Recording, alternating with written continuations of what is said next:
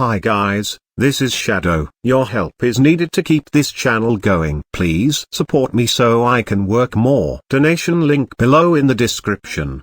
Chapter 301, The Diary. This chapter is updated by novels.pl. Alice held her shaking hand as the elevator door opened. She was planning to go and bring her entourage to hide behind them like she always did, but her stupid brother talked her out of it. Let's go, Mike told her. Mother and father want to see you.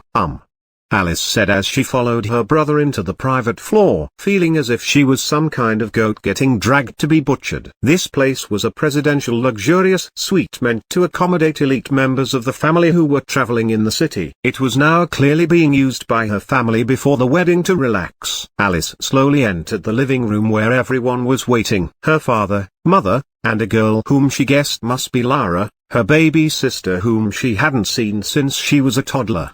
There is another little girl, but she was clearly a maid. Alice, Elena called as she ran to her daughter with tears in her eyes and hugged her. Although she was angry with her, she really missed her. Hi Mom, Alice said awkwardly as she hugged her mother back. It's been a few years. And it was all her fault. Do you know how much I missed you? Elena said as she slowly let go and then began checking her daughter who grew up to be a fine lady. Sorry, Alice said awkwardly. It's okay, esteemed sister. I am happy to meet you, Lara said with a sweet smile as she looked in awe at her amazing big sister. Hi, Lara. You have grown up a lot, Alice said with a smile as she looked at her little sister. She had to confess, Lara looked really pretty. She was wearing a white flowing dress, decorated with floral ornaments. It looked dashing on her. From the shade of Lara's hair, Alice could tell that her bloodline was very pure. Wait, why was she getting the strange feeling that she needed to prostrate herself in front of Lara? Alice checked again. There was nothing. She was definitely imagining things. Alice, I am happy that you came to attend your brother's wedding, Theodore said, at last, making Alice forget her previous thoughts. He was secretly telling her that he was happy that she was here to support Victor in case Caspian came, but he couldn't say it openly in Elena's presence. It is my duty as his big sister, Alice said. How have you been all these years? Elena asked. I am doing fine. I am still a part of the family, you know. Father and Mike check on me all the time, she said as Mike nodded to his mother. I know, but I wanted to hear it from you, Elena said. I am fine, Alice said with a slight blush. She didn't know how to respond to her mother's love. She shut her heart a long time ago after feeling despair when even her own father couldn't help her reject Caspian's proposal. Where is your boyfriend? Elena suddenly asked, ruining the harmonious atmosphere. Alice froze. She wanted to refute having a boyfriend but hesitated when she noticed the anticipating look in her mother's and little sister's eyes. Alice hesitated again. Damn that stinky Victor. She really didn't want to disappoint her mother again like what happened a few years ago when she made a mistake and acted as a pervert on the family island. She caused her poor mother to collapse in shock. No, she couldn't let that hateful Victor manipulate her. The truth is, she hesitated again as she clenched her fist. Oh, sis, you are here. It was Victor who suddenly entered the room and interrupted. Your boyfriend is late, right? He said casually as if he wasn't eavesdropping on their conversation. Late? Elena asked. Yes, Victor said. No. Alice wanted to refute him. What do you mean? Is he here? Elena asked as she looked around. Damn it. Not yet. He is on his way. He is a very busy man. Victor interrupted again. I made sure to check his background after Alice told me about him, and I think Mother would like him, he added as Alice bit on her pearly teeth, wishing to whip her stupid brother to oblivion. Where was her whip again? Damn it. Mike made her leave it in the car. Just a moment, Alice said as she grabbed Victor from his collar like a misbehaving cat. I want to ask my dearest brother some things about the preparations, she said as she dragged him out to the balcony. Elena frowned but said nothing. Her family was filled with secrets and she didn't care. She just couldn't wait to meet her daughter's mysterious boyfriend. What are you playing at? Alice asked her stupid brother after she firmly closed the balcony door behind her, trapping Victor with no other option but to jump down if he wanted to escape. I really got a guy for you. But that bastard hasn't appeared yet. He said innocently. Who allowed you to do that? She asked coldly. Look, you can scold me all you want, but do you really want to disappoint Mother? He said. Fuck you.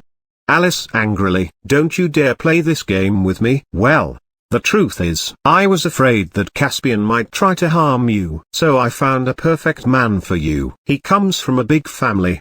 Victor was not technically lying. I never asked for help, she said coldly. Her tone was a little warmer though. Sis, I don't want anything to happen to you. He was honest. Caspian is more dangerous than you think. No man can help me, she stated. But he is handsome and rich. Stop with the nonsense. He belongs to a very powerful family. The more reason I don't need him. Families are made to stab you in the back, she said, revealing her wound. Victor was flustered. I shouldn't have come here, she said as she turned around and left the balcony. She didn't like getting forced into anything at all. Alice, is everything okay? Elena, who saw her daughter's disturbed face when she walked back in, asked.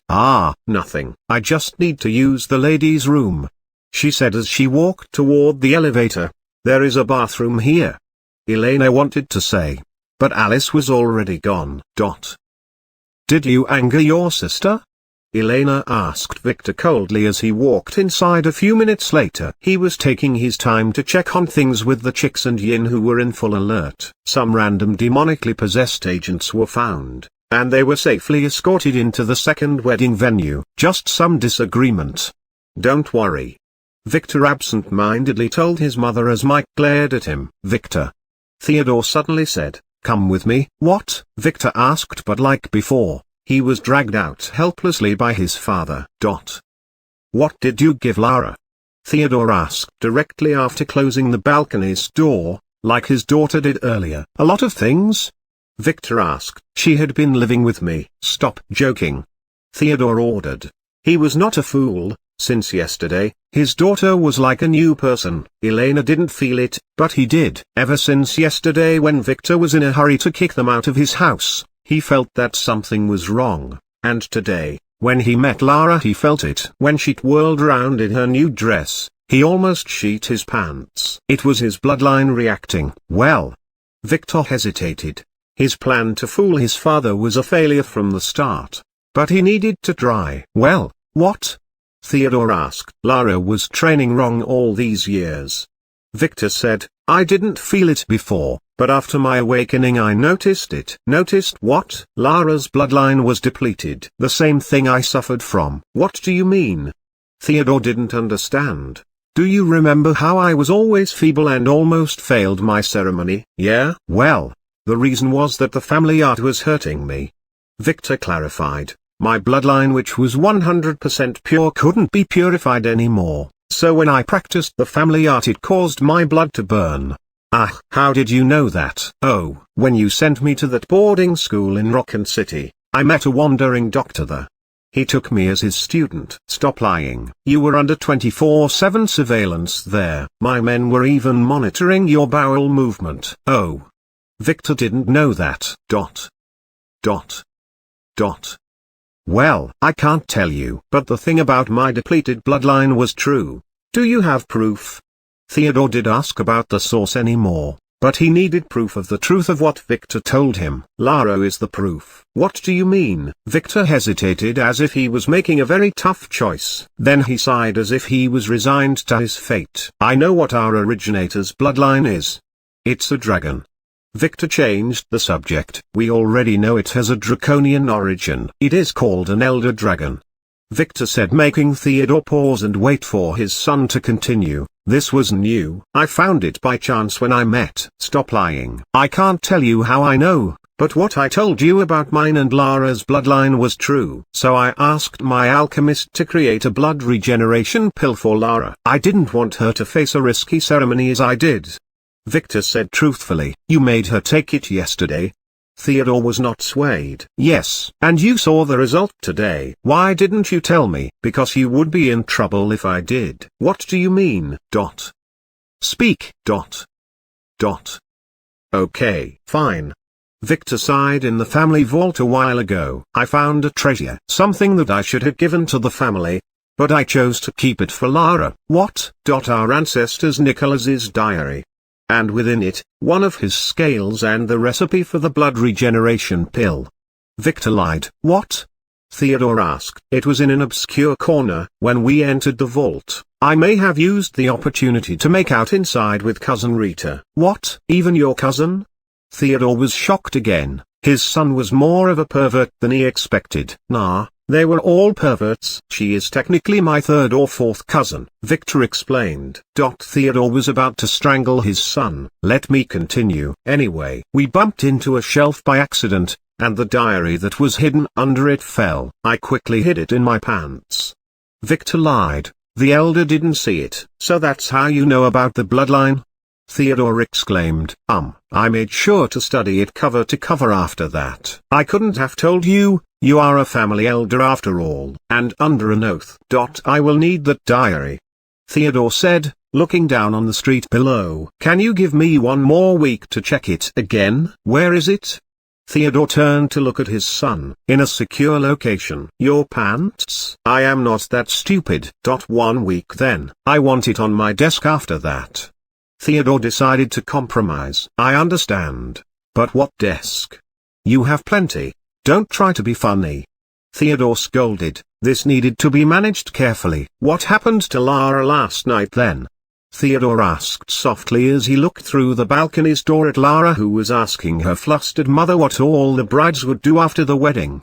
She exceeded my expectations. Although it was a slim chance, she upgraded her bloodline. I don't know what it is now, but it is definitely some supreme dragon. Victor said, she has gotten so strong that even a steel needle won't pierce her skin, and she has some very high regeneration.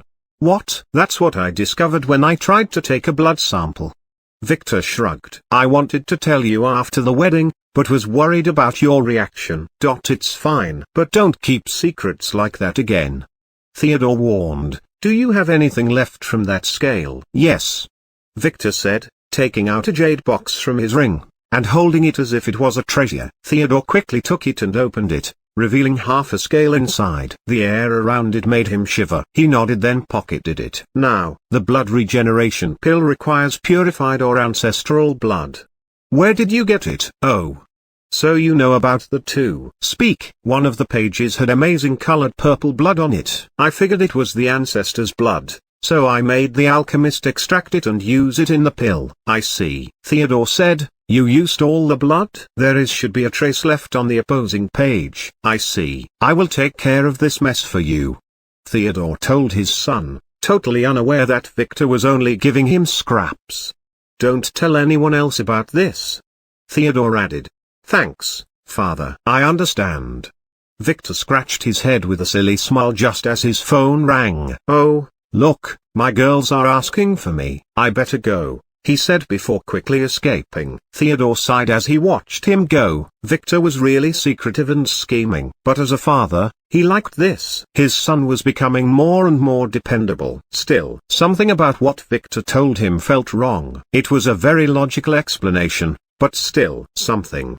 He couldn't put his finger on it. No matter what, he better go to check on his daughter's new abilities before the wedding started. Chapter 302. Boyfriend. This chapter is updated by novels.pl. Alice cursed at her scheming brother for the 7th time as she walked inside the ladies' room to fix her makeup. She had been wandering aimlessly in the hotel for the last 15 minutes not knowing what to do. Damn him. Like hell that would happen. Alice frowned as she heard whispers. Two girls were talking inside one cubicle. I know. I couldn't tell them that I liked girls. They would truly flip. One girl said, making Alice frown as she was about to leave. So, what to do? I found this guy. An actor. I told him to act as my boyfriend for a while, just so the rumors would go away. Alice froze as she squinted her eyes. Did they buy it? Totally. But now I need money to pay him. Can you give me some? Okay. But you have to try that with me. But, stop touching me. You just said but. No, I didn't. You did. Stop. What if there is someone outside? Let them hear. Alice silently cursed, then walked out in disgust. What's wrong with this world? What should I do? She wondered, and that's when she heard it. The sound of a girl screaming like a beach. Kyra, sorry, stop here you piece of shit. Lulu cursed. Don't even think of escaping after touching me like this, Fook. Julian cursed. Of all the beaches he knew, he had to bump into this one. I only bumped into you by mistake. He complained. Stop lying. You were obviously stalking me. Like I would believe you ever again. Lulu said hatefully. Not a chance. It's your fault for blocking the corridor. Julian cursed. You are still the whore you were back then. Do you know that? Fook you bastard. She pointed at him and cursed. Lulu. Do you know this guy? A woman who was standing behind Lulu asked as she held her. Yeah, I met him at a gathering. My friend wanted me to date him. Lulu said, thankfully, unlike that beach Margaret I have standards. She said. What do you mean, sis? A young man, who seemed to be her brother, asked. At first, we met at a karaoke bar. He dared to boast that he was a millionaire, and I almost believed him, but he turned out to be a conman. She spat at him. He is poor, dead poor. He got to school on a scholarship, but he didn't have the bus fare, so he slept secretly in class after school and ate from the canteen's leftovers. Lulu said with disgust. What? The woman who seemed to be Lulu's mother asked in disgust as she stepped away as if Julian might contaminate her with her pornness. Look at his suit, it is ripped from the inside. I bet he found it in the garbage and then sneaked inside here to eat. I have an invitation. He said coldly. Where is it? It is here. Julian hesitated then reached for his pocket, taking out the silver invitation. He knew if he refused to show it, this beach would start screaming and attract unwanted attention. Look, even his invitation is fake. Lulu said, taking out a golden invitation. This is also an invitation. Julian said with a frown. He was not sure. But the guards outside did let him in after all. You can lie all you want in prison. Security. Lulu yelled, making Julian sigh. Security. Her mother also began to yell as if she was competing with her daughter in being shameless. What's wrong here?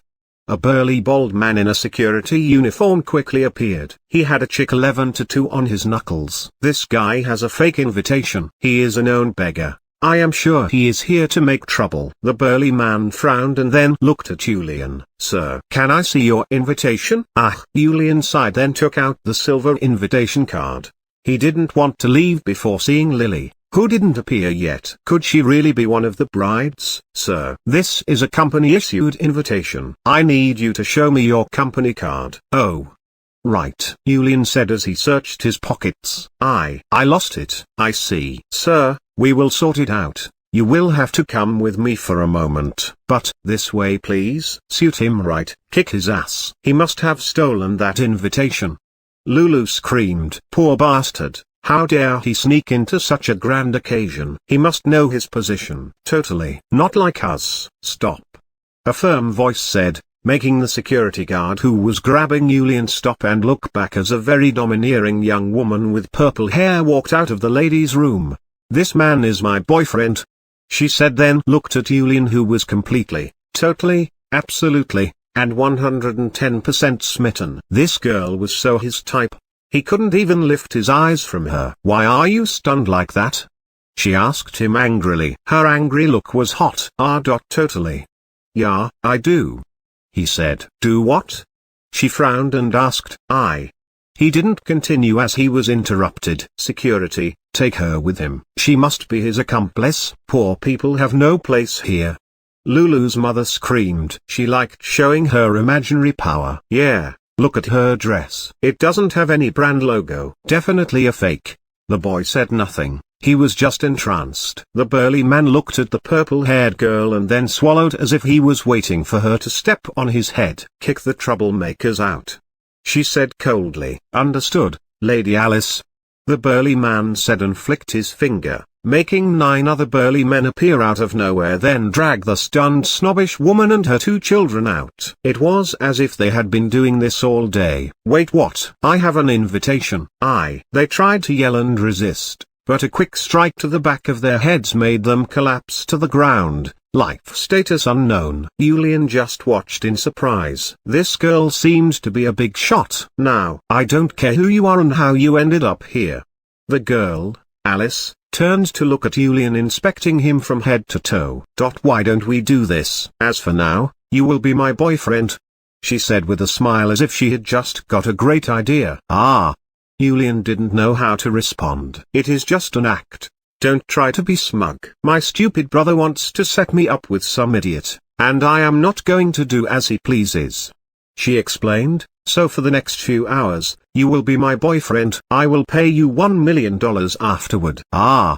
He didn't have a reason to refuse as he decided to play along. What's the worst that could happen? Refuse and I will kill you, she repeated. I would never dare, he said as he shrugged. Then it is a deal. Oh, and reveal anything and I will also kill you. What is your name? She asked in an amused tone. This one was interesting. And it was just a one-day thing. She decided to have some fun. Julian. Julian? Shall I call you or Julian? My name is Julian, he clarified. Oh, Julian what? Just Julian for now, like a stripper? She asked, raising one eyebrow. She looked stunning, especially in those glasses. Julian didn't know how to answer that. Yes, he was only using his first name to hide his identity like a stripper would. But he couldn't say that. I am kidding with you. Alice chuckled as she noticed his flustered face. She liked toying with virgin men, and this one was definitely virgin. Call me Alice, she said. Alice von Wies, she added proudly. Julian nodded. He had long realized her identity. Follow me. Boyfriend, she said as she dragged him to the venue. You better behave and do as I tell you, or else. Okay, he said, then looked back frowning. Did a girl just walk out of the men's toilet? There was nothing. It must have been his imagination. Victor walked out of the ladies' room 10 minutes later, accompanied by Theta. You did good, Victor said with a smile. This went according to plan, mostly. Julian meeting Lulu was a purely lucky coincidence. This incident had hastened things up, as he was planning for someone else to humiliate Julian in the hall in front of Alice later. He definitely had to send Lulu and her family some flowers, and maybe also some money for the hospital bill as a thank you. I was so nervous that she might decide to check inside the cubicle, Theta said with a blush as she rubbed her butt. That would have never happened. My plan was perfect. What do you mean? My sister hates lesbians. Hate with a capital H, he explained. This was related to when one of her elder sisters in the sect tried to molest her when she was young. She wouldn't even think about checking the cubicle, Victor added. How did you know that she would go for that guy then? Theta asked curiously. This could have gone wrong in many ways. I was not 100% sure of that, but let me tell you a couple of things about your future sister-in-law, Victor said, making Theta blush a little. He promised to marry her when she grew up, but she couldn't wait. First, Alice doesn't like bullies. If she saw someone getting bullied for being weak, disabled, or poor, she would definitely help, he said. Oh, Theta nodded. Alice was nice. Secondly, she is really into hot guys, but she doesn't show it, Victor said. And that guy is extra handsome. He is just a little sloppy, and this can easily be fixed by some whipping. Ah, in many ways, Alice is like your big sister Alpha. What do you mean? She is a dear. Victor said it clearly. She is cold on the outside, while hot and mushy on the inside. Both also have big butts. Do you know how filthy your mouth is? A familiar voice cursed from behind them, interrupting his depraved explanation. It was Alpha who materialized out of thin air. She had been using the newly erected array to patrol the hotel. Yes, Victor said as he turned around to look at her. Oh, you are here. Just when I needed you, he added with a smile as if he wasn't just talking about her butt. What? She asked coldly. I remember we got some old empty parchment from your family's vault. Do you still have those? He asked. Yes. What for? I just want to forge some ancient diaries. Whatever, I will send them to the mansion, she said coldly. Juliana and Nova have arrived. They are waiting for you. The girls had already led them to the preparation room. Alpha went straight to the point. Oh, that's good. Victor said. How is the rounding up going? According to plan, 34 agents were identified. She said, and the scapegoat is still on the run. Perfect. He said, then turned to face Theta. He took out a pill from his ring and gave it to her. You know what to do. Everything depends on your performance, he said. Theta pouted a little then nodded. Go then. And be careful. I will. She turned to go then paused. Next time you want to slap my butt, just ask. The mischievous girl said with a blushed face before she ran away. She was subtly telling on him to Alpha. Victor chuckled and then looked back at Alpha. Oops. She was not smiling. Let's go, he said. She didn't move. If you are jealous, I can slap your butt too. You already tasted my technique, he clarified. Fuck you and your technique. She cursed at him, parking her butt as she started to follow him while remembering that night in the forest. The bastard didn't keep his hand at all. Lynn nervously stepped down following her mother down the black armored car that had just stopped at the hotel's underground parking lot. She was dressed in a very pretty colorful ceremonial wedding dress. The young master is waiting for you. This way please. A young woman wearing a black mask welcomed them. She was dressed in a black butler suit that made her look slim. Let's go, Amelia said, giving her daughter an inspecting look. She was against this ceremonial wedding shenanigans at first, but when she saw how amazing her daughter appeared in her dress, she changed her mind. Lynn looked simply stunning. Lynn nodded. They followed the girl upstairs through the VIP elevator which stopped at the 11th floor, where the bride's preparation room was. Stepping in they could hear a familiar voice, Victor. He was in a heated debate with a beautiful woman in the corridor. They were standing with an aggrieved blue-haired girl in a ceremonial dress like the one Lynn was wearing. She knew that this one was Nova von Astrom. This is our only way. If you back up now I will make sure to inform von Rosen of what happened. He threatened. I will not fall alone. But don't worry. I am sure she will reach out to you after the wedding. You just tell her that everything is over after it. This is better for both of us. Fine. The woman said, then turned around and headed to the elevator. On the way, she gave Lynn an inspecting look but said nothing. There was a hint of regret in her eyes as if she wanted to see her daughter looking like that. Lynn. Victor smiled brightly as he looked at his newly arrived bride. Victor. She blushed as she looked down, expecting him to say something. You look amazing, he said as he began to check her out, totally not caring for her mother who was glaring at him from the side. I am in love again, he said. Lynn blushed more as she began to twirl around, making sure he was inspecting every part of her. Enough of that. You will have all the time in the world to flirt around tonight. Amelia scolded. Is everything ready here? She asked. Yeah. The brides are inside, putting on the finishing touches on their makeup. I tried to peek, but I was scolded, he said as he shrugged helplessly. Amelia sighed. Why the hell did she approve of such madness? Of course, she didn't, but she was forced by this damn Victor who first switched the wedding to a double wedding and convinced her family. Then he made the double wedding a mass wedding after making sure that no one could back up. This guy might be a pervert, but he was as smart as his father. What's next? Will he marry the entire country? Thankfully he didn't have the time for that. Now, you two go join the girls. Ask Margaret if you need anything. Victor told the girls as he spanked the nervous Nova's ass. You better behave. As usual, you are the only one I can count on, he told her. She nodded with a heavy blush. Why don't we leave the girls to socialize and get down to meet the attendants? He told Amelia. Amelia nodded. Her task to make sure Lynn arrived was done. After today she belonged to Victor. All for the family. Lynn, remember what we talked about? She said, giving her daughter one last look. I know, Lynn said as she bit her lip. Why didn't he spank her too? Let's go then, my future son-in-law. Amelia, totally unaware of her daughter's thoughts, told Victor as she extended her hand to him. She needed to play her part. Victor quickly smiled like a pervert, then held his mother-in-law's hand and dragged her downstairs to socialize, not forgetting to give the girls behind a wink before he left. Chapter 303, The priest is here. This chapter is updated by novels.pl. By the time Victor and Amelia reached the wedding venue, it was packed full as most of the invitees had already arrived and were busy socializing. It was not every day that many of these important people from different industries got to meet. This showed how extensive Theodore's business was. Young Master Victor.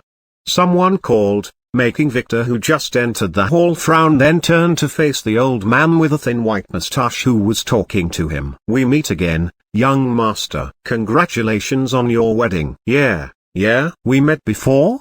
Victor asked. "Young master, I am Olaf, the family butler," the man said as he watched Victor frown as if he was trying hard to remember. "We met in your mansion a couple of months ago when I was tasked with giving you your ceremony awards," he added awkwardly as Amelia looked at him with inspecting eyes. She knew him and didn't like him one bit. Olaf, the butler, right?" Victor stuck his palms as he finally remembered. "Sorry, I was so engrossed with the rewards back then that I totally forgot about you," he said, totally insulting the old man. Victor didn't like this man, because he was treated like shit by him in his previous life, and he held a grudge. "I see." Olaf didn't let his annoyance show. Victor was an elite heir after all. "What can I do for you?"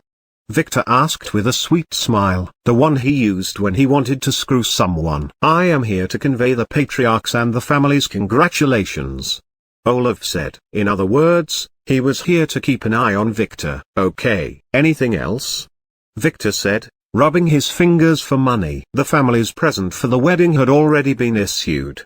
Olaf said he was wondering why the patriarch and Mistress Anne were spoiling this brat. "It will be presented by your father after the ceremony." "Oh.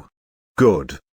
Perfect." Victor licked his lips. "Now, I will not keep you," Olaf said. "Congratulations, Dame Amelia."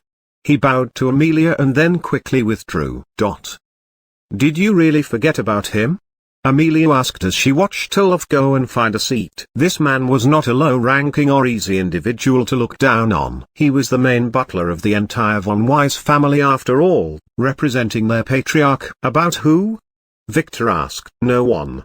She sighed, wondering if her daughter would be fine with this shameless guy. "I will leave you to your acts," she said as she took the chance to withdraw her hand from his slimy hold and then run away. She needed to go talk to her family representative, her Aunt Martha, who began to sample the sweets. Victor chuckled. This woman was not that bad, but she was born into the wrong family, one he was destined to erase. Now, where to go? He wondered as he had some time before the ceremony officially started. Looking to the side, he saw a familiar face, Archie, who was sitting alone on a side table. Although he was the new heir to the prince's position after his cousin Troy disappeared, this was not fully official yet. Victor quickly began heading toward him slowly, taking his time to greet all the people at the tables in his way, not forgetting to compliment all the women on their dresses after giving them an inspecting look. "Young Master Victor, are you ready for your wedding night?" a man who was already drunk asked. "I have been born ready," Victor said casually as he greeted the man. "Young master, can you marry my daughter too? I will reserve a spot for her for any future weddings, but I am already booked for the next few years." "Young master, can you stop looking at my wife's butt?" "Oh, I thought she was your daughter, sorry," Victor said, making the old woman chuckle as she hit her husband. "Young master, can you give me a role in one of your movies?" a fat movie star who was invited by Miro asked. "Of course." Victor looked at Steven Silberberg, who was at her table, and said, "Give her a role in our secret project." "Understood, young master," the director replied with excitement. This was the biggest project in his career. It took Victor 10 minutes to reach his destination. "Archie." He hugged the reluctant young man tightly. "Young Master Victor." Archie greeted him warily. "Congratulations on your wedding." "Yeah, thanks." "Why isn't your grandfather, Prince Armand, here?" "The prince was very busy, so he had to decline your invitation, though he also sent his congratulations," Archie said nervously. "He didn't want to be seen at my wedding, it seemed." Victor chuckled. Archie just nodded with a sigh. He had no comment. Victor's reputation was not good at all, and many of his grandfather's assistants advised that he should not be associated with him. "Where is my cousin Marley?" Victor asked, Isn't she sitting with you? She was taken somewhere by the waitresses after someone spilled a drink on her dress. Archie said, looking back, expecting her to return at any moment. Perfect. Victor said, now listen, I have a mission for you. Victor said seriously. What? Archie asked nervously. He already signed a contract with Victor and couldn't disobey him. Look, do you see that pretty girl with short hair? The slim one who is biting her fingernail? Victor said, pointing to Officer Lee, who was sitting next to her father and mother and looking around nervously as if she didn't want to be there. Yes. Is she pretty? Kinda. Good. Her name is Lee, and your mission is to woo her and then marry her. Victor said. What? Lower your voice. Victor scolded as he looked around, making sure no one was listening. Yes, I can't. I will never leave or cheat on Marley. This is an order. Victor said coldly, and I am not asking you to leave that slut, Marley. Don't call her a slut. Whatever.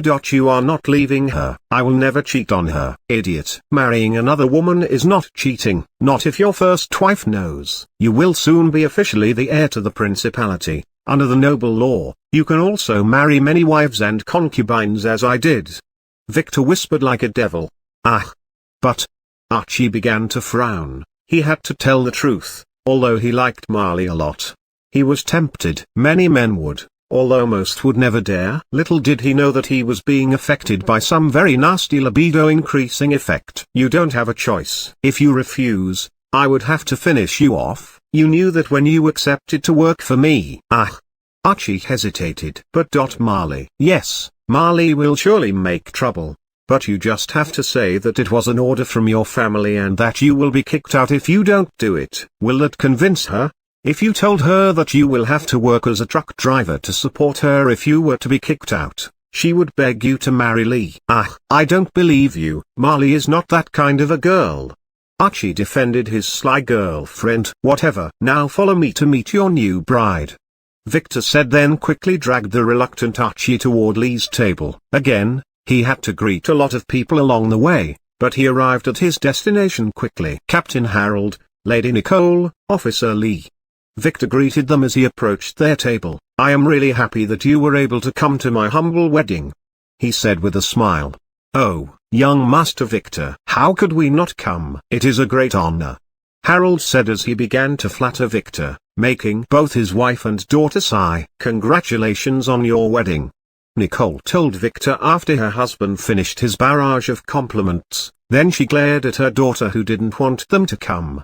Congratulations, Lee said reluctantly. If Victor tried to do anything to her mother, she was ready to arrest him on the spot no matter what. His crime was being too handsome. Thanks, Victor said as he scratched the back of his head as if he was embarrassed. Oh, I almost forgot. Let me introduce you, he said, grabbing Archie and dragging him forward. This is Archie Wyron. I was just describing Officer Lee's heroic acts to him the other day, and he told me that he really wanted to meet her. Oh. Nicole smiled subtly as she looked at the nervous Archie, who kept looking back, afraid that Marley would return at any moment. Archie. This is Lee. Lee, this is Archie, Victor said as he pushed poor Archie into the chair right next to Lee. I think the two of you will make a very suitable couple, he said. What do you mean, young master? Harold asked. He didn't like this Archie. He was too wimpy. Archie here is the new crown prince, the heir to the principality, Victor said. After Prince Troy's unfortunate incident, he will take his place. What? The family of three all exclaimed as they looked at the embarrassed Archie in a new light. Yes. The news had not been announced yet, Archie said as he scratched his face with his finger. He was not yet used to all this. I thought that someone righteous like Officer Lee would be a good match for young Master Archie. So I took the liberty to introduce the two of you. I meant nothing else. Victor said embarrassingly. I hope you forgive me, he said like a gentleman. It is okay, Nicole said. I think it is good for Lee to meet someone like young Master Archie too, she said. As long as her daughter gave up on Victor, even a beggar was okay, let alone a prince. Yeah, I think Mr. Archie is a fine young man, Harold said, totally changing his opinion. Having his daughter marry Archie is a sure way to success both for her and him. But, Lee, who was not expecting anything like this, wanted to object but suddenly squealed. "What?" Archie asked with a frown. "Nothing." Lee said. Her mother had just pinched her under the table. "Damn it." Lee silently cursed. Well, she would just have to stay with this wimpy guy. As long as Victor stayed away from her mother she was fine. She no longer had any feelings for him. He was a pervert, a huge big pervert that should rot in prison. "Young master, Victor, when will the ceremony start?" She had to ask. She just wanted this day to end. "In a while. The priest is a little late, you see," Victor said, then paused and looked at the door as Lily entered the hall with an arrogant old man. She was guiding him toward a side room behind the stage. "Looks like they are already here. I will just have to go adjust a few things if you excuse me," he said, then quickly retreated. Apply a 30% libido effect on Lee, and release Marley after. Let's see, 15 minutes. Let Lee's sense of challenge flare. Victor whispered to his hidden telecommunicator as he made his way toward Lily and the priest. Archie was the perfect candidate to both contain and protect Lee. Theodore would not really object to him. "Mother, this is my boyfriend, Julian," Alice said as she dragged Julian toward a grand frontal table where her family was sitting. "Julian, this is my father Theodore, and my mother Elena." "Nice to meet you," Julian said nervously as he confronted his fake in-laws. He couldn't help but notice the others at the table. Next to Theodore, there was a pregnant woman. On the other side next to Elena, there was a very cute little girl that had purple hair with another girl to her side. Next to them, there was a young man who was in a deep conversation with a purple-haired young woman who also had a younger girl at her side. It was a big family, he thought, not knowing that this was just a tiny fraction of it. "Julian?" Theodore frowned. "Sit down," he said as Elena began to inspect her daughter's new boyfriend. Alice quickly gave Julian one of the last two empty seats on the table as she took the last one herself. She was acting like a girlfriend, and this made her feel strange. It was not bad at all. "So, Julian, what do you do for a living?" Elena asked. He works in my cosmetics company as a vice president," Alice said. "I leave most of the work to him most of the time." "He is very proficient in his job," she said. "Oh. Where did you study?" Elena found a little. "I studied business administration at the Warren Princely Institution." He told the truth. He studied there on a scholarship for 3 years, but didn't get a degree as he was kicked out because some young master had a disagreement with him. That young master was on the list now. "Oh, that's good," Theodore said. "What about your family?" "They are separated. My father runs a little business in the mountains," he said nervously, also telling the truth in a way. "His father runs the family mines." "We all have our difficulties," Theodore said. He didn't mind his daughter marrying someone of lower status as long as she gave up on her weird hobbies. "Can I call you brother-in-law?" the little girl suddenly asked as she looked at him, making him give her an inspecting look. Her eyes were like an endless abyss. He looked away in a hurry. What just happened? Why did he just feel his blood boil when he looked her in the eye? "Lara, don't be rude," Elena scolded her daughter. "Sorry," Lara said as she pinched the girl beside her. She was the one who asked her to say that. "Now let me introduce you," Theodore said. "This little one is Lara. The young man there is my son Mike, Alice's brother, and the one next to him is Iris, Alice's half-sister," Theodore said, ignoring the other two girls. "Nice to meet you all," Julian said just as spotted someone moving from the side. It was none other than Lily dragging an old man. "Oh." Lily finally brought the priest, Theodore said as he watched Victor quickly follow after them. "I guess the wedding will start shortly." "Yes," Julian said as he carefully inspected Lily. "She was here. Will he have a chance to talk to her?" "What are you looking at?" Alice stepped on his foot. She didn't know that she was feeling jealous. This was all new to her. "Ouch." "Oh, I was looking at that priest. Isn't he too old to be running around?" Julian lied. "Yeah, I heard Victor complain earlier that the old priest died yesterday." This was the only one on short call. Mike was the one who replied. "I see," Julian said just as a faint scream could be heard from the room behind the stage. "I will never approve of such a depraved ritual. This is blasphemy." A faint voice could be heard making trouble. "But. Shut up. This is bang. No. The sounds died down after that. Others in the venue couldn't hear it clearly, but the groom's family table was very close to the stage. That's what Theodore thought anyway. What just happened? The girl sitting next to Iris asked loudly. Did he kill him? She asked as she lifted her head from her half-eaten appetizer dish. Mia, shush. Don't spout nonsense.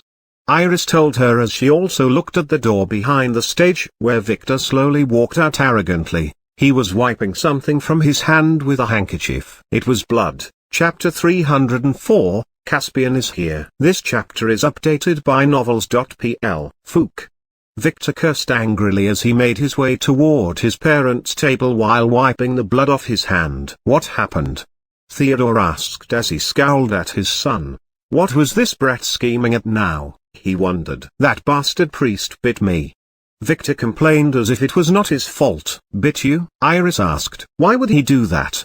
Elena asked with some concern. Are you injured? No, the blood is his. He was making trouble, so I punched him. Victor replied righteously. And? Theodore asked. He bit me. Victor said with an aggrieved tone. You already said that. Why did you punch him in the first place? Is he okay? Theodore asked as Elena grabbed the wine glass Lara was trying to secretly taste. The poor woman had no idea that wine was no longer harmful to the little girl. It was never harmful. The Elder Dragon's bloodline was already enough to combat the effect of alcohol. He is still kicking. I wanted to force him into the dragon costume, but he dared to refuse, Victor said as if the priest was the bad guy. So what's now?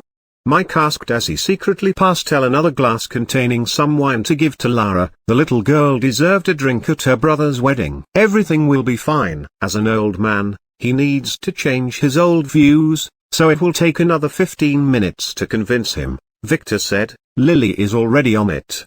He added mysteriously. How is that exactly? Yulian asked nervously as some very dirty thoughts crossed his mind. He could imagine his poor sister giving that old man a bee. No, just forcing some strong wine down his throat, and performing some hypnosis. Any old man will start to act sensible after some. WHO the fuck are you? Victor suddenly paused and asked, pointing at Yulian before looking at Alice and then back at Yulian. He is my boyfriend, Alice said proudly, grabbing Yulian's arm as she rested her head on his shoulder, making the poor young man completely forget every other thought in his mind. Your boyfriend? Since when? Didn't you tell me that you investigated her boyfriend? Elena turned and asked Victor, who was standing behind her with a frown. Lara used the opportunity to taste the wine. She spat it moments later. It was not to her liking. Ah! Victor hesitated as Alice slid her finger across her neck, threatening him. He swallowed. Oh. So it's that one. I never saw his photo. Victor said slowly as if he was a bad liar. I see. Elena was not convinced. Nice to meet you at last. Victor turned and said to Yulian nervously as he grabbed the wine glass Elle handed him from behind Elena's back after tasting it. She seemed to have liked it as she drank the whole thing and was now drowsy. Nice to meet you too. Congratulations on your wedding. Yulian replied. Thanks. Victor said as he inspected Yulian. Why don't we see the brides? Where are they? Alice asked. They will appear at the ritual. This is for the atmosphere. Victor explained. Ugh, Victor. Did you greet your grandfather and grandmother? Elena suddenly asked. Not yet. Why? Why would someone need a reason to greet his grandparents? Go see them before the ceremony starts. She scolded, pointing at a nearby table. Victor sighed and made his way toward the table occupied by his maternal grandparents and their not-so-successful offspring. Hi, Grandpa, Grandma, uncles, aunt. Cousins. Victor said awkwardly as he greeted his grandfather Calvin and his grandmother Willow. He also nodded to his aunt, uncles, and cousins who buried their heads into their extravagant dishes. I am really happy that you came, he said. Oh, Victor. Willow said as she grabbed Victor and kissed his face. He was now her favorite grandson. You look really handsome, just like your grandfather did at his wedding. Thanks. Victor said as he secretly cursed at the opportunistic old woman. Victor, I want to talk to you about some of the news I got. Calvin suddenly said. Is it urgent? Nah. It's about some info I got about an upcoming event. I thought you would like it. Then I will contact you about next week. Victor, who knew what this was about, said, "You know." Victor smiled lewdly, making his uncles and cousin look away in envy. I know. Calvin chuckled. He wished he could also marry these many wives. Nah, Willow was more than enough for him. After Lily gave her that pill, they were having a honeymoon every night. No one needed to know that, especially Victor, who could read it all over his grandfather's smirking face. Victor, the men at the door took my phone. Can you get it back? Willow suddenly said. She wanted to make a video call to her friends and brag. Sorry Grandma, all phones are forbidden for security reasons. If you want a photo to show to your friends, just gesture to any of the girls carrying cameras to the side. They will be more than happy to take your photos and we will send them to you a week later after reviewing them. Victor explained, pointing to some girls who were standing next to the hall's walls like prostitutes with cameras. Ugh. Good. She nodded with a smile. Victor really understood her. What a good grandson. Victor sighed and then paused. As his communicator beeped. What? He asked as he moved away from his grandparents' table. Someone wearing a mask had just entered the hotel. He fits the profile you gave us on Caspian. And Yin is about to go crazy telling me that he is a demon. Where is he? Victor asked. He had just walked in with an old man using a golden invitation. Its ID indicates that it is one of those we sent to the Players' Council. Shall we guide him to the main or secondary venue? The main one. He is one of the main actors today, Victor said as he closed his eyes and focused on the array. He was using it to have a parametric view of the entire hotel. Inside the elevator, he could see him. A young man was standing arrogantly with a servant behind him. This guy was that of Caspian without a doubt. There is something else. What? Caspian presented 3 cheap incense sticks as his wedding present, Alpha said coldly, knowing what this represented. Noted. Just follow the plan and tell Yin to calm down, Victor said as he squeezed his fist, then quickly moved toward Juliana, who was sitting with her family and a blue-haired man. The Von Astrom representative. Victor, right? Congratulations on the wedding, the Von Astrom representative said casually to Victor, who stood behind Juliana. Thanks, Victor said. He knew that this man looked at him with disdain, but he didn't care. Please enjoy the feast, he added with a lazy smile, then nodded to Sirius, Nova's father, and Atlas, his son. They were sitting though with white faces, afraid that their scheme might be discovered. Their standing in the family was on the edge. If news of Nova's escape were to be known, they would surely be punished severely. Lady Juliana, Victor said as he bowed closer toward Julian's ear. Caspian is here. He will enter this venue at any moment. Don't reveal a thing. He will probably wait for the ceremony to begin before acting, Victor whispered, making the woman tense all of a sudden. I understand, she said nervously. Victor nodded, then retreated as a bead of sweat dropped from the nape of his neck. There was a beautiful tan-skinned woman with black flowing hair sitting next to Juliana, a woman he didn't notice at all from afar because she was wearing an artifact that made her seem unimportant. Name, Mirage True Sun. Level, 130. Class, Fate Priestess, SSS. Abnormal conditions, Greater Blessing of the Fate Lord. People with lower fates will feel owed in a view, unaffected by others' fate influence. Slave of the Fate Lord. Authority, 15. Strength, 339. Agility, 355. Intelligence, 377. Luck, 35. Charm, 55. Order, 1107. Skills, Fate A's, SSS. Fate Trace, SSS. Misfortune Fate, SSS. Happiness Fate, SSS. Order Steel, SSS. Cooking, A. Sword Arts, A. Spear Arts, A. Needle Arts, A. Staff Arts, A. Dancing, A. Tea Ceremony, A. Singing, B. Trapping, B. Pain Tolerance, B. Fire Tolerance, C. Poison Tolerance, C. Disguise, C. Poison Brewing, D. Healing, E. Sewing, E. Cleaning, E. Eavesdropping, F. Equipment, Anonymous Ring, SS. Soul Locker Hairpin, SS. Greater Storage Ring, S. Protection Talisman, S. Fate Sect Elder Token, S. Ethereal Armor, A. Bloodline, ? Fate's Status, Fate's Power, A. Summary, A+. Defined Fate, Serve the Fate Lord. Destiny List, Null. At last, the Fate Sect agent appeared. This was definitely the one who spied on his fate that day. This is Gloria Flick, reporting from the front of the White Hotel. Outside the hotel, many news trucks stopped between the fans and the protesters with their eyes on the hotel. Many reporters were lined up, looking with envy at the violet carpet where some of the late invitees were tickling in. As our viewers saw, the priest had just arrived. It was Master Oppenheimer, the head of the United Temple in Vane City. Gloria began to read the report that her assistant prepared. He is 91 years old this year. I want to remind all of our viewers who are sending us some inquiries to use only polite language as this is a live feed, and that we have many underage viewers.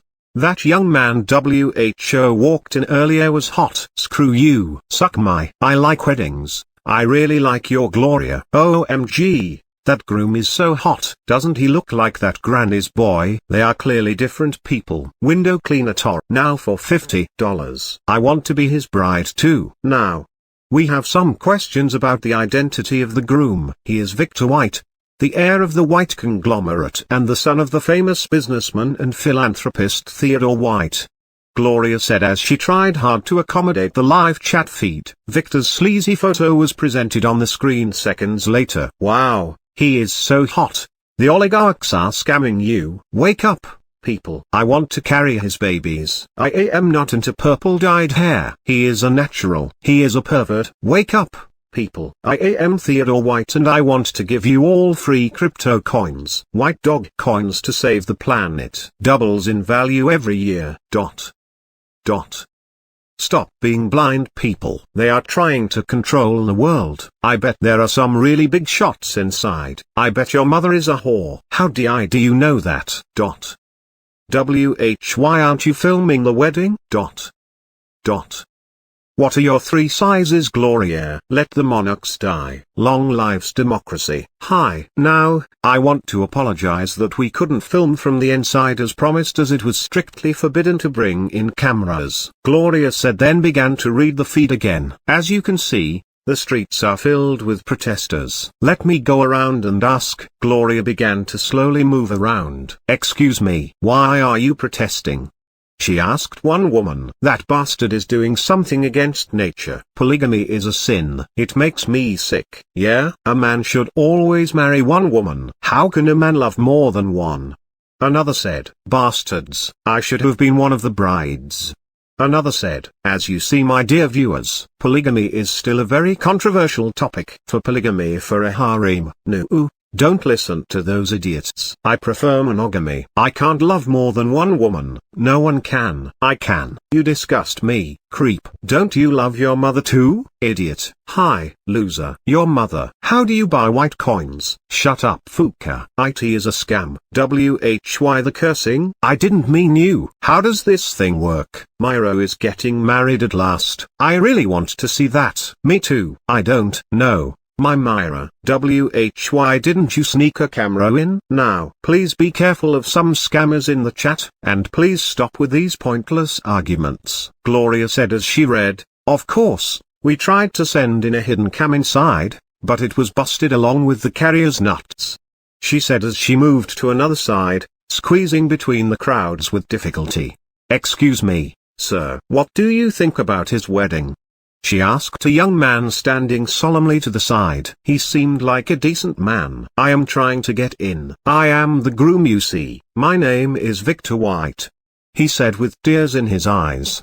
The jealousy had turned him mad. I want to marry my Myra, he screamed as he grabbed the microphone and then jumped at the camera. I am Victor. Give me my wife us. It took Gloria 3 whole minutes to grab her mic back as a few police officers came and dragged the madman away moments later. Sorry about that, she said. As you can see, some people can't handle such occasions. I hope that young man turns up okay. Damn, those BS. Yeah, they were well hidden. Above, is that Gloria really your type? Nah, Bothos Hash me too. Whitecoin is on the Dingo Bingo trading platform. Col hash. Yeah, look at those boobs. I bet USHE is not wearing a bra. Definitely. Send a drone. Yeah. SHE can't afford one. A drone? And yes, we tried to send a drone, but it was grabbed by a security eagle. Now it is broadcasting footage from the insides of a toilet. Gloria said with a blush as she adjusted the blouse under her jacket to hide her breasts. That man pulled at it earlier, making it come loose. She should have worn a bra. She hoped no one saw anything, but she was in for a big surprise when she reviewed the footage later that night. Lame. Show US footage from the drone. Yeah? They must be hiding something. Show US your B again. We can't show you that.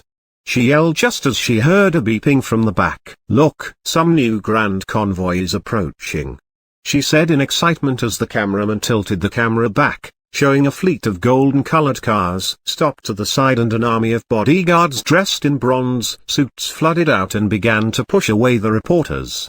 Gloria barely managed to step to the side as a grand custom-made armored golden bull SUV car stopped surrounded by armed bodyguards. An assistant quickly ran to the car's doors and opened them while bowing. From the inside an unknown old man wearing a face mask walked out, followed by a pretty young woman and a young man who was pushing a wheelchair in front of him. In the wheelchair, there was a girl who was wearing a simple blue dress and simple blue strapped shoes. She had silky gray hair styled into a bun. Her face was hidden by a thick black pair of shades, but Gloria, who was close by, could tell she was a beauty. She could also spot some tears falling from the girl's delicate chin. Chapter 305, Cursed. This chapter is updated by novels.pl. Victor decided to act casually and wait until Caspian reached the venue. He quickly found his cousin Zoe, who was with some other guys from the academy, and went to greet them while keeping his eyes on the door. Hi, guys, Victor said casually as he inspected the girls' dresses. They looked nice and youthful. Hi, Victor. Congrats, Zoe said awkwardly. She was feeling a little strange seeing him here in a white suit. He looked very handsome, very manly. What are you thinking, Zoe? He is your cousin. Well, not a direct cousin. No, but congratulations, young master. Victor, tonight will be tough on you, another classmate said, not noticing Zoe's blush. Nah, I can take 10 more, Victor said. Hope you recovered after the school trip, he added, changing the subject. Thankfully we survived, another girl said with a blush. We were the lucky ones. Too bad Annie and Kala didn't make it. Yeah, teacher Isabella didn't want to come here, another student said. She said it is not appropriate for her to celebrate a wedding after such a tragedy. No one except for Victor knew that it was Tom's idea for Isabella not to come. He brainwashed her by telling her it was not appropriate. He didn't want her to see him in action. Yeah, she is still feeling it was her fault. I feel sorry for her, another guy said. Young Master Victor. Suddenly one of them spoke. It was Elma. Thanks for your help that day. She meant about Mr. Toby, but she didn't say it clearly in front of her friends. Toby also didn't come here in consideration of that. It's okay. We are friends after all, Victor replied, totally ignoring a couple of sneaky vermin who sneaked behind him in a hurry, escaping toward the Hell's Door after seeing him. The couple of vermin was a fat man and a slutty woman. They were none other than Nadia, Margaret's slut friend, and her sugar daddy CEO. When the CEO realized that Victor, the groom, was the one whom he had put a hit on yesterday, he almost had a heart attack. He decided to escape this place ASAP with Nadia and was destined to be killed after he enjoyed her one last night. That's why he didn't break up with her yet. It was all her fault for agitating him against Victor. Now hopefully, he would be able to cancel that order before the news went out. As soon as they left the hall and sighed in relief as they turned a couple of corners, they bumped into a handsome guy wearing a simple martial arts suit and a face mask. He seemed to have just left the elevator. The bump didn't hurt the young man at all as he didn't move an inch, but it made Nadia and her sugar daddy, who were in a hurry, fall to the ground. Hey, watch it, dumbass. Do you know how much my dress cost? Nadia began to scream like a beach. Young man, be careful where you walk or I will sue you, the CEO angrily scolded as he stood up after affirming that the young man didn't seem to be anyone important.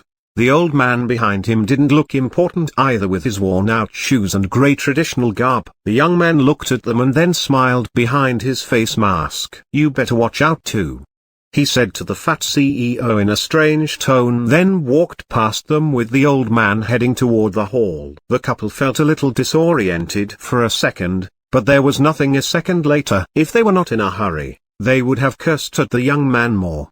But they didn't have time for that. They quickly made their way to the elevator and took it to the main hall. There they almost bumped into an old man who was accompanying a young woman and a young man dragging a wheelchaired girl. Without apologizing and totally ignoring them, the couple ran to the reception desk where he got their phones back. "Is there a back door here?"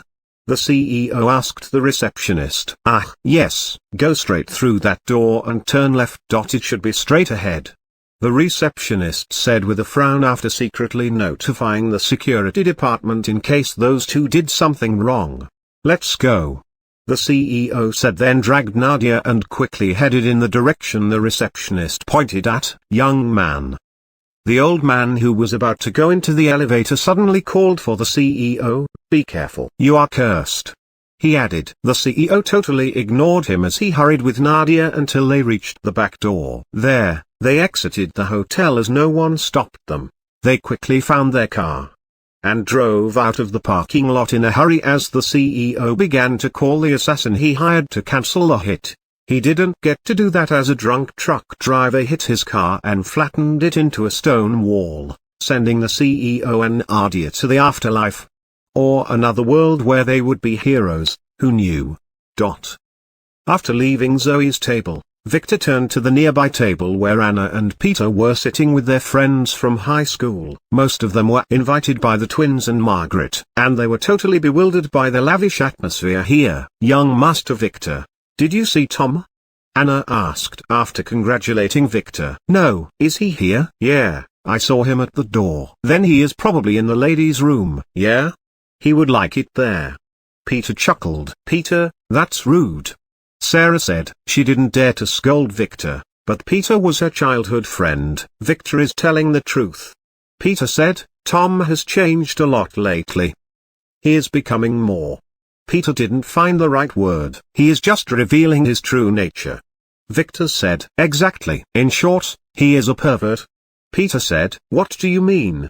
Georgie asked. "He is dating the 5 girls in our class and the teacher at the same time," Peter said bitterly. He was still suffering from jealousy after Tom took the opportunity to sleep with a few girls in the dungeon. One of them was someone Peter was trying hard to court. Although Tom apologized late, telling Peter that he didn't know, Peter still felt humiliated. It was obvious he was after that girl, but Tom only saw what he wanted. Nothing ruins friendships like trouble over women, especially with a guy like Tom who likes to take them all. "What?" everyone at the table exclaimed. "It's true," Victor said casually, then squinted his eyes and waited for Caspian to come in. What was taking him so long? Could he be coming from the other door? Victor thought as he looked around. That's when Victor noticed a strange capped man sitting in the back with other invitees but was not talking to anyone. Level 139. Class, Master Inquisitor, SS. Authority, 13. Strength, Agility, Intelligence, Luck, 43. Charm, 39. Order, 77. Skills, Truth Sword, SS. Truth Appraisal, SS. Shining Truth, S. Sword Arts, A. Spear Art, A. Strategic Mind, A. Poison Dart, A. Survival, A. Endurance, A. Torture, A. Poison Resistance, A. Corrosion Resistance, B. Tea Making Art, B. Brewing Poisons, B. Acting, C. Alchemy, D. Dagger Arts, D. Spying, D. Staff Arts, C. Shogai, Piano, F. Kissing, F. Equipment, Anonymosity Cap, SS. Illusion Talisman, A. Defense Talisman, A. Hidden Storage Ring, B. Storage Ring, D. Fate's Status, Fate's Power, D. Summary, D.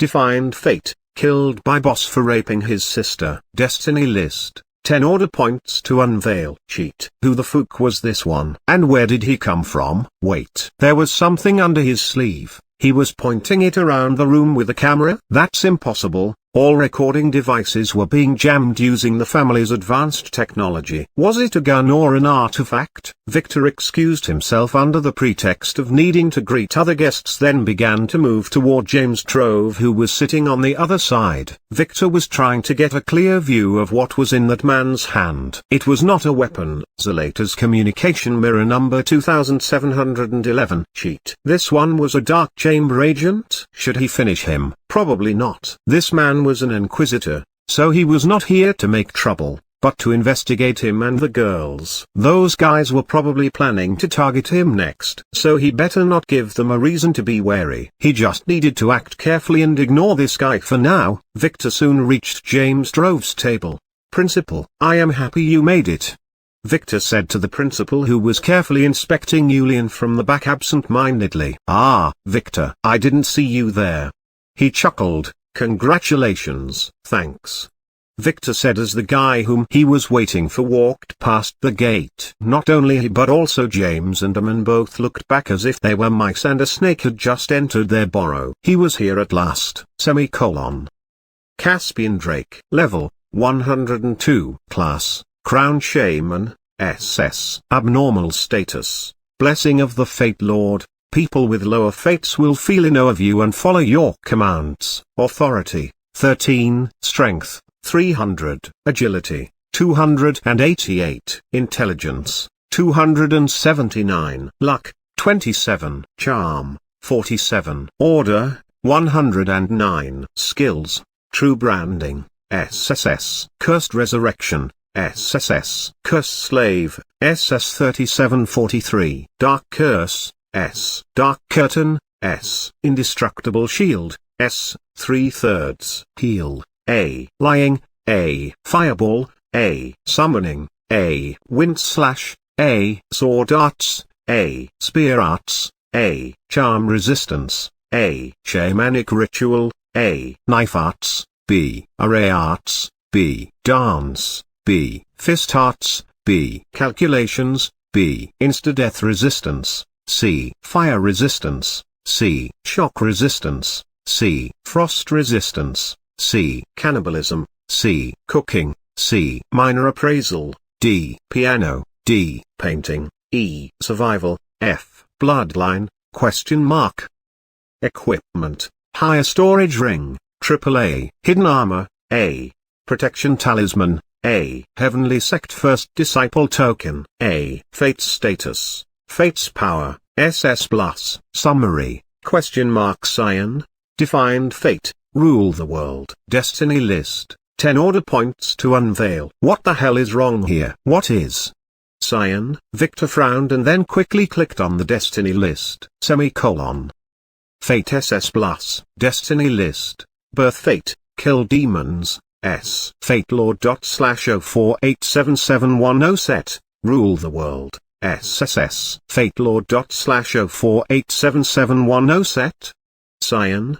Greatness is your destiny. SSS. Self-set. Cleanse the world. SS. Self-set. Form A. Similar to me. Army SS. Self-set. Inherit the heavenly sect. SS. Self-set. Kill my enemies. SS. Self-set. Fill the world with my seed. SS. Victor frowned. The bastard was here at last. This meant a lot of things, and Victor discovered some very disturbing news. Caspian already knows that Nova is fake. How couldn't he, as he also has that Fate Lord blessing like that woman Mirage, who was obviously Liuliana's friend. They were definitely together. Nova never had a chance. She was being manipulated from the start. Cheat. Victor silently cursed. Was his plan jeopardized? No, this can still be salvaged. But the real troublesome thing was now this Fate Lord's blessing. First Mirage and then Caspian. Victor didn't expect to begin dealing with Lords so early after returning. Those shouldn't have been a problem until after the reckoning. Victor didn't expect that they had already begun their plan this early. Lords are troublesome. Victor only knew so little about them after begging Julian to tell him. He only described them as very strong otherworldly beings who control different worlds from behind the scenes and use their agents to do their bidding. They can usually create signs or hire them, But there are some constraints and conditions attached that Victor had no idea about. No one knows what their real objectives are, as they usually don't interfere directly with worldly matters. Their agents always appear when they are least expected. In fact, after the reckoning, Scions without a lord are just headless flies that can be dodged if you stay out of their way. Scions following a lord are a real pain in the ass, as they usually have access to an entire network of agents who follow their lord. That's why Victor dodged Rain and Tulip before. He was not ready to take those on despite having the strength to stand a fight. Cheat. He cursed again. Things began to fit in, but still, one thing didn't. If Caspian was meant to rule the world, then what about Lily's fate? There was a conflict here. No. Cheat. Are you okay, young master? James asked. Hell no. Victor said. Excuse me. Victor said to the principal, who was also disturbed by Caspian's appearance, then walked away. It just occurred to him. He realized it all. The Fate sect was probably never after him like he thought, but after Lily all along. It made sense. They already had their guy, and she was a nuisance. They must have known all about her and were the original cause of her demise. Saving her must have triggered some chain reaction that alerted them. The misfortune curse must be them trying to fish her out. They must already know that the disturbance in Fate was in Vane City. Victor frowned as he analyzed things further, ignoring the attendees who congratulated him as he made his way to the side of the hall. He had one question. Why did Caspian fail in his past life despite his amazing fate? Was his fate changed, or was he defeated by someone else? No, the Fate sect was against Caspian at that time. The Fate Lord must have discovered that he was a demon and turned against him. That made sense, and this provided a good way to kill Caspian. Still, there was no evidence of Caspian being a demon, and it was very hard to prove. He had killed demon's fate after all, but it was weaker than his own fate, so he could ignore it probably, or was it to kill enemy demons? Demons clearly have a way of hiding their fate, but it was not clear how they were doing it. He should probably monitor Poe more closely, or eat him and get his memories. Victor made up his mind as he watched the old man walk behind Sebastian and ask an assistant to help him find a table in the back because he couldn't walk.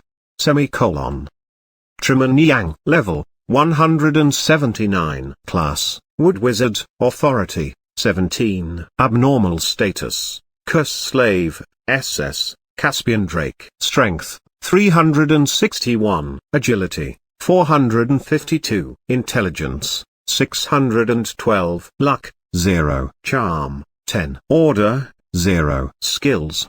Wood Control, S. Wood Turning, S. Cage, A. Woodpike, A. Water Ball, A. Survival, A. Carving, A. Healing, B. Staff Arts, B. Fire Resistance, B. Talisman Making, B. Dancing, C. Shock Resistance, C. Sword Arts, D. Poison Resistance, D. Cooking, E. Cleaning, E. Poison Making, F. Insta-Death Resistance, F. Equipment, Great Wizard's Staff, A.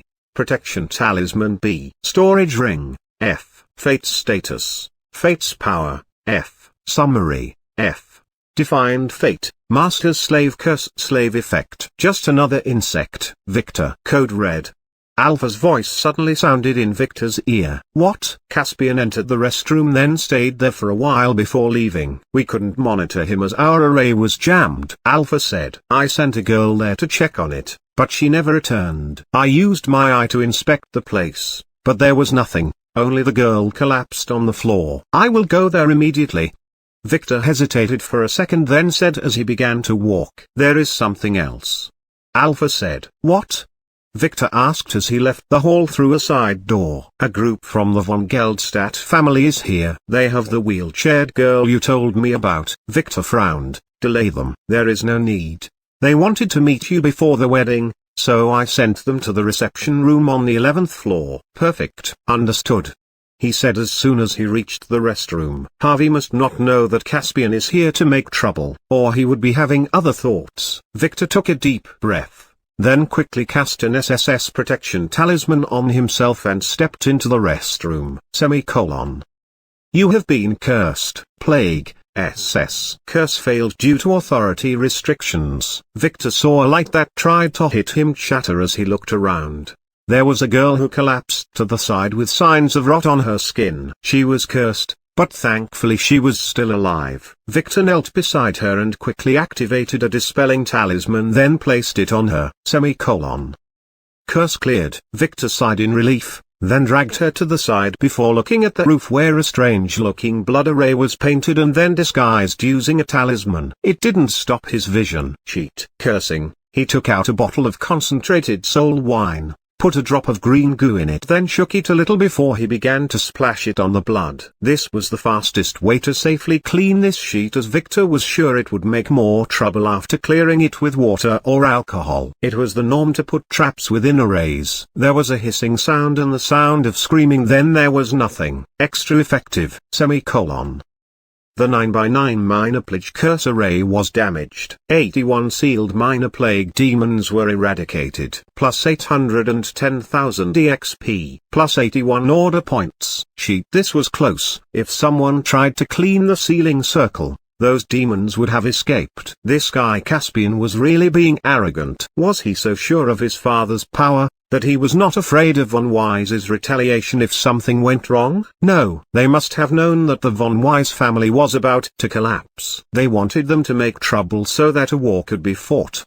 Victor cursed for the 1000th time. Alpha sent someone to clean this place. Your girl is alive, but quarantine her for a few days, he said as he adjusted his suit. In a while, the cleansing on the second venue had already begun, and I can't spare any girls. As expected, those guys are total nutcases. They are brainwashed death soldiers aiming to kill as many VIPs as possible. I see. Then clean them up and watch out for flesh bombs. No need to take prisoners, he said as he walked out to face his new bride. Chapter 306. Elise. This chapter is updated by novels.pl. Alice frowned as she felt something cold creep up her spine. She looked back and their eyes met. She couldn't have mistaken him for any other guy. He was finally here, Caspian Drake. He was looking at her. She involuntarily looked back and held Julian's hand. She was looking for support. Are you okay? Julian, who felt something strange, asked. Nothing, she said, letting go of his hand in a hurry. What's going on here? Elena suddenly asked. What do you mean? Theodore asked as he helped Luna to some refreshments. Ever since that handsome guy entered the hall, Mike, and Alice started acting nervously. Even Victor escaped the hall like a sneaky cat. Who is this guy?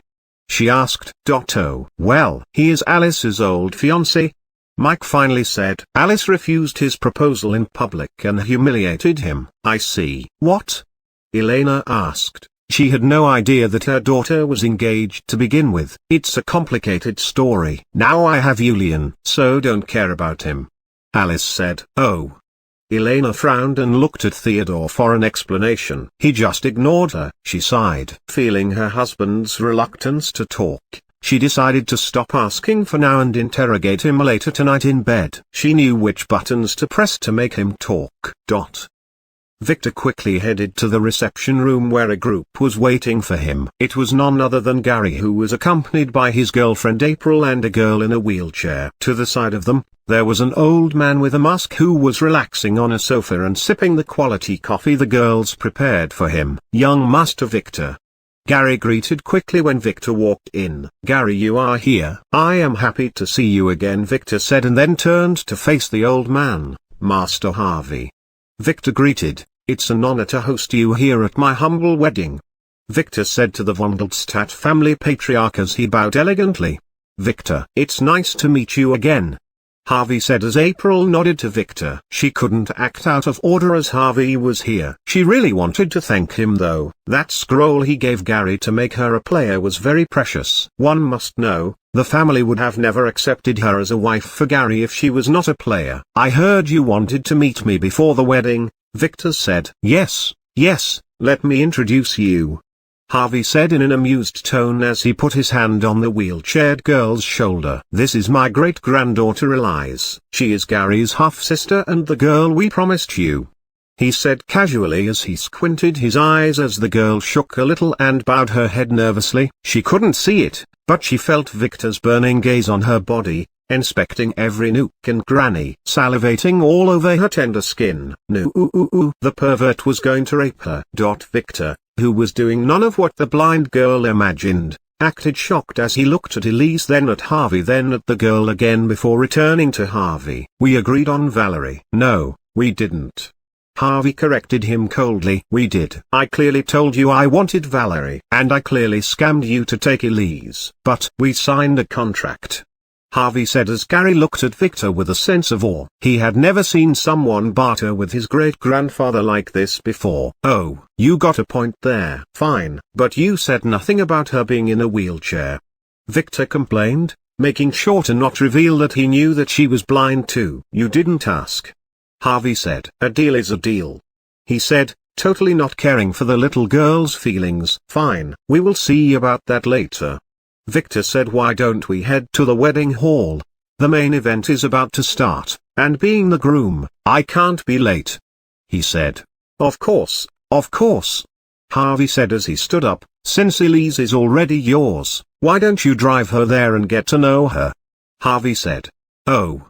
Victor hesitated, then grabbed Elise's wheelchair's handle and began to push the shaking girl by himself. Oh, she vibrates, he said, secretly telling Harvey that the girl is not accepting him. Yes. Harvey nodded as they walked toward the elevator, the best quality goods.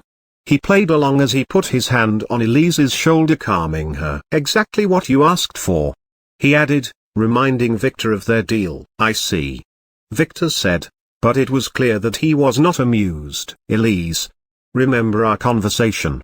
Harvey secretly told Elise as they walked. She nodded in dismay, totally unaware that this was meant to be the best day of her life. Ah! She suddenly yelped, making Harvey frown and look at her. Victor had seemingly bumped her chair with the door. Sorry about that, he said quickly. The rest of their journey was a little awkward, as no one spoke as they walked. Harvey sighed. Although Elise was being wronged, but staying with Victor was way better for her. He long knew that her position in the family was not safe, but he was too sick to intervene earlier, leading her to end up in a very screwed up situation. For now, she had a few missions to achieve while she was with Victor: to spy on him and secure an inheritor with the von Weiss bloodline, and find out where the hell did he get the awakening scroll Gary used in April. That foolish grandson of his tried to hide it. But Harvey was 100 years older and 1,000 times smarter. Harvey had a hunch that Victor was not a simple guy at all, and his hunch was never wrong. Victor would never truly hurt Elise. He might abuse her a little, but she was already used to that. It would also make the girl hate Victor and work harder to finish him off. And when she returns to the family, she would have a better standing, having proven herself. On the other hand, if Victor treated her well, it was even better. The girl would get a loving family at last, and maybe she would get to have a few peaceful years before the von Weiss family's inevitable demise. He would be able to extract her then, with all the secrets she got. It is a good deal no matter what, though the stupid girl didn't know it. Victor, who was aware of Harvey's stupid thoughts, sighed as he inspected the girl. Elise, von Geldstadt / abnormal status. Ongoing awakening ritual, 13.1%. STR 5. INT 27. Luck 5. Charm 23. Bloodline, question mark. Fate status, Fate's power, A. Summary, A+. Defined fate, not defined. Destiny list, 10 order points to unveil. Victor secretly smiled. This was all according to what he read in the reports about her. Elise was the daughter of Gary's father William and a prostitute who died whilst giving birth to her. The von Geldstadt family was not like the von Weiss. Every male heir was only allowed one main wife and very few concubines who were no better than maids. So naturally everyone in Elise's family looked down on her, especially when it was found out that her late mother was in fact a descendant from an old long-destroyed family that was enemies with the von Geldstadts. The poor girl was bullied for all her childhood until she reached 7 years old, the age at which all the von Geldstadt attempted their ceremony to become merchants by solving a riddle or doing a mission that the awakening artifact presented. At that time, someone seemingly secretly manipulated the awakening ritual, making it offer an impossible task for poor Elise. After one day and night of trying, the poor girl was blasted away from the artifact, sealing her destiny as a failure. She hasn't been able to see or walk ever since. Harvey, feeling sorry for her, secretly took her to some other minor families to try their artifacts after paying a great price. Although she might only be able to awaken as a semi-player, this was enough to protect her. But to his shock, no other artifact worked on her. So she was labeled as a cripple and as a useless heir ever since. No one could tell the truth that she wasn't useless. She just hadn't finished her task from her first awakening yet. That's why no other artifact world worked on her. It was only later that she would be to full awaken, maybe with the help of some scion.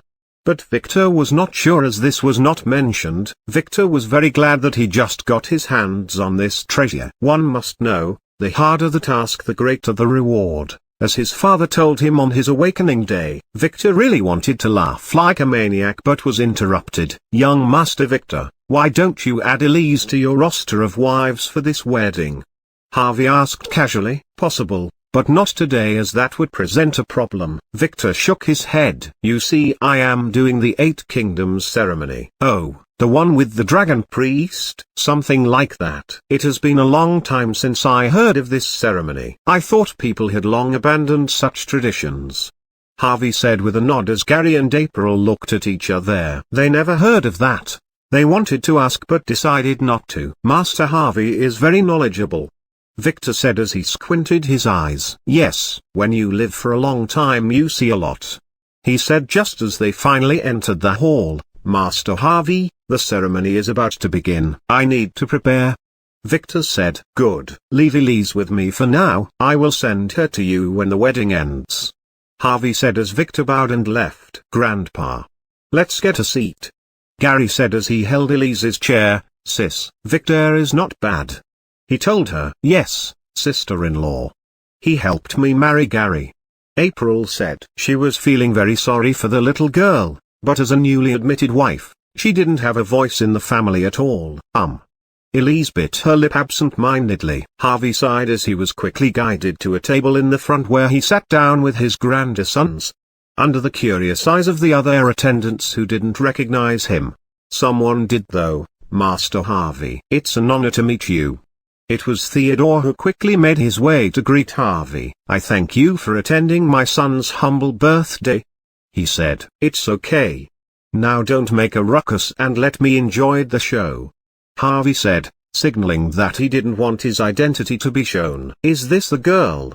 Theodore asked, looking at April. "This is my wife April. This is my sister Elise," Gary clarified, pointing to Elise, who was a little absent-minded. "Oh, I see," Theodore nodded. "Please enjoy the feast," he said as he retreated with a frown to his chair where his wife began to ask him about this mysterious guest. He didn't reply. Harvey chuckled as he gave the other attendants a fleeting look, then he paused and gasped on one table in the back. He almost stood up in shock. Why was Caspian here? Caspian was the fiancé of his granddaughter Valkyrie. So although he didn't meet him officially yet, he knew a lot about him and was looking forward to him becoming his grandson-in-law. "Something is not right," Harvey said as he began to inspect the attendants in a hurry. "What's wrong, Grandpa?" Gary asked as he helped his little sister with a bowl of soup. "I don't know yet, but I may have made a mistake." Harvey began to have some other thoughts. Caspian was not sitting in the front, which meant that he didn't officially declare his identity. Why was he here? "What mistake?" Gary asked. "We will see," Harvey answered mysteriously. "If Caspian were to be Victor's enemy, it would be troublesome." While her grandfather was having an existential crisis, Elise was too, for a totally different reason. She was utterly shocked. Since last week she was in despair after she knew that her great-grandfather, one of the few who didn't bully her in the family, had sold her off to be married.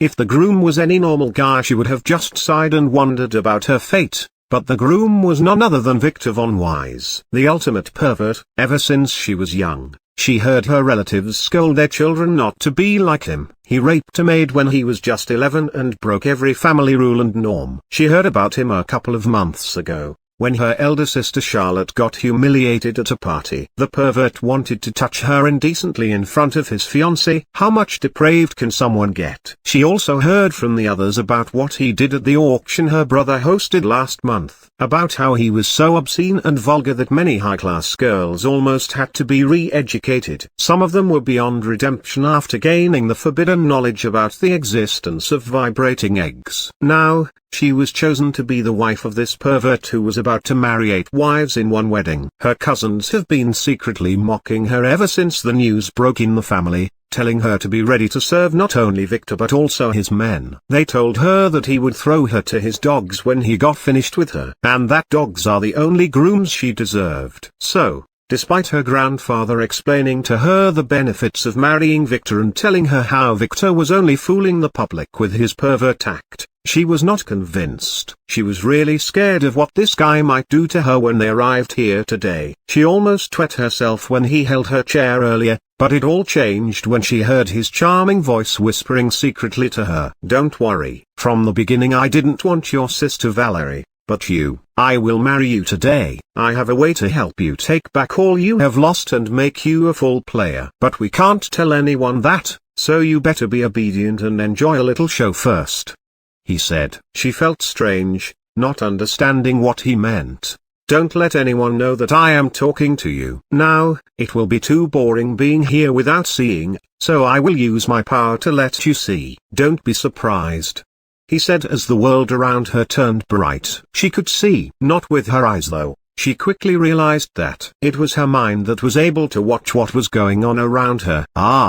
She was shocked. They never told Victor she was blind. She was supposed to tell him when she arrived at his mansion. Did he truly know about her? Can he heal her? "Don't say a thing. I am using my disguise ability with the hotel's formation to grant you a 360 vision," he said as they reached the hall. "I will also give you some advice. Keep your eyes on the handsome gold-haired masked guy who is frowning in the back and the blue-haired woman hiding her face behind the 3rd column on the left. They are the stars of the next show," he said casually as they entered the venue. "Now, the wedding will start," he added as he went away. Masterman, being an agent of the Dark Chamber who had seen a lot, had to confess, this wedding was really amusing. He didn't expect these turns. Being a master inquisitor allowed him to watch things others didn't after all. He was sent here to appraise Victor and his results were not different from their data. Victor was a merchant. The only difference from their data was that his level was a little higher than expected than someone his age should have. But other than that, he was a pervert as stated by his very impressive repertoire of skills. It was not easy to get all of those at his age, considering that he couldn't touch a woman until his ceremony.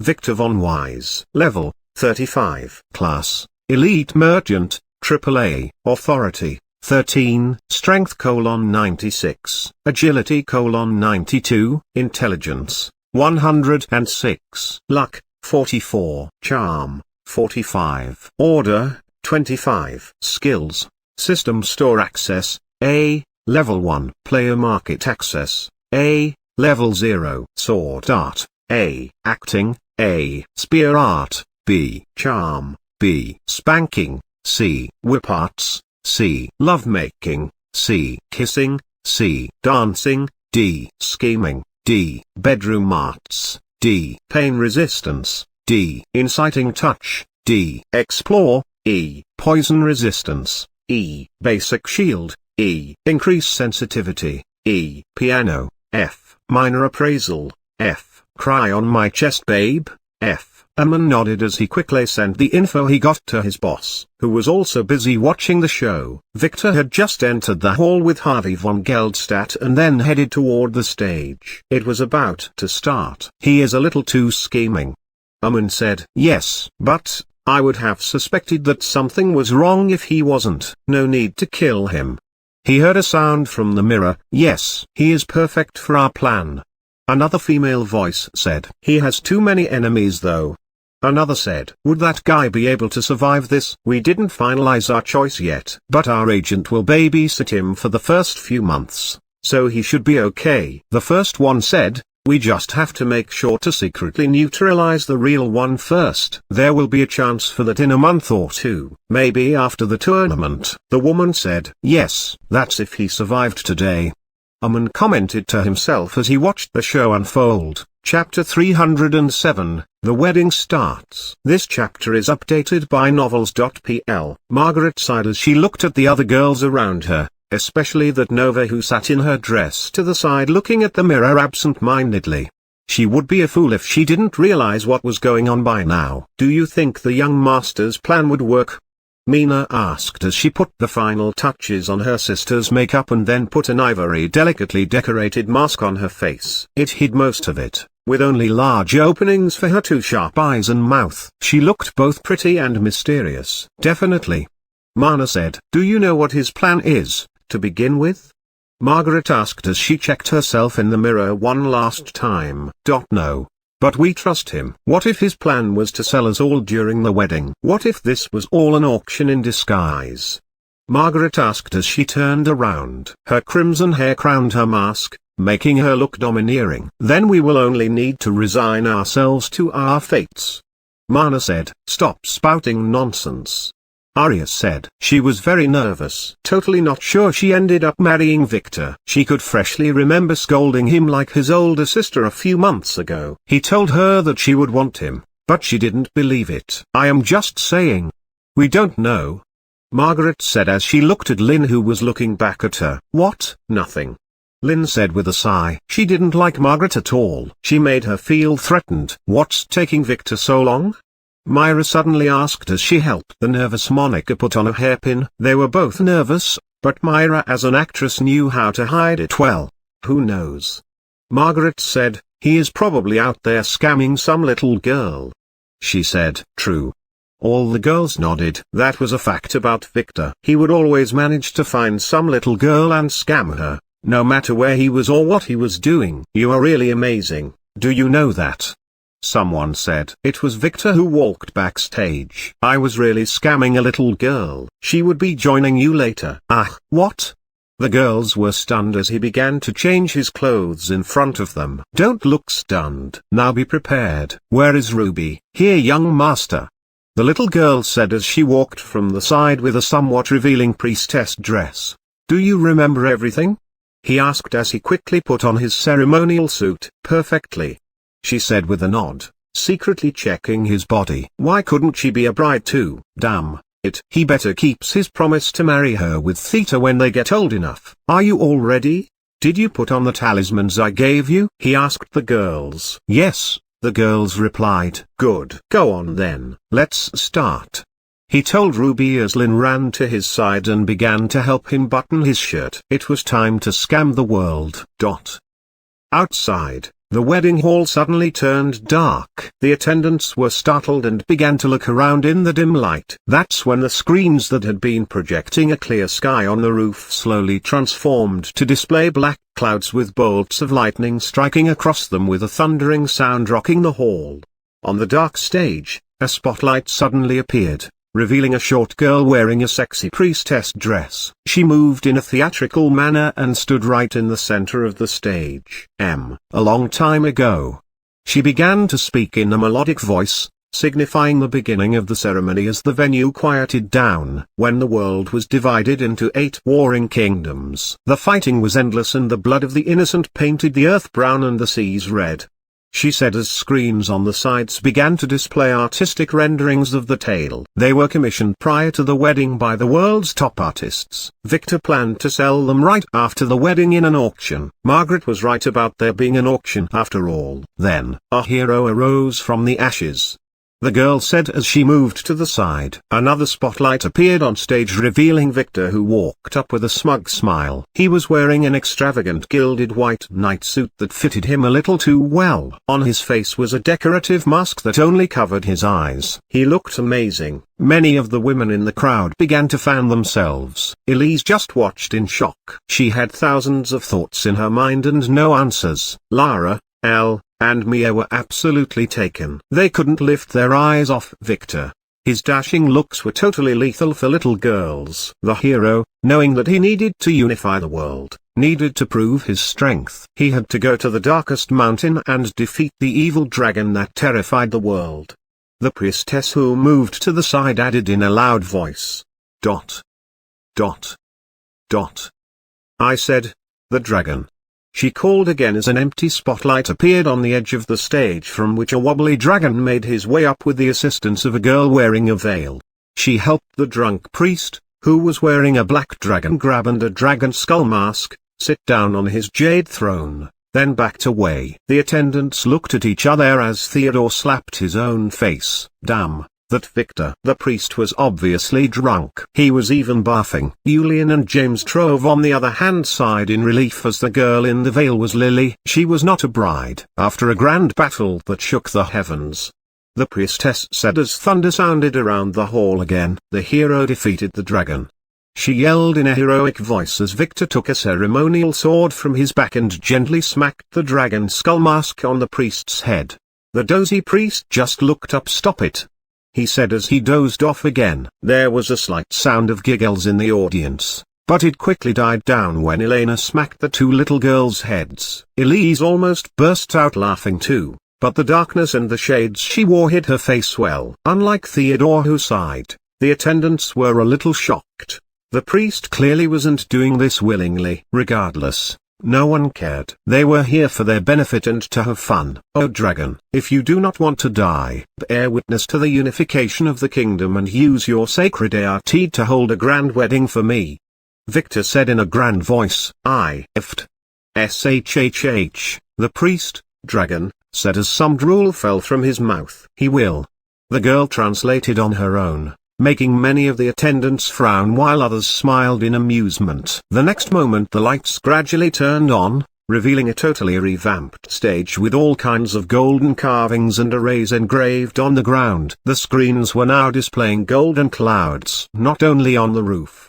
The entire hall walls turned out to be made out of screens that no one noticed. They began to project images of the skies, making the attendants feel as if they were in a floating temple. There was even some golden fog going around the hall, making the entire place look ethereal. "Not bad," Julian said. Alice nodded. She was also amazed. Too bad she couldn't enjoy the show while knowing that Caspian was glaring at her from the back. "I am sure you two will hold a bigger wedding when it is your time," Elena said. After having some time with Julian, she found him to be a very educated and polite young man. Alice, hearing her mother, couldn't help but blush and then frown a little. Never mind that. She decided to focus on the present. The priestess girl, who was now standing next to the dragon, began to speak again after making sure that the attendants finished looking around. She was a little amazed too when she saw this place for the first time in the rehearsals. To unify the kingdoms, the hero decided to marry one princess from each, 8 in total, and let the dragon bear witness to it as a priest, forming the 8 souls contract so that the bond can never be broken. She said as she bowed, then stepped down, and 8 girls in colorful wedding dresses and white masks stepped onto the stage with a golden fog around them. Each one of them had a unique air around her that made her stand alone. They were holding each other's hands and looked dashing despite the customs that covered all of their bodies with only their hair and parts of their faces showing. "Oh brides, let us build a new world of peace together," Victor yelled. "Let the wedding begin. Stop this farce." A voice sounded coldly, stopping the priestess girl, who was holding a big horn and preparing to blow in it in her tracks. Everyone looked to the back where Caspian stood from his seat and removed his mask, making those who recognized him sigh in shock as he made his way slowly toward the stage. Totally ignoring Alice on purpose. Many got very nervous at this time, especially Juliana, Alice, and Theodore, who looked at Victor waiting for him to start his plan.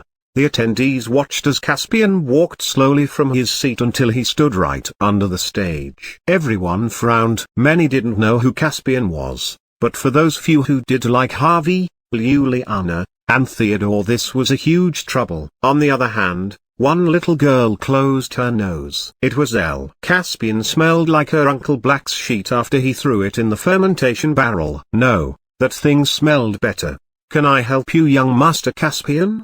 Victor asked as he gestured to the tense Alice to calm down. He was publicly revealing that he already recognized Caspian but didn't show him any respect on purpose. Since when was one of the hero's brides a fake? Caspian asked while keeping his cool as if Victor was just a junior and everything was going according to his plan. They are all genuine, Victor said arrogantly as he pinched Monica's butt, making her yelp. Tasted and certified. And what does this have to do with you? He asked, making those who knew what was going on wonder whether Victor was just being courageous or was he a complete fool for facing Caspian.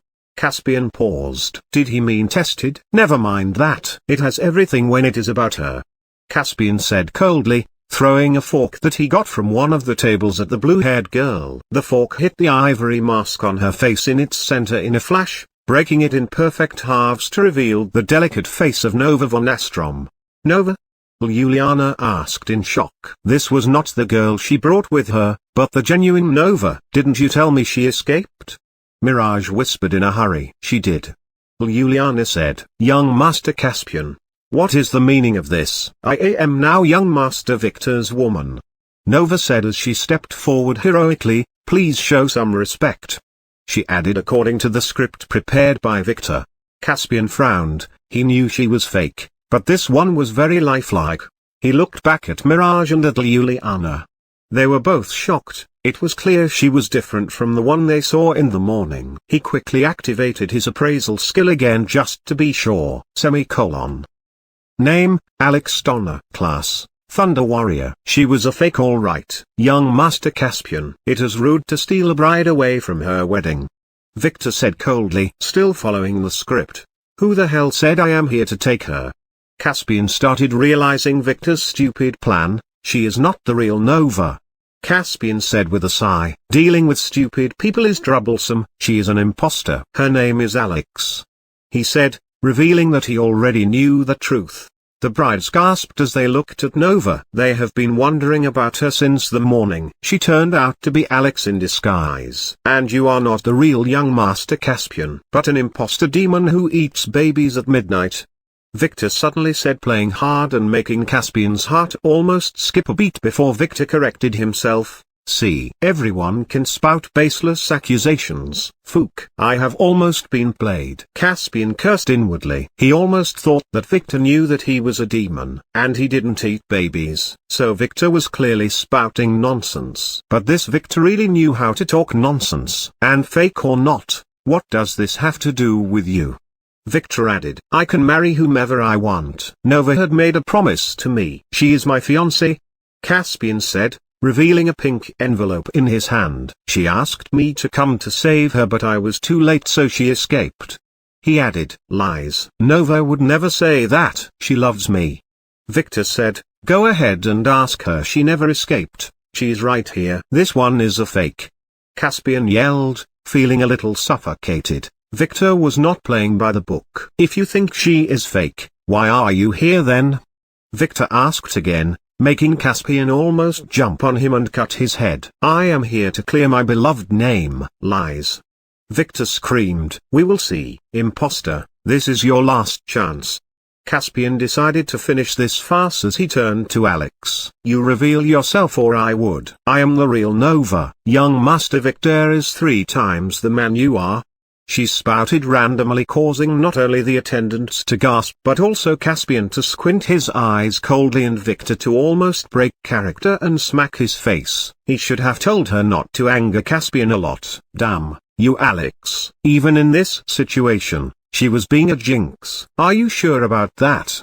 Caspian asked in a very cold voice. He didn't like to be compared with other men. I am, Alex said heroically. I see. Then Caspian said as he moved his hand in the air, revealing a talisman that shone with a bright light. Moments later all the unawakened attendees collapsed sleeping. This was the Players' Council standard issue talisman to subdue non-players in case of emergency. Everyone collapsed on their tables, and the maids to the side collapsed to the ground. Monica and Myra, who seemingly collapsed, were quickly held by Margaret and the twins. Julian collapsed on Alice's breasts, making her slap him away.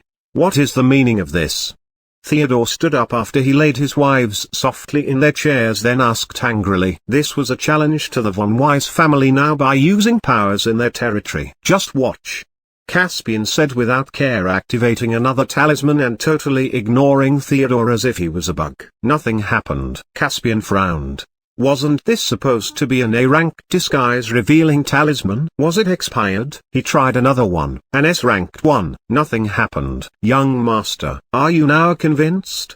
Victor asked the frowning Caspian. Nova is real, and she loves me. Only me. Caspian silently cursed. That nasty Victor was using some other method. He was considering attacking the fake Nova and finishing this when a voice sounded. No, she is fake.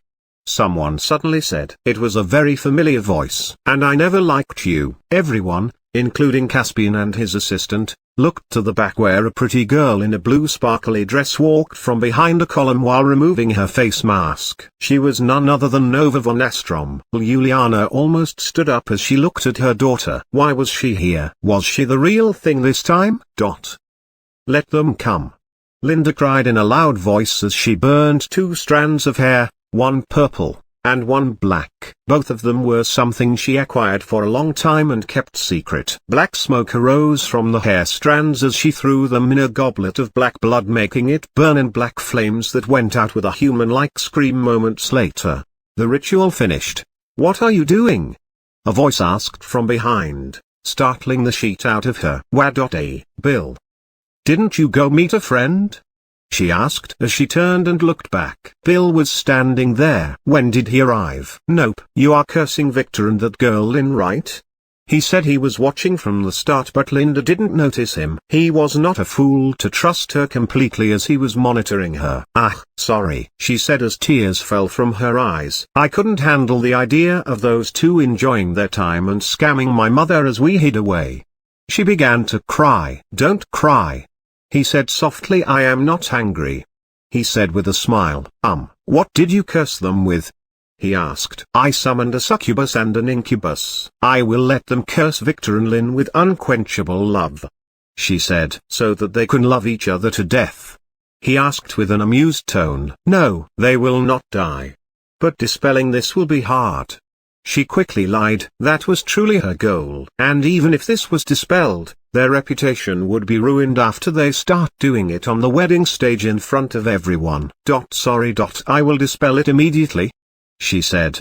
By the time she removes it, the harm would have already been done. And Victor and Lynn would separate forever, as the shadow left by this curse can't truly be removed as it touched the soul. The moment they see each other, their bodies will start to go into heat, even in public. So they would only be able to indulge forever, ruining their bodies. Or if they were to be forcefully separated, they would yearn for each other but never be able to touch. They would live in agony and not touch any other person ever. It was a perfect curse. Why are you apologizing? And why would you dispel it? You did good.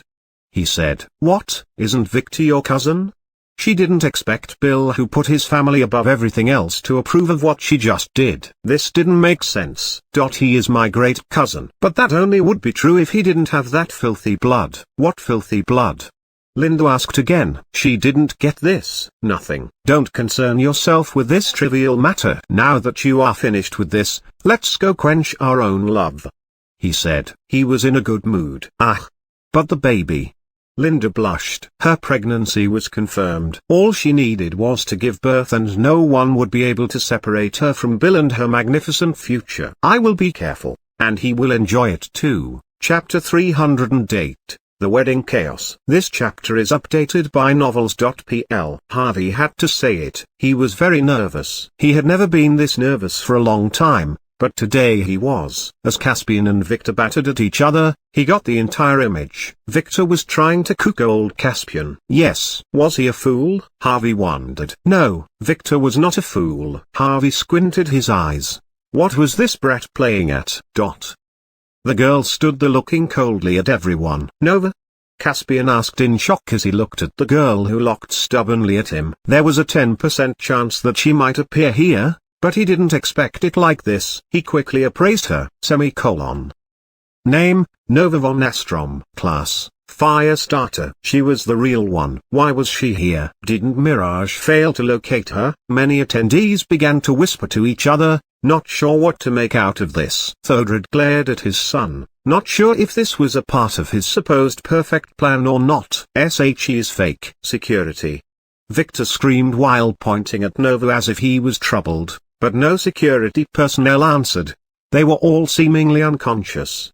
The brides on the stage began to look at each other wondering what was happening there. Victor didn't inform them of everything. They were supposed to just play along, but now they were not sure if this girl was the real one or not. She is a fake. The Nova on stage claimed, totally ignoring the attendees' inspecting gazes. No, I am the real one, the new Nova calmly said, and proving this is extra easy.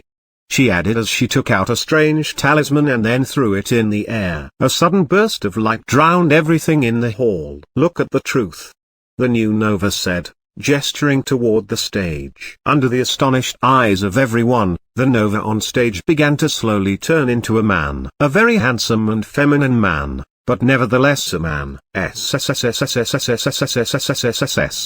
The crowd hissed in shock. Even Lara, who was faking being unconscious, was shocked. Wasn't this Alex? Why was he here? Alex, what are you doing here? Why are you acting as Nova?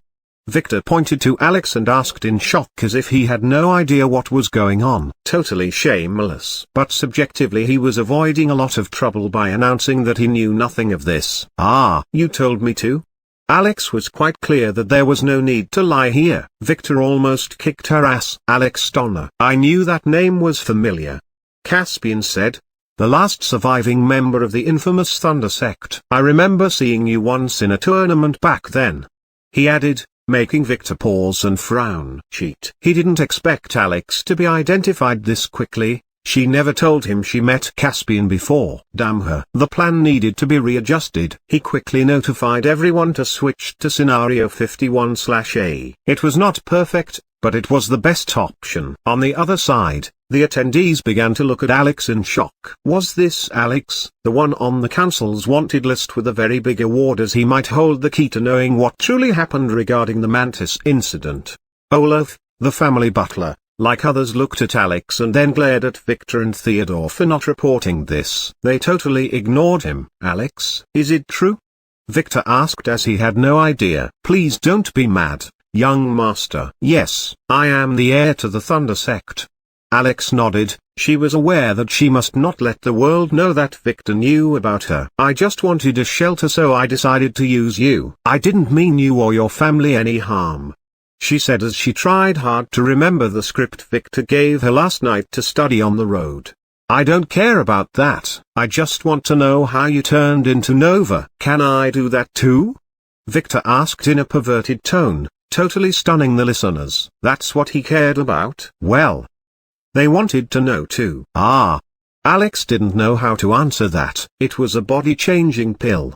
Nova, who was watching the show, said coldly, clarifying, the rare talisman I used reversed the effect of all temporary body modification in this hall.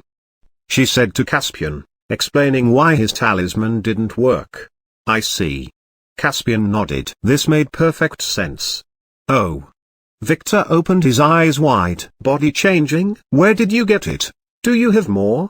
He asked the flustered Alex as if he had no idea. You gave it to him. Don't think that I don't know that you stole some sanitary napkins from my house and used the blood on them to ask an alchemist to make them.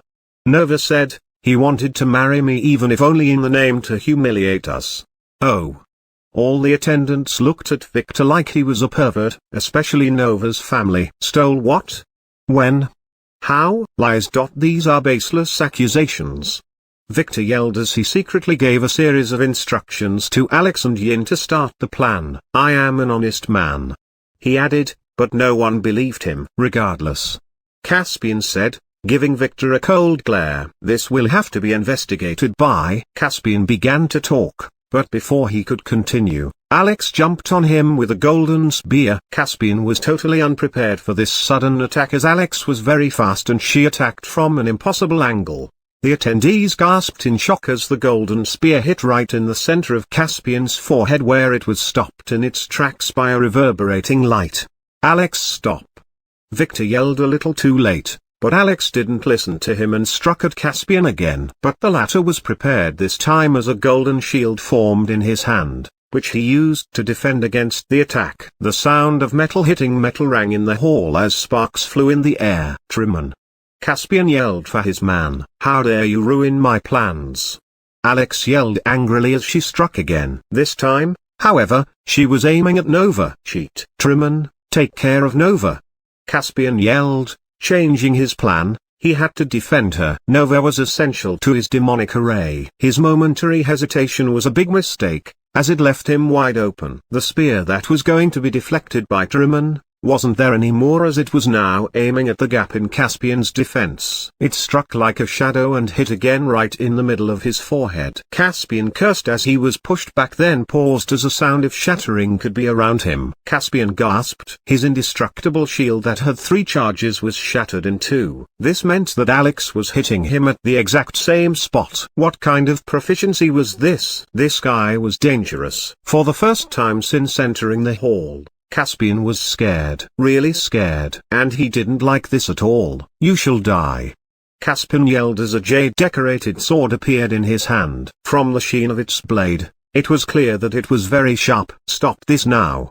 Theodore yelled. This situation was very delicate. He wanted to intervene. Stop! This is not our fight. Olaf stopped him. Theodore silently cursed and decided to let these two fight it and only intervene if the situation got out of hand. Caspian, totally ignoring everyone else, attacked Alex without delay, intending to subdue her, but again after 3 strokes, he realized that he was totally outmatched. Many in the hall noticed this too. It was not like Alex was better than him at fighting, but his strikes were not connecting with her, as she was very slippery and her spear was moving all over the place at impossible angles that were hard to defend against. It was as if he was fighting an illusion. Looser. Is this really the famous Caspian? I can't understand what's so good about him. Victor suddenly began to spout nonsense. Caspian really wanted to curse back at him, but a sudden feeling of forbidding danger stopped him. Alex had used the slight distraction to attack again. Caspian quickly used his sword to deflect the spear, but the damn thing disappeared right after it touched his sword and spread right in front of his head. Cheat. Boss, watch out! Truman, who was now protecting Nova, warned, but it was too late. Caspian clenched his jaw. Using all of his strength, he swung his already extended sword at a nearby column, to use the recoil to push his head back to the side slightly, and managed to barely parry the attack at the last moment. FSSSSSSSST. The spear tracked a red stroke of blood on Caspian's handsome face, making everyone in the hall gasp. This was a big insult, especially for someone arrogant like Caspian, who prided himself as the heir of the biggest sect. The heavenly sect. The kid is dead. Truman said. No one has humiliated Caspian like this before and left in one piece. Nova just squinted her eyes and watched with a smirk. You filthy monkey.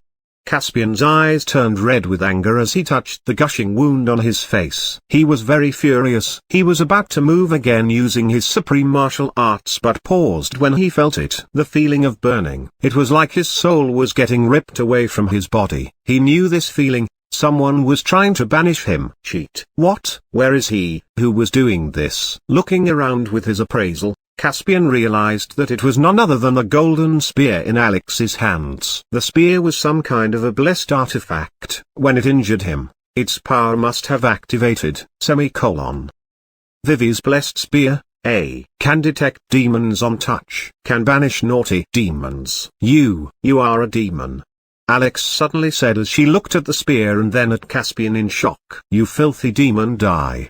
She attacked again with hatred, this time as if he was the one who killed her father. Caspian gasped. Cheat. Without thinking, he knew what to do. This bastard and his spear needed to disappear forever, no matter what, or his entire plan would be ruined. Caspian quickly activated his life-saving treasure, the SSS-ranked artifact, the Gate of Doom. He took it from his ring in a split second and aimed it at Alex without thinking. It was a tiny red oakwood box that once opened released a flash of a black light that evaporated everything in its path. Boom!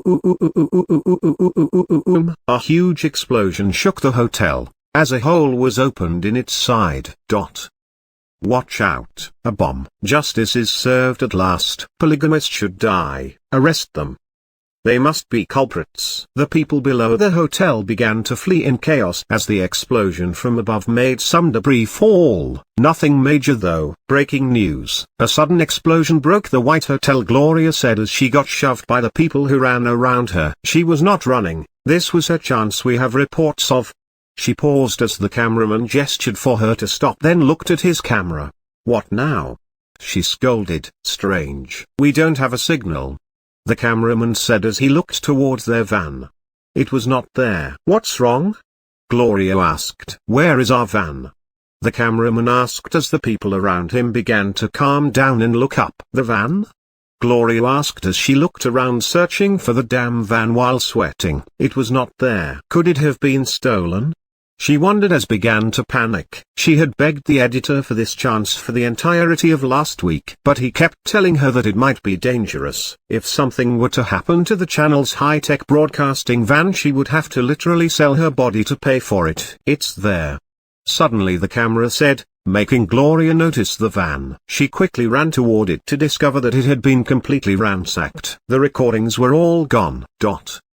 The smoke slowly cleared from the hall as most players stood up and began to look around. Most of them were veteran players and a little explosion didn't really faze them. Only noobs like Archie, Gary and April were scared. No, Archie was no longer in the hall. Harvey and Aman, on the other hand, were part of the few who didn't move at all. They remained relaxed in their seats from the start, watching the show. Alex, who was standing proudly in the center of the hall before, was no more. Only the broken shaft of her spear and some dregs of the wedding dress she was wearing remained. Behind her, the mark of the destruction ray was left. A black streak of soot dug through the marble tiles and reached the walls in the back, which had a new big hole as a decoration. Thankfully, no one else was hurt, as Alex was standing in a safe spot, and there was no one behind him. Just the stage was a little damaged. The old priest was the closest one to the destruction ray, but he was lucky that he was already unconscious, or he would have completely lost his mind at the sight of death passing a few inches to his right.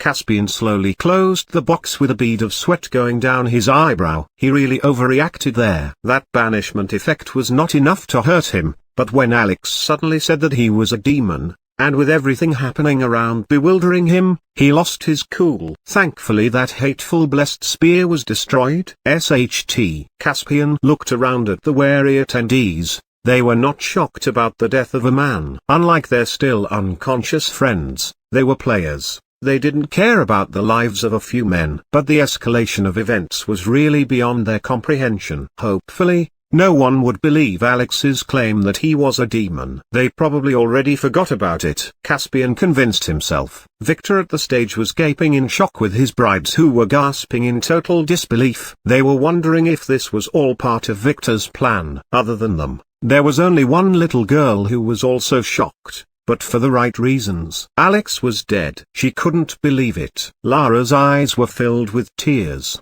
But moments later a whisper in her ear made her open her eyes wide and look at her shameless esteemed brother. Alive? Really? What show?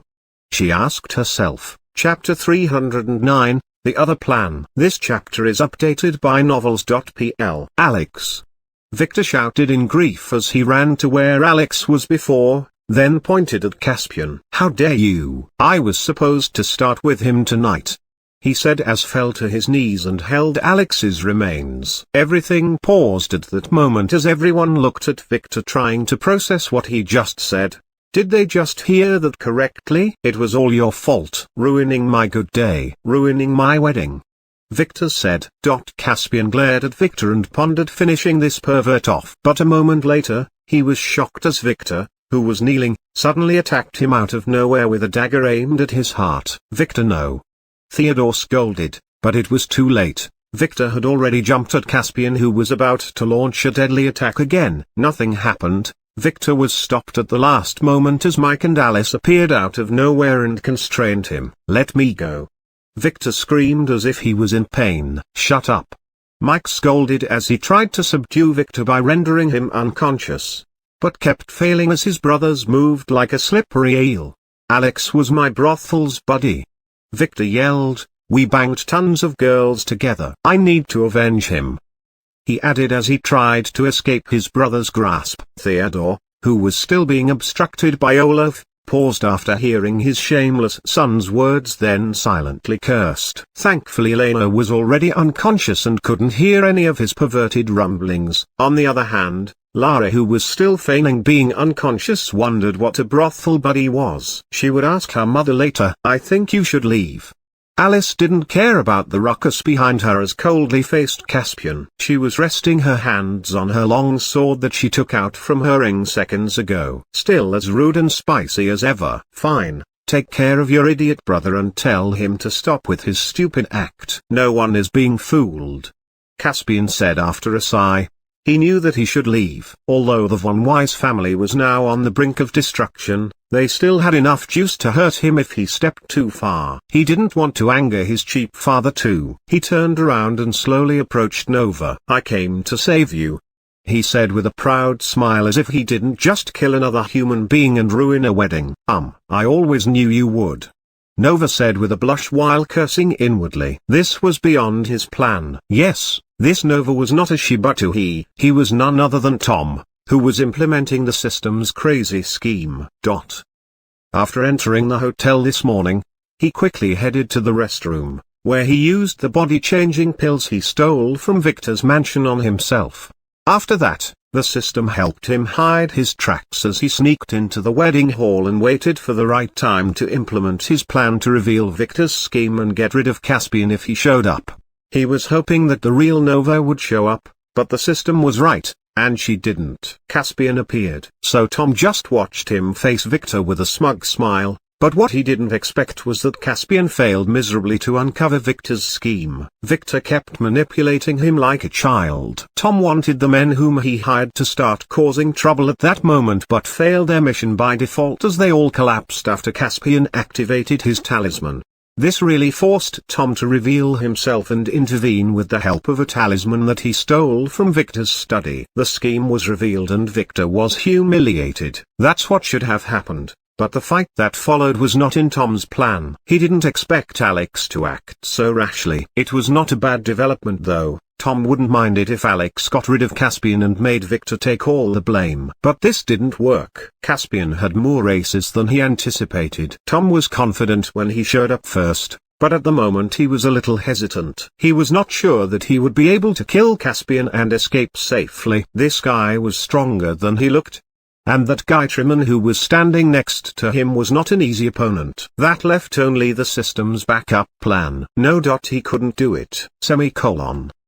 The whimsical system is not trying to be whimsical here. IT really advises you to stick to the backup plan. Caspian is more powerful than anticipated. No. We will stick with the original plan, Tom said to the system as Caspian approached him. "I really missed you," Caspian, who was now right in front of Tom, said as he extended his hand. Tom hesitated for a moment, then bit his lip and decided to accept Caspian's hand. It was all for Nova. "Me too," Tom said as he watched Caspian slowly move his face closer, intending to kiss him. Tom squinted his eyes. This was his chance. He quickly activated the smoke bombs. He planned to hold on to Caspian as the smoke filled the room, then in the darkness, he would secretly stab him with his poisoned dagger, finishing him off. After that, he would scream and act in distress as if Victor was the one who did it, ruining him and his family forever. According to the system, once Caspian was dead, it would be able to locate Nova. This plan was perfect. Killing two birds with one stone. Bombs activate. Tom activated the bombs just as Caspian's lips approached him. Nothing happened. What? He tried again, but still nothing happened. What was going on? Where are the men? Why weren't the smoke bombs working? Tom was in total shock as Caspian's tender lips touched his. They tasted like mint. Tom cursed inwardly as he decided to risk it all. He took out the dagger from his ring and in one swift move he plunged it into Caspian's stomach, or that was what was supposed to happen, but nothing happened as Tom couldn't move at all. Why? What happened? The system had to stop you for your own good. You have no cover. Even if Caspian was hurt, Truman WHO is behind you, will attack you. Nova is most likely heading to the heavenly sect. If you kill Caspian now, Nova will surely die a horrifying death. Wait until you are alone with him and then try to kill him. You can also follow him to the heavenly sect and steal his supreme treasure according to the backup plan." The system suddenly clarified. Tom was in shock as he read that message. Yes. He acted rashly. The system was right. That's when Tom felt Caspian's tongue enter his mouth, reminding him of his situation. Tom quickly regained control of his body and pushed Caspian away. Caspian frowned. "Not now. Not in front of all of these people," Tom said with a blush that he didn't know about as he considered his options. "Oh." Caspian chuckled as he grabbed Tom, hugging him from the back. "Nova was always a shy girl." "Then let's go somewhere private," he said to Tom as he licked his lips. He was in the mood for some action. But, Nova, stop," Juliana suddenly said. She had been standing up for a while now, but her daughter never spared her a glance. She's Nova's mother. Act as a spoiled brat in love. Do exactly as I tell you or Caspian would suspect you. The system warned as he began to display a series of subtitles for Tom to use. "Sorry, Mom, but I love him." Tom hesitated, then told Julian, "I will send you an invitation to my wedding so that you will be able to braid my hair as you promised," she added, making Juliana pause and then frown. She never promised that, and Nova never really braided her hair. Was this a coded massage? What did it mean? "Take me away, my knight in shining armor," Tom told Caspian, following the system's prompt with disgust. "Stop," Juliana shouted again, but one look from Trimon, who was walking behind Caspian like his shadow, made the woman shut up. Tears began to well in her eyes. "Let's go," Caspian said as he dragged Tom away, not forgetting to give Victor, who was biting his lip while looking at him hatefully, stage one last look. "How is the loser now?" he asked as he moved away. Caspian really enjoyed the feeling of taking another man's bride. Maybe he should do it more. Remembering something, he stopped and looked back at Alice, who kept her glare at him all this time. "Don't think that I forgot about you. See you at the tournament," he said as he turned and walked out, giving the collapsed Julian a glare on his way out. No one stopped him. No one dared. Alice bit her lip but didn't respond, feeling a little relieved as she saw him step out through the door without an incident. This was really close. Many had similar feelings to Harvey, Theodore, and Olaf. They all sighed in relief. Mirage also was thankful Caspian got what he wanted and avoided a direct confrontation with Victor. She no longer needed to be careful of him now, and she could focus on her second mission and search for the origin of the disturbance by analyzing everyone's fate. This was going to be tiresome, but if the one with the true ruler's fate was not found, her lord's plan would be a mess. Sitting beside Mirage, Julian had some very grave look in her eyes. She was the only one truly aggravated by what happened. "Juliana, this is better. No one can hurt her now," Sirius said with a smile. He couldn't understand why his wife hated Caspian. Now no one in the family can annoy them. Even the Von Astrom representative, who was being arrogant all day long, was now looking at Sirius with awe. "Shut up." Julian cursed at her husband as she looked hatefully at Victor, then paused when she heard an old voice tell her a few sentences. "Don't let it show that Nova was a fake too. Mirage is a traitor." She was the one. WHO told Caspian that the Nova here was fake. "They are working together." "What? Who are you and how do you know that?" Juliana whispered as she looked around. "Call us Fragrant Shadow. Nova is in our good hands." "She is being very stubborn, but she suffered no harm. We will contact you later with instructions." The voice faded. Frowning, Juliana looked around, but no one was suspicious. No, everyone was suspicious. She quickly grabbed her bag and left the hall. Her family quickly followed. No one stopped them or asked them why. They were no longer needed here. Victor carefully observed and relished through the array as the troublesome two scions left. Some things had to be improvised, but all went according to plan. He made some tough choices here, as he could have found a way to eliminate Caspian, but for the greater picture, he chose not to. On the contrary, he got what he wanted. Although Alex revealed that Caspian was a demon, this meant nothing, as it was a baseless accusation. But questions would be asked, and Caspian would be forced to slow down his plan to avoid suspicion. Victor smiled as he stored the drop of blood he got in his ring. It was taken by Alex when she injured Caspian. This was the element for his next step. Caspian didn't know it, but he was in Victor's grasp ever since he entered the hall. Victor in fact had more than 10 other cards. Some were used like the libido effect of the Adic shard was working subtly on Caspian. It was very effective, making him leave without making more trouble. He was in a hurry to bang Nova after all. Some were left untouched, like the arrays surrounding the stage. If Caspian decided to play it a little harder, he would have surely suffered a lot. Victor originally planned to kill Caspian secretly by using Tom after they left, but his plan changed when he discovered his fate to rule the world and his connection to the Fate sect. A new plan was formulated at that moment. Poor Tom now had to suffer a little as killing Caspian was out of the picture. The system would find some stupid reason to stop him from doing it. Tom would have to leave for now, heading toward the Heavenly Sect where he would not find Nova. Not for a while at least. So he would have to stay there and maybe learn some martial arts. This was not bad for him at all. The transformation pills Victor gave him should suffice for him for a year or two. There was a question of whether he would be able to fend Caspian for that long and protect his virginity through.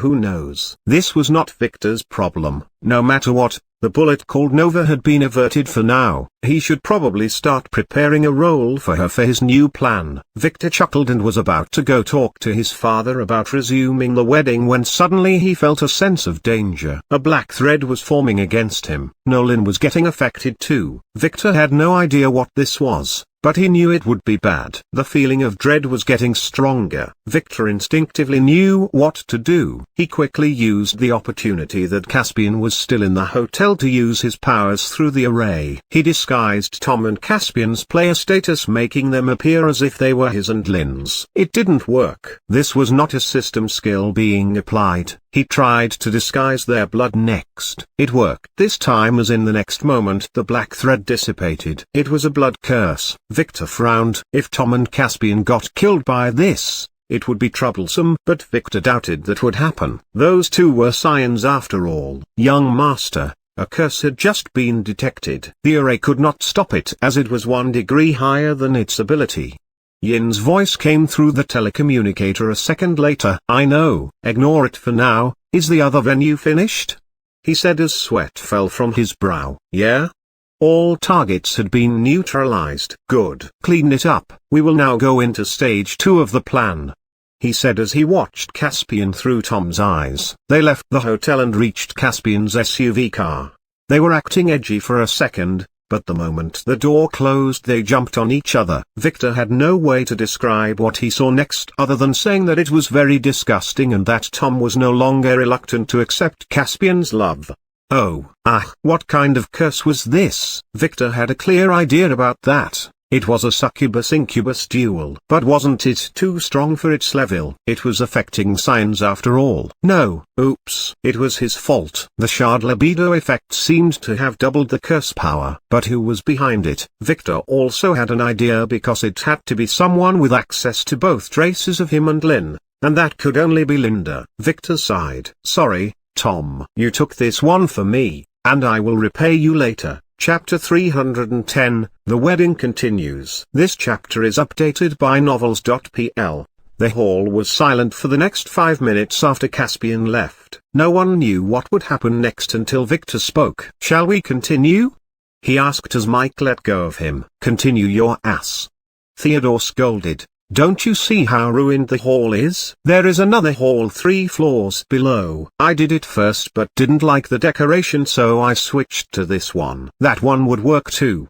Victor said. What? Then what about your dead friend? Who? Victor asked with a frown. Alex. Wasn't he your brothel pal? Brothel buddy, not pal. And no, I barely knew him. Sure, we only went to a brothel once. But the bastard took all the girls for himself. He even used those toys too. Enough. I got the idea. Theodore said. You sure want to continue? Theodore asked to make sure. Exactly. It would be a waste to stop the wedding now after everything. Victor said, begging his father. Please, please. Please, I have been waiting for my wedding night for ages. Theodore frowned. The situation was a mess. No, it wasn't. He paused. He was upset earlier about the mess, but in a way, the current situation was not bad at all. His shameless son had magically managed to get rid of marrying the troublesome Nova without breaking the family rules. On the contrary, he bravely tried to stop Caspian. Theodore smiled as he looked at Olaf and then at his son. Fine. Theodore said, then looked at a table to the side. Master Harvey, can you help me to wake everyone up? Theodore finally decided on what to do, so he looked at Harvey and asked. Harvey, who was also relieved nothing bad happened with Caspian, nodded and then threw a talisman up that shone with a worm-red light. Those things were very common in his auction business, to get rid of snoopy journalists. 1 minute later, the non-players' invitees began to wake up one by one and then look around with lost eyes, not knowing what just happened. They just looked in dismay as the brides retreated from the stage in a row. Was the wedding finished already? What the fuck happened? The attendees were quickly calmed down by the pretty maids who went straight back to business as soon as they woke up, serving the newly woken guests with cups of freshly brewed coffee. It was as if they were not asleep, to begin with. Sorry about that, everyone. One of the brides wanted to escape, so she threw a shock grenade. Theodore, who stood on the stage, said, pointing to the opening in the wall. No one was hurt, but most of you lost consciousness for a few minutes. Don't worry, it was not dangerous. Theodore added as the attendees looked at each other. What now? Elena, who was having a headache, asked. We will take a 30-minute break for the maids to check on anyone, then continue with the ceremony afterward. Theodore explained as he looked at Amelia. Yes.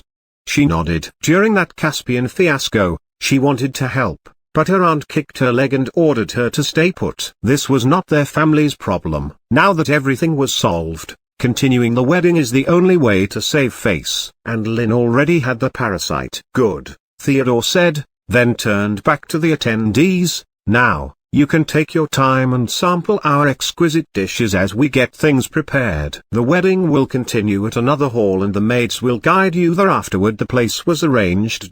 However, if you feel unwell, you are free to leave. We will arrange a ride for you.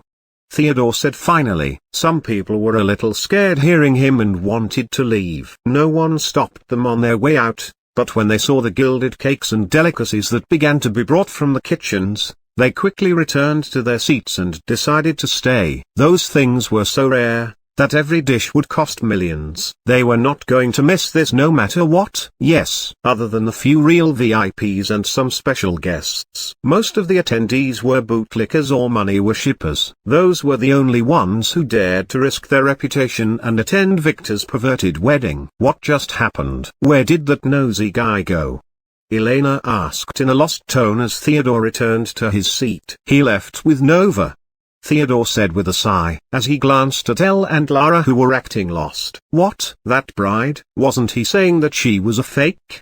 Luna asked. Nah, this was a scheme so that he could escape with her. Theodore explained as Lara looked at him with shock. Her esteemed father was lying with a straight face. Yulin on the other hand wondered why his jaw hurt. Alice seemed to be distracted, so he looked around and noticed that James Drove was glaring at him. I need to go to the bathroom. My lip is bleeding for some reason, he said. Oh.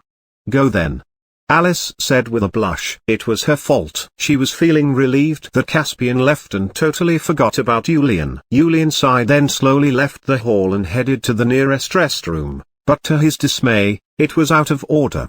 He quickly found the next nearest one. James, as expected, was waiting for him there. Young Master Yulian, what the fuck are you doing here?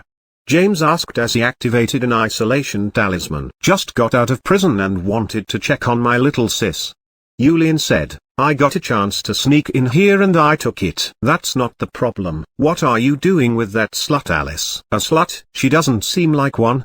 Yulian said, I am acting as her boyfriend. Her brother wanted to indicate her to some guy and she didn't want that, so she paid me $1 million to act as her shield. He said. Ugh, what? James frowned. Yeah, I guess I will be able to relax during the rest of my family test. Yulian said. Young master, you know well that there is no free lunch in this world, right? I am paying for it with my handsomeness. Young master, if you excuse my vulgarness, but you are in deep shit. What? Why do you say that? First, Alice is a pervert. Really? Yulian smiled unknowingly. Ah, not in the way you think. I will tell you about her later. James said, not wanting Yulian to reveal a thing here. The most important thing is that by being with Alice, you have been marked by that man Caspian. He already put a curse on you. What? A curse? Yulian asked. Although he wasn't a player, he had some knowledge about talismans and curses due to his education. Yes, Caspian was rejected by Alice before and he held a grudge. Although he can't hurt her because he fears her master, it is easy for him to kill you. James said as he took a talisman from his pocket and put it on Yulian's head. What? Wasn't that guy just a madman? Yulian asked as the talisman began to smoke. That's what the Von Wise family wanted those idiots at the venue to believe. This is a close call. Thankfully Yulian was only after one of the brides. James said as he watched the talisman turn black and fall to the ground seconds later. Is the curse gone? Yulian asked. I only locked 90% of it. That's the best I can do following the family rules. James said with a frown. You will suffer some bad luck for the next few months or two, so you better stay low. When you finish your test, the family can easily remove the curse entirely. Oh, now let's go. Victor will need to replace the missing bride to complete the 8 brides ceremony, and hopefully, it will not be your sister. James said. And what if he chose her? I have my ways to manage this. We just have to keep her away from the stage. James said. Victor. Marley ran to her cousin as soon as she noticed him. He instructed the maid. Have you seen Archie? She asked him. Your boyfriend? Yes. Some people saw you talk to him. Yes, before the ceremony. Wasn't he with you? No. Some stupid maid locked me in the ladies' room. When I managed to escape and return to the hall, he was gone. Did you search the other tables? He may be courting some other girl. Victor asked with a frown. Archie should have been with Officer Lee's family. He wouldn't dare to do that. And the ceremony started. He was nowhere to be found. Oh, I will ask the hotel manager to check the security tapes. Just relax with your family. Victor said. Okay. She nodded and left. Victor frowned after looking at his distressed cousin. Wasn't she supposed to be fighting with Lee over Archie now? Where is Archie? He asked Alpha through the telecommunicator. He totally forgot about him as the ceremony started. He had too many variables to keep track of, and Archie was not one of his priorities. What? Well, let me phrase it like this. The shard that caused the libido effect is a little more effective than we expected. Oh. Victor said. He didn't really get to thoroughly test it before deploying it. Didn't you tell me that it is as strong as 1% concentrated red tulip aphrodisiac? It is. But what I didn't expect is that its effect is cumulative. It adds 1% per minute. Oh, Victor finally understood why Caspian and Tom didn't show any sense of resistance. Victor initially told the girls to start applying the effect on him as soon as they entered the hall, to make them feel a little distracted. He didn't expect that they would have been holding it all this time. So, Archie. He took Lee and opened a room. Well, here goes the faithful guy. All men are cheaters. Alpha spat coldly. I am not a cheater. I do it openly. Victor clarified. Yeah. Whatever suits your sick ego, she said. Why did you order Yin to reduce the effect of her banishment skill at the last moment? Weren't you planning to make him reveal something about him being a demon? Not anymore. He didn't explain. I have some new data after appraising him. Killing him now is very disadvantageous. I just need him to stay low-key for now. At least until the tournament. Whatever. We got something from when he was placing that plague array in the restroom. You may be interested. Didn't you tell me he used a blocking talisman? When cleaning the restroom, we found a damaged drone in one of the toilets. Some idiot tried to sneak it in but fell from him when he went in to do his business. Oh, apparently. The water in the toilet shielded it from Caspian's talisman. maybe some elemental conflict. Anyway, it doesn't have a picture and just sounds. We had to steal its decoding device from a van outside. What's in it? Caspian was telling his servant Trimmon to transfer the girls they got to a new warehouse, she said. They seemed to have bought them from some black market trader. Oh, go save them. You were planning to do that anyway. I am just letting you know. Shall we release the audio? No, there would be no need for that, Victor said as he turned off the telecommunicator. He sighed and looked around the hall before quickly walking toward Harvey, who seemed to be expecting him to come. Master Harvey, I will need to add Elise to the wedding after all, Victor said. I need the brides to be 8. He added just as James and Julian walked back into the hall. They heard him, so they looked at each other and then nodded in relief. I am okay with it, Harvey said. Do you have a dress for her? Yes, I have an extra, Victor said as he held Elise's wheelchair. Let's go, he said. She didn't reply.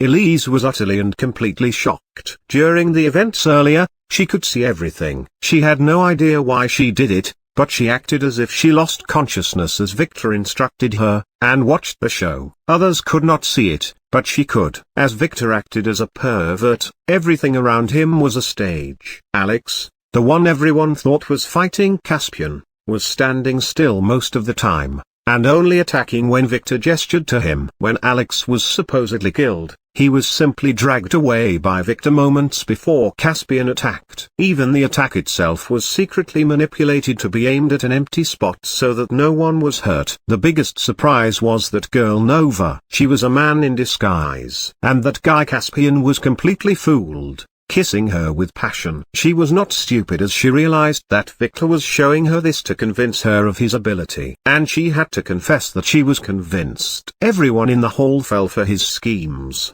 including her smart-ass grandfather. How did he do it? She had no idea. But she had one more test for Victor. Why didn't you kill him? Elise suddenly asked as Victor dragged her out of the hall. This was the first thing she asked, making Victor smile. Like in his previous life, this girl was as smart as a fox and as curious as a kitten. Which one? That Caspian. Your fake bride was just toying with him all this time, and that other guy disguised as a woman was probably also yours. You had many chances. True. But why should I kill him? He seemed like a dangerous guy who knew how to hold a grudge. He had his eyes on your sister, and he would have probably killed you if he got a chance. You are correct. But it is not like he can hurt me in public. The same goes for me. Victor chuckled. I will not ruin my wedding for him. The wedding must go on. It is vital. You could do it behind the scenes. You seem to be proficient in that, she said, wondering if he made her get to see all of those on purpose to test her. I could have done that. Oh, then that guy disguised as a woman, the one Caspian took away. Will he kill him now?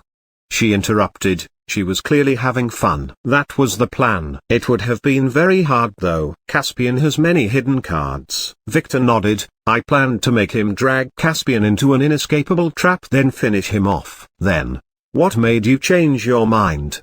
She asked. You would need to promise me a favor if you want to know that. Okay. She answered straight ahead. Aren't you going to ask me what is the favor I want? You will get what you want sooner or later, she said in her stoic voice. So, why didn't you want to kill him?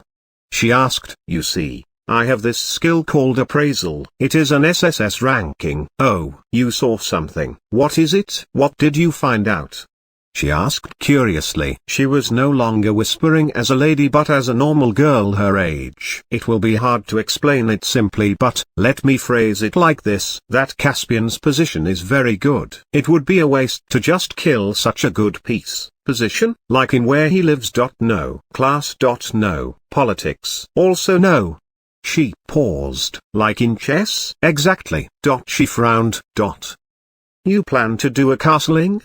She asked after a long pause. Victor was taking his time pushing her around, both figuratively and literally. Yup, I just planned this scheme on the go, and it still has many things to iron out. Oh, that explains why you still sent that guy with him. she said. Yup, he will be my eyes. When would your turn be? Very soon. I need to collect all the game rules first. I am not very familiar with this piece's moment patterns after all. There can't be any mistakes. I see.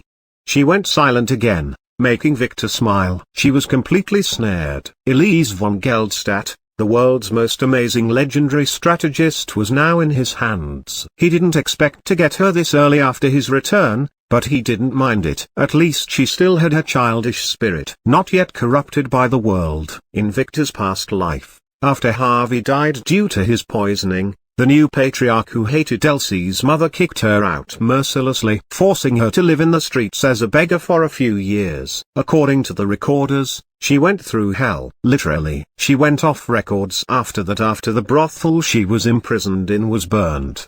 Probably her doing. She only reappeared after the reckoning as an aide to one of the strongest scions at that time. With that guy, they formed an army of survivors who were able to grab many cities back from the monsters and demons who flooded the world, creating a de facto kingdom of players before any other power could stabilize the situation. Of course, no one knew about her role back then. Only after that idiot, Scion, challenged the newly established imperial family were her true powers revealed.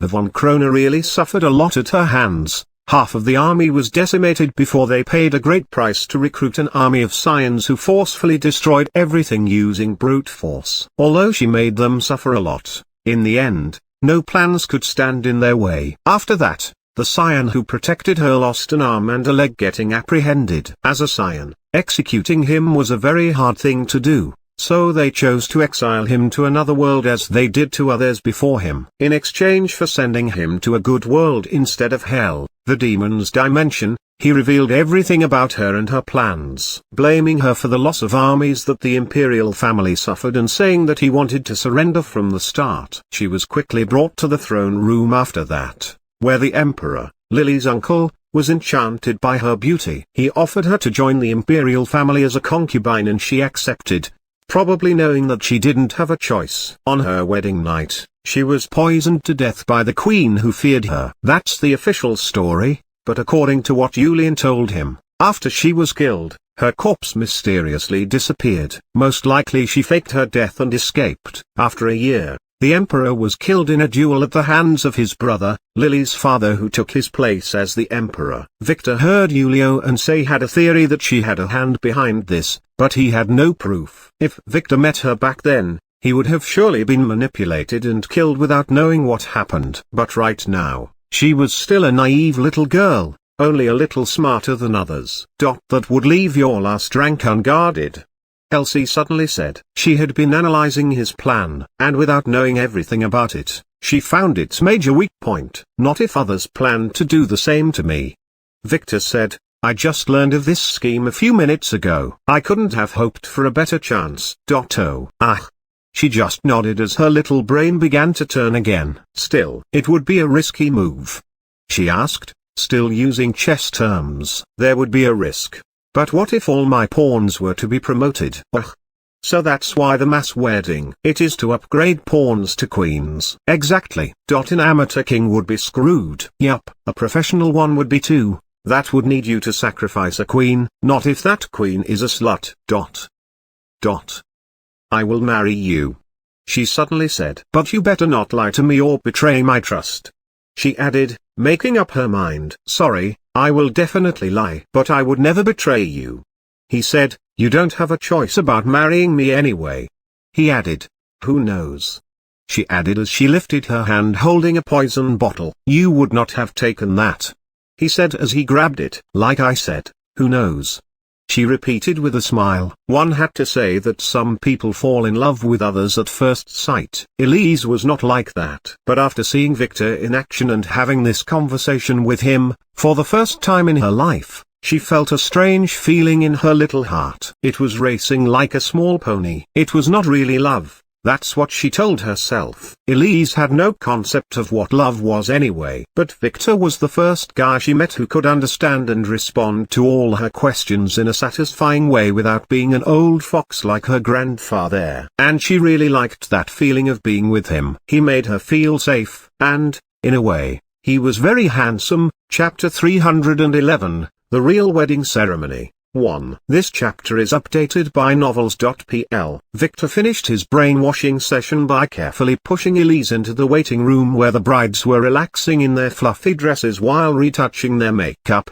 They were a little sulky because Victor was using their wedding as some kind of flytrap. But as soon as Victor walked through the door, they brightened up. That was for a second before noticing Elise. "Who is this?" Margaret asked immediately. "The new bride," Victor said as the girls looked at him and then at Elise. They were curious. "The one we got the extra dress for?" Are you asked. "Yup." Victor nodded. "Isn't she a little too young to marry?"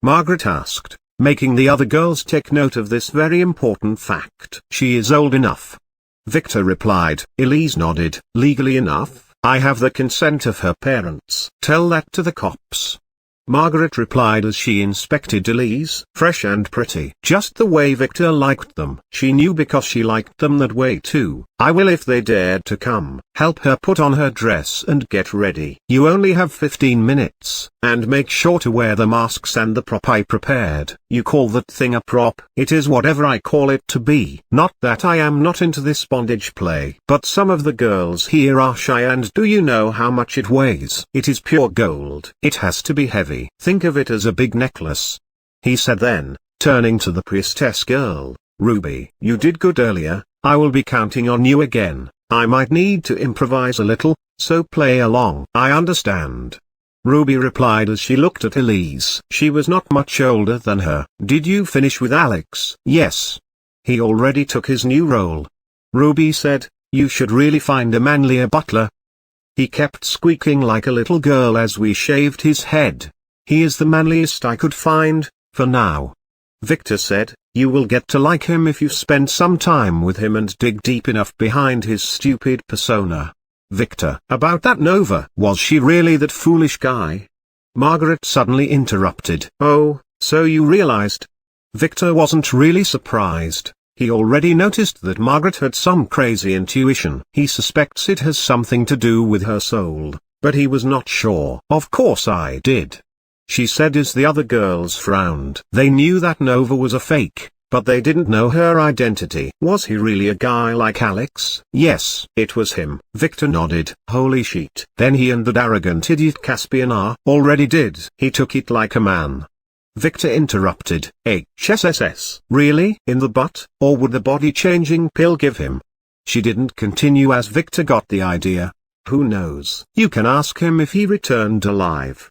Victor shrugged. "Like I would ever do that." "No, I probably would." Margaret nodded. She was really that curious. "Who are you talking about?" Mina asked curiously as the other girls looked at Victor. "Later. I will tell you privately tonight," Victor told them, making them blush. He didn't want to affect their mood or cause them to be absent-minded during the ceremony. "That is for now," he added. "Then get out. The girl can't change with you looking at her like a pervert," Margaret quickly said, pushing Victor out and then turning to Elise. She only had 15 minutes to interrogate her. Victor, who got the door shut in his face, chuckled and then turned around to face a very pretty girl, Lily, who was following him from the hall. "Is everything ready?" he asked. 124 corpses are being burnt now as offerings instead of the 11 originally planned." She nodded. "Thankfully, those guys came and offered themselves to us." "Yeah?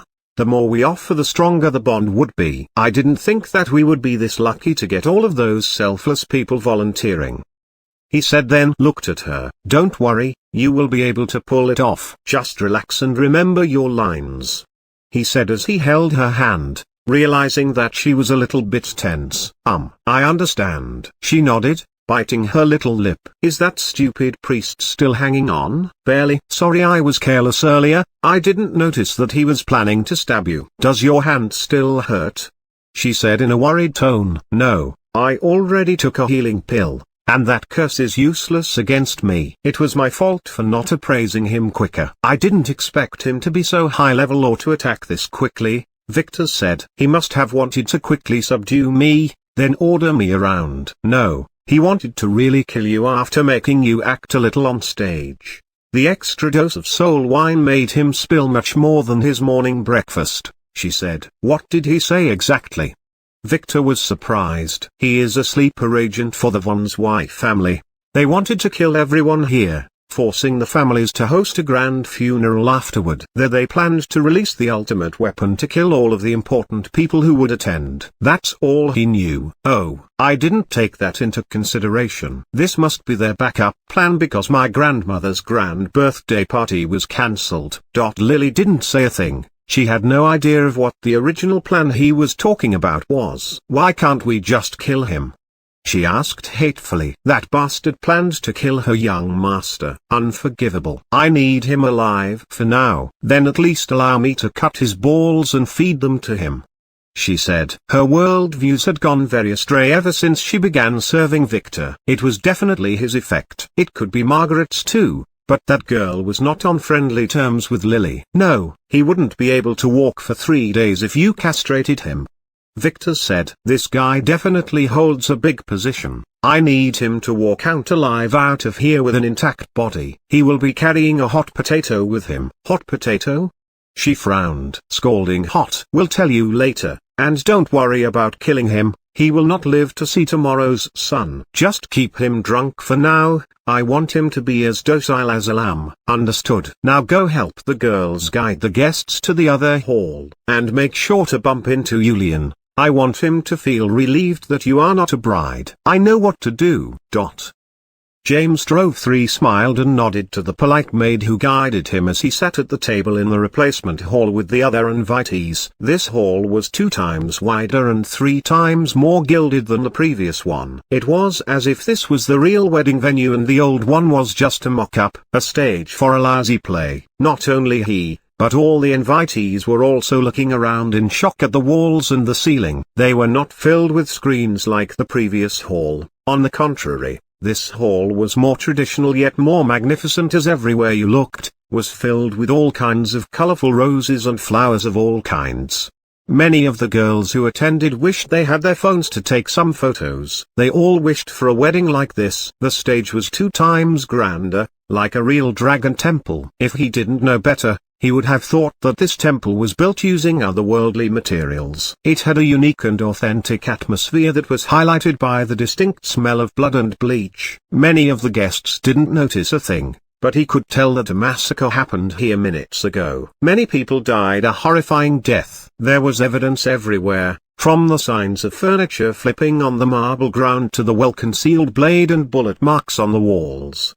They must have quickly sprayed paint over them with gold paint and then dusted some gold leaves around after that. It was nearly perfect, but old snakes and foxes like him could notice it easily. James already knew that someone wanted to attack the wedding as there were many reports about the von Zweig movements. That's one of the reasons he came here to protect Lily and extract her if needed. But he didn't expect the von Zweig family to be able to single out every one of the assailants and lead them to a separate hall from the beginning to finish them off cleanly.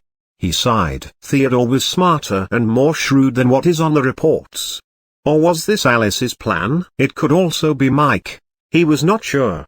The von Zweig family was not easy at all, especially Anne and her offspring. They were smarter and stronger than all the others. No matter what, they managed to finish things cleanly, without anyone noticing. He felt it ever since he entered this place.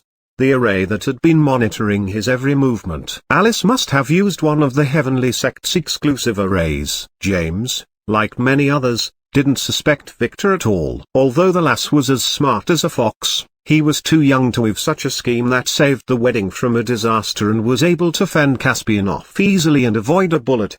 James finally understood why it was a mass wedding. If it were to be just a double wedding like his men reported were originally planned, losing a bride to Caspian would make Theodore and Victor lose a lot of faces, but in doing it a mass wedding with 8 brides, losing one bride meant nothing much. She could easily be replaced and no one would ask too many questions. James sighed and looked at Julian. He was in a deep conversation with Alice about free wrestling. He dabbled in it to earn some money a year ago, so he had a unique perspective that Alice seemed to find entertaining. Hopefully, nothing would happen between them. It is not that Alice didn't have enough background, but the problem was her reputation. Julian's mother was very particular about such things, being a princess from a hidden power and all. A slight cough alerted him. It was the same fake priestess girl from before. She stood on the stage and was preparing to talk. "Ladies and gentlemen, if you may return to your seats, we will start shortly. Sorry for the disturbance," she said. Being a trained prostitute, she didn't really feel shy. The attendees who were having random conversations and sampling the delicacies quickly quieted down and looked at her. "First of all, I have an important announcement. Because of the situation earlier, we were missing one bride," she said. "Sunova Astra, who ran away, will be replaced by Elise von Geldstadt." Oh, James nodded. He guessed right. He didn't expect that the old fogey Harvey was also in on this. The other attendants also began to nod. "Another bride?" Elena frowned. "Did you approve of this?" she asked her husband, who was sitting at her side pampering his other wife. "Yes, I had nothing to do with arranging it though. It was an agreement between the girl's grandfather and Victor," he said as he looked smugly at Olaf, who was, as expected, having a nervous breakdown. Theodore had realized earlier that Olaf was not an ally, especially after he stopped him from helping Victor earlier. From the desperate look in his eyes now, it was easy to tell that Olaf didn't expect Victor to marry a von Geldstadt bride. He seemingly didn't like it at all. Theodore had an idea now that Olaf must be working for the other branches of the family. They must have been aware of Nova's problem and probably hid it from his mother Anne on purpose. Thankfully, Olaf couldn't say a thing to ruin the wedding now, as Harvey was sitting in the hall. And if he dared to anger the patriarch of the von Geldstadt family, his position as a main butler would be lost. Even the one behind him would probably not be able to help him. "Now," the priestess said as she moved around the stage elegantly, "due to the constant delays, and our young master's need to reach the wedding chamber before his medications kick in, we will quicken things up a little." "What medications?" Lara asked. No one answered, as no one knew for sure, but in a way, what medications does one take on his wedding day? "I think it is some kind of electrical dot no erecti." Elle, who had been a little drowsy on wine for a while now, began to speak, but a smack on her little head stopped her. It was from Mike, who realized what she wanted to say. "It is not time for that," he scolded as he looked at the stage. "After the ceremony, we will move on to the dance immediately. Finishing that, the groom will leave with the brides to their bridal chamber, leaving you to enjoy the entertaining evening program we prepared," the priestess said as Lily slowly stepped onto the stage with a wobbly priest in her hands. He was wearing a black garb with his dragonbone mask falling all over his face. She just threw him on the dragon throne like a bag of dirt, then retreated as if in a hurry. "Wasn't he wearing a white robe earlier?" one keen-eyed girl called Mia asked. Due to the grenade explosion earlier, the priest wetted his pants, so he had to change. A mindful maid clarified, making sure that all the attendees heard her, especially Mirage, who squinted her eyes at the priest and then gasped. "Oh," Mia nodded as Iris smacked the back of her head so that she could stop being a smartass and making trouble. Since this morning, she planned to expose Victor for the villain he really was and had been failing miserably. How can she investigate Victor if she couldn't even lift her mouth from the delicious dishes on the table? She would probably become a little piglet by the end of the day. The priestess cleared her throat as she looked at the watch in her hand. "Let the wedding begin," she shouted as the venue grew dark with only some of the flowers which kept giving off a fluorescent light. Would they repeat that stupid ritual from before? Some smartass asked. "Don't be rude." His father smacked his head. Chapter 312, The Real Wedding Ceremony, 2. This chapter is updated by novels.pl. Everyone held their breath and waited in the pitch-black hall. Then the sound of a horn could be heard, followed by a series of harp tones that gave the hall an ethereal feel. Many small flames suddenly lit around the hall, illuminating it with a very dim grey light while leaving the stage in total darkness. That was until a bright spotlight suddenly shone there and the brides entered walking in line. Something was different this time though. It took the attendees a few minutes to make it out due to the illumination. The 8 brides who were in different long dresses and unique masks were all chained in a long delicate golden chain that hung between anthems and went from their wrists to their ankles. They were being dragged by a bald man wearing black garb and a wooden mask on his face that made him look domineering. It was as if he was an executioner. It was as if the girls were some war trophies being brought to be married against their will. The attendees gasped, especially Theodore and his family. They had no idea what Victor was doing. "Grandfather, will Elise be okay?" April asked nervously. She really liked the little girl, and didn't like this role play Victor was making at all. It was a little humiliating. Yes, Harvey said absent-mindedly as he watched with a frown. "What's wrong, grandfather?" Gary asked. His grandfather would only make that expression if he found something interesting. "I don't understand it. This doesn't add up. Why is he doing this?" Harvey said. "Doing what?" "This ceremony. It is as if he is trying to fool someone." No wonder the spies' reports said it was the Back Dragon Mountain ceremony and not the 8 kingdoms. But still, something is hidden. Harvey suddenly squinted his eyes and began to look around, inspecting the attendees for the second time. "What do you mean?" Gary asked. "Can't you appraise everything with your glasses?" "No. That fox is using an appraisal blocking talisman. About 1,000 of them. The paper flowers all over the hall and in the middle of the tables are talismans. He must have paid a fortune to hide his tail." "Oh. Then is Victor using some kind of an illusion and doesn't want anyone to discover it?" Gary said, carefully inspecting the carefully folded paper flower hidden between the real ones on the table. He really didn't notice it. "That's impossible. He is attempting to do a system-binding wedding. Any sort of illusions on stage would render it void." Harvey explained. "System-binding wedding?" "Yes, look at the symbols around the stage. The signs, the orientations. He hid it well, but he can't fool my old eyes." "What does a system-binding wedding do?"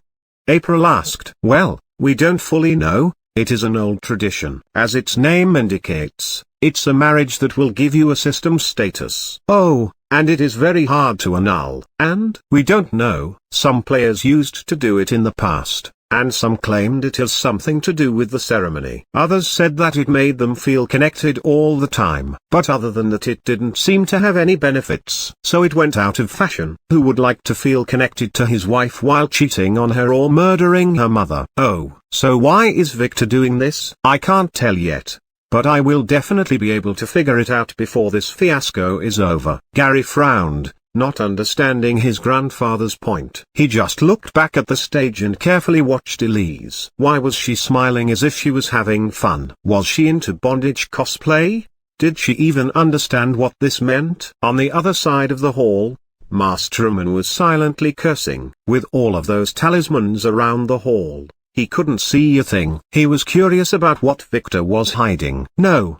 He quickly focused on the stage. He almost gasped. "I see. No wonder. He was just a pervert after all." Amun relaxed, believing he uncovered Victor's secret.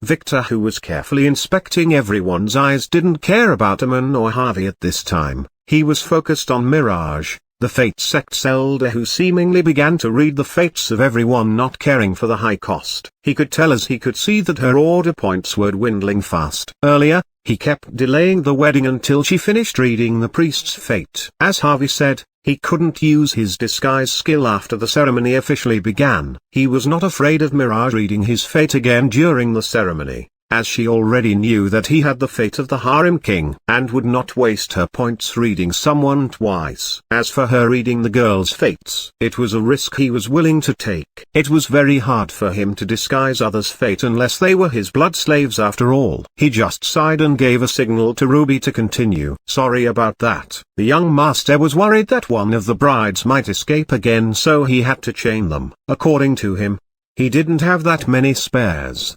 The priestess said awkwardly. The attendees looked at each other but said nothing as the girls, who wore colorful masks that didn't really disguise their identities, slowly stood next to each other, feeling a little shy. Especially Arya. Elise, who was wondering how she ended up here, was being pushed by Margaret, who grilled her earlier. "Now, here comes the hero," the priestess announced. as a more dramatic song began to play from the back. Few could tell that it was being played by the Wyron Principality's National Orchestra, which was hiding in the back of the stage. The musicians didn't complain though, they were paid handsomely. The stage went dark again as the groom walked into the spotlight. He was wearing a different hero mask this time. This one covered his face and had one long horn to its side. He looked at the brides and then bowed to them. They bowed back. "Stupid, you bow too. You are in the frame." One of the girls who was taking photos to the side scolded the bald man who was still holding the chain. The man nodded awkwardly and then bowed. The hero quickly stood up elegantly, turned to the dragon, and bowed. The dragon priest snored. The priestess quickly ran to his side and poked him a few times, making him wake up. "Who? What?" he asked in a rough voice. "The ceremony continues," she said as she threw a paper in his hand. "Read." "Oh, well, ... Can I have some light here?" A light suddenly shone on top of the priest's head. "My dearly beloved, we are gathered here today to bind those brides by the draconian marriage bond. Let this wedding be an eternal connection. Let the world be a witness as you give yourself to your new master." The priest read in a monotone voice. The girls bowed. "If any of you object, then retreat now. This is really your last chance." No one retreated. "Are you sure?" No one objected. One of them was tempted to curse, but she kept her silence. Another wanted to laugh. She let out a giggle, but no one cared. The priest had seemingly fallen asleep. The priestess had to kick his leg and point at the next line. "Oh, right. If any of you object, then retreat now. We already finished that." The next line. "Then this shall be your eternal choice, to love and be loved by your master for all eternity." The girls bowed again, and the hero bowed back. "If any of the witnesses object to this marriage, speak now, or hold your silence forever." The priest said. "Anyone at all?" The priest asked again. "You might not get another chance." "Stop this madness." A young man suddenly appeared from under one of the tables as if he was waiting for this moment. "Myra is mine." He didn't continue as 10 bald burly men appeared next to him in seconds, sacking him in a plastic bag, and then they began striking him with their steel batons before dragging his lifeless corpse out. "No one objects. You may continue," the priestess said. "But that guy just now, he will hold his silence forever." "Oh. Good. The priest nodded, then went silent too. The priestess kicked the priest's dragon chair again. The wine was really a little too strong for someone his age. "Oh, what? Where? Who?" He woke up. "Continue." There were no objections. She pointed to the next line. "Since no one objects, then what?" the priest asked the girl. She frowned and then quickly flipped the paper. "Oh, as of this blessed day, your life is your master's, and his life is yours. Bow." The brides bowed to the hero. The hero bowed to them, then back to the priest, who was asleep again by this point. For this dragon bow, the hero and the brides bowed to the dragon. "Then this marriage is valid and the eternal contract shall be forged," he said as the entirety of the stage was lit and an old ceremonial table was brought in by 2 girls, one of which was Lily. On the table, a golden contract was placed. The priestess held the contract high, showing it to the audience. There were some strange symbols all over it that no one understood. "The hero!" shouted the priestess, making the valiant hero approach the table, then take out the ceremonial dagger on it and prick his delicate finger with it. "Hold his hand and slide it over the contact," the priestess told the priest. "Oh." The priest nodded, then took the hero's hand and slid it over the contract, forming a diagonal curve. "The brides!" the priestess shouted as the hero stepped to the side. The girls were quickly dragged by the bald man, who got them to the table where the priest followed the commands of the bossy priestess and used the ceremonial dagger to one by one prick the finger of each of the girls, then stamp it on the contract, crossing it over the diagonal line. They did it in turns: Lynn, Mana, Mina, Arya, Margaret, Myra, Monica, and finally Elise, who was to be helped by the bald man, making the priest mistakenly prick the man's finger instead of Elise's, then slide it over the contract before the priestess caught and corrected him. He quickly kicked the man away in disgust and took Elise's hand instead, finishing the ritual. The brides quickly retreated to the center of the hall after that and bowed again as the golden chain binding broke into pieces and fell to the ground. The priestess helped the priest stand as she whispered the words he had to say next in his ears. "Let the world bear witness to this draconian marriage," he shouted, raising the contract up high for everyone to witness. A light shone from the contract for a second, but subdued later. For ordinary people, they thought this was some special effects, but for players, they realized what it was as a notification appeared in front of their eyes. Table border equals 1, wedding ceremony witnessed, wedding completed, semicolon. Theodore frowned. He only realized it now, but his scheming son was doing a system marriage. Ammon, James, Martha, George, Olaf, and Mirage were amazed too. As old players they knew what it meant. They didn't see this coming at all. James quickly looked around the hall, then breathed in relief when he saw Lily walk from a side door and look at the stage with an envious look as if she wished she could be the two. "Please don't do that." He wanted to tell her but couldn't. "The wedding is complete," the priest announced. "You may kiss the groom," he said as the stage grew dark. Then, 3 seconds later, a spotlight revealed Victor, who slowly removed his mask, walked toward the girls, who slowly removed their masks one by one as Victor held them one by one and gave them a deep kiss under the envious eyes of the attendees. For many of them, this was the first time they witnessed the real beauty of those brides. They were in shock. Elena sighed as she watched her son kiss the girls. Her little boy had grown up. Finishing with the kissing, the spotlight moved to the priestess again. Thank you for attending this ceremony." The story goes that after the ritual, the hero and the brides lived happily ever after, living under the care of the magnificent dragon. She said awkwardly. Now. She wanted to continue but was interrupted. "Cheat. Get out of here, you idiot. I almost mistook you for a girl and kissed you, blah." There was the voice of Victor scolding someone seconds later. Chapter 313, The Witnesses' Signatures. This chapter is updated by novels.pl. The priestess cleared her throat. "Now that the wedding is over, as we give the brides a chance to change their outfits before the dance, we will take the opportunity to let the witnesses examine and sign the contract," the priestess said as the stage grew dim and the lights in the hall flickered on again, illuminating the entire place once more. Everyone gasped. The roses on the walls were no longer colorful, but now they were all gold, giving the hall a majestic look that was matched by the fragrant flowery incense smell that filled it, giving it a refreshing atmosphere. As the attendees began to look around, they quickly noticed the golden petals that began to fall from the ceiling like snow, slowly drifting. The music changed into a slow swing, but no one noticed that. We realized that everyone was looking forward to the bouquet, but due to the tradition's restraints we couldn't. So after consulting a historian, we chose to sprinkle those golden leaves. According to an old tale, whoever collects most of them would be able to marry the prince in her dreams, the priestess said, setting the hall on fire. "Those are real gold?" Willow, Victor's maternal grandmother, asked as one of the petals fell on her head. She quickly took it and bit it. "Don't put that thing in your mouth." Her husband scolded his cheap wife, but she didn't listen. "It is real gold," she exclaimed loudly, almost screaming. "What?" her children and grandchildren asked as they quickly began to grab the petals near them, making their father look around nervously, but then sigh in relief when he noticed that everyone was doing the same. "Are these made of real gold?" April caught one and examined it. She was no longer poor after marrying Gary, and she was not looking for a husband. It is just that she was curious. She never heard of such a tradition before, but she felt that this was somewhat romantic, as all the girls will get to take something with them.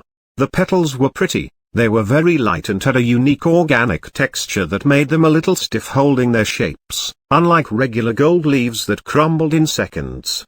"Yes, I wonder how much it cost," Gary said. "They must have been made one by one," he added as he inspected one. "Ho, ho, so that's it," Havy said, striking the table suddenly with his hand as he looked at the stage. "I see now why he did it. That sneaky fox." "Did what?" Gary asked. "You will see." Harvey didn't answer. "Your friend is a fox who is ready to do anything to line up his pockets. You should be more like him." Grandfather, do you know how those are made?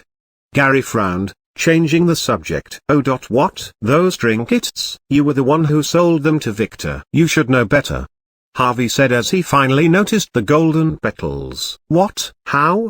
Gary asked. "You can tell from their texture. They are golden eggs that have been peeled then stamped," Harvey said dismissively. "Golden eggs?"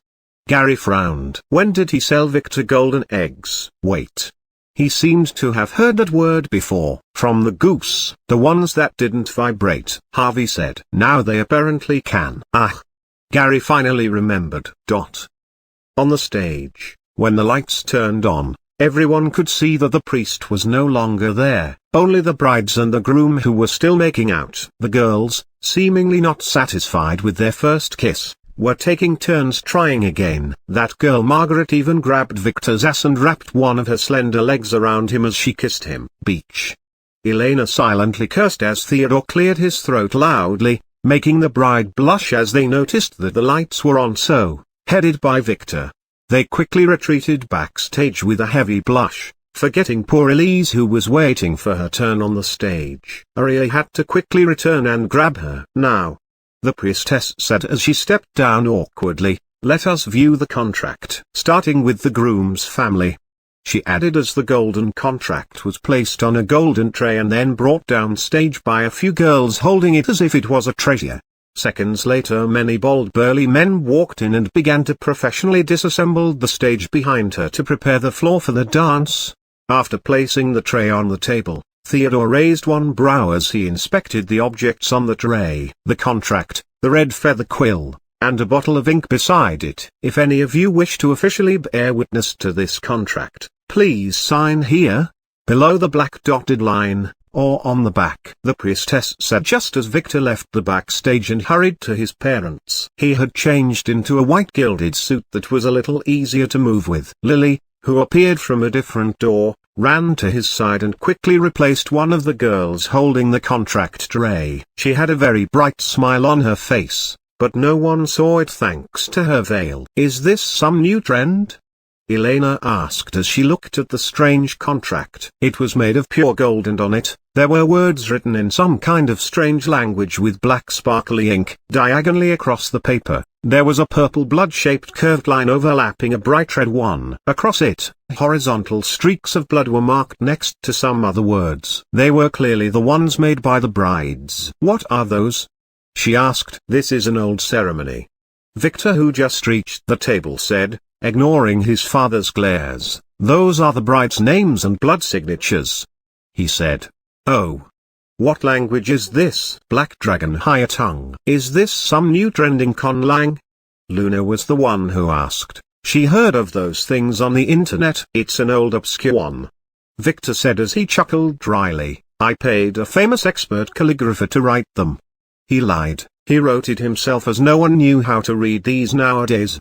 "You probably got scammed," Alice said as she looked at the contract. It was neat, but as an elite disciple of the heavenly sect, she had studied a plethora of ancient languages in order to be able to decode some of the secret scripts in the sect. And the symbols used here, although they resembled some of the ones she knew, it was easy to tell that they were just empty imitations. The poor girl had no idea that the ones she spent years learning were imitations. Dragon languages were a wide area of expertise that even Victor with his vast knowledge could only understand the main dialects of it. Julian also inspected the contract, but he didn't find anything interesting. He was just too preoccupied with Lily standing a few feet next to him. He wished to hug her and tell her who he really is, but decided to hold himself. She would not believe him, and both of them might be in danger. "This piece of paper doesn't matter. It is just for the authenticity."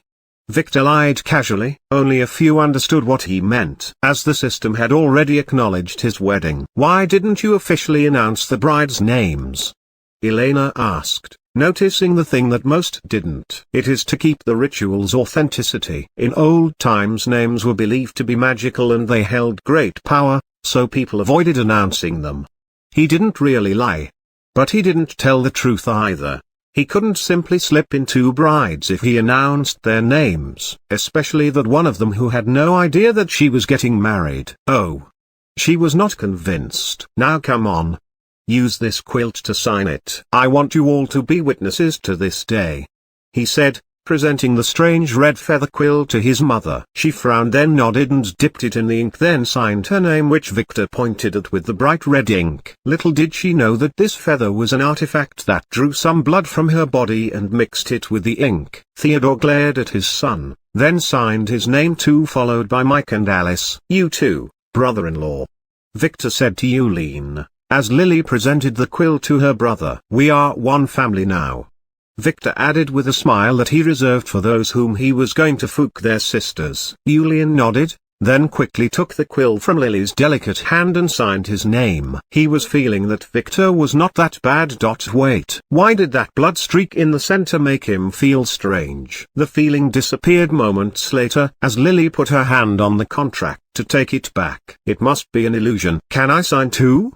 Lara asked as she jumped on her chair. Of course, Victor said, and watched as the little girl took the quill and then began to sign with bright purplish red. Did you change the ink bottle? Elena asked as she noticed the color difference. No. The bottle had some old leftover ink.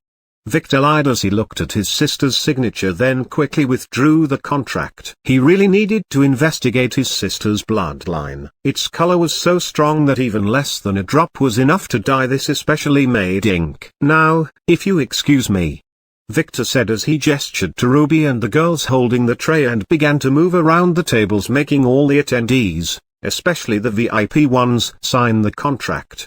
Aunt, what do you think? Amelia asked her aunt after finishing the signing and watched as Victor moved away to scam someone else. It is an old marriage contract. The kid is no fool, Martha said. What do you mean? Amelia asked. He wants to use this to ask for help once his family ends. He made a contract with both us and von Geldstadt to secure an escape route for himself. Oh, you mean he knows about our plan? Probably not. But he is an elite of his family, and I am sure he is aware of the recent problem they encountered. What problem? Amelia asked. It is too early for you to know. Martha didn't answer. The matter of the destroyed awakening artifact was still hidden. Will we help him if he asks? Amelia asked. Are you a fool? Of course, we would. Then we will make sure to take everything, she said. Master Harvey. You can sign here, Victor said as soon as he reached Harvey's table. Harvey glared at Victor and then inspected the contract, making sure it didn't have any problems. It was an ancient marriage contract. He could also easily spot Elise's name, which was hastily written next to the last bloodstroke. Draconic language? Harvey asked. Supposedly, I had to use an old dictionary to write your granddaughter's name. Thankfully I managed to get it written in time. Oh, a dictionary? Family secrets, Victor said as Harvey carefully inspected the quill, then nodded and signed the contract as a witness. Gary and April quickly followed. Young Master Victor, could you introduce me to your wedding contractor?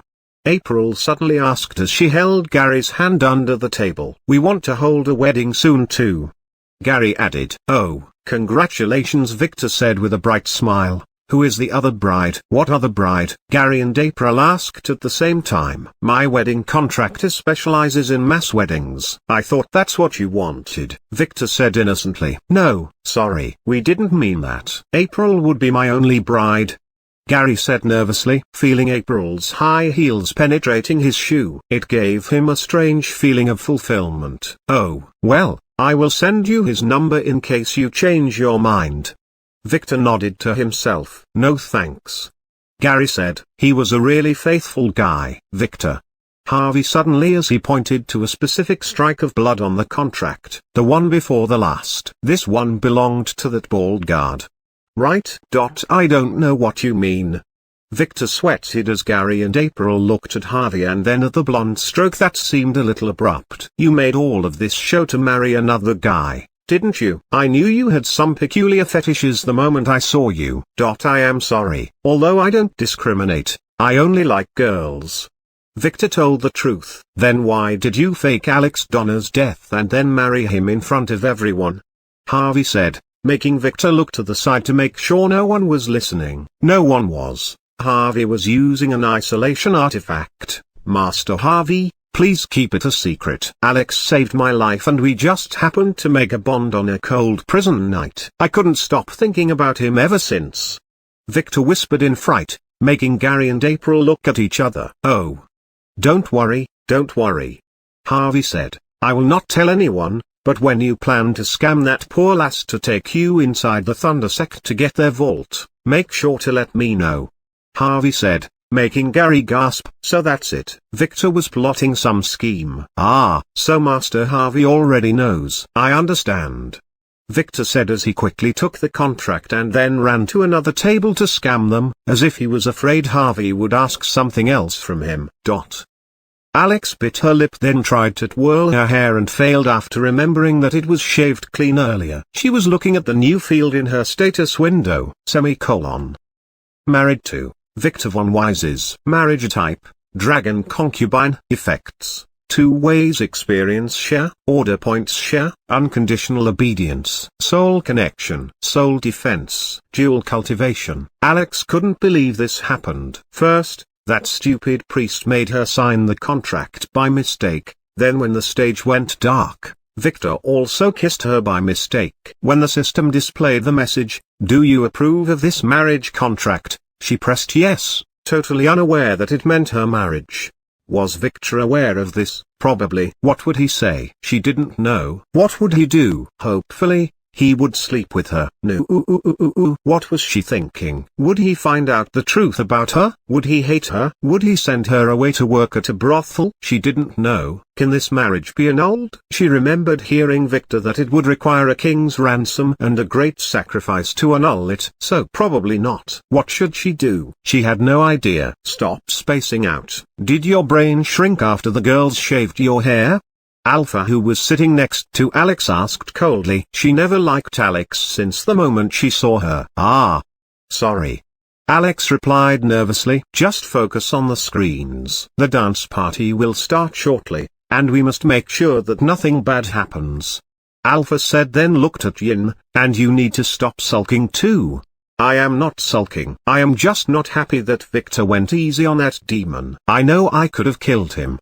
Yin said. This was her first time seeing another demon after her parents' accident and she was full of hate. That's impossible. He had many protection treasures. And even if you did, that would put us all in grave danger. Alpha sighed. I am sure Victor has some plan for that Caspian, so just relax and focus on your job. We have a long day in front of us. She added as she looked at the screen displaying the hall. Victor was slowly making a beeline between the tables, getting all the VIPs to sign his stupid contract. At the front of the hall, the stage was almost finished being dismantled by the chicks. A dancing stage was slowly taking shape with the previously hidden grand orchestra fully revealed. Did the burning of the offerings finish? Yes. Thanks to the incense the young master gave us, no one noticed a thing about the smell in the hall.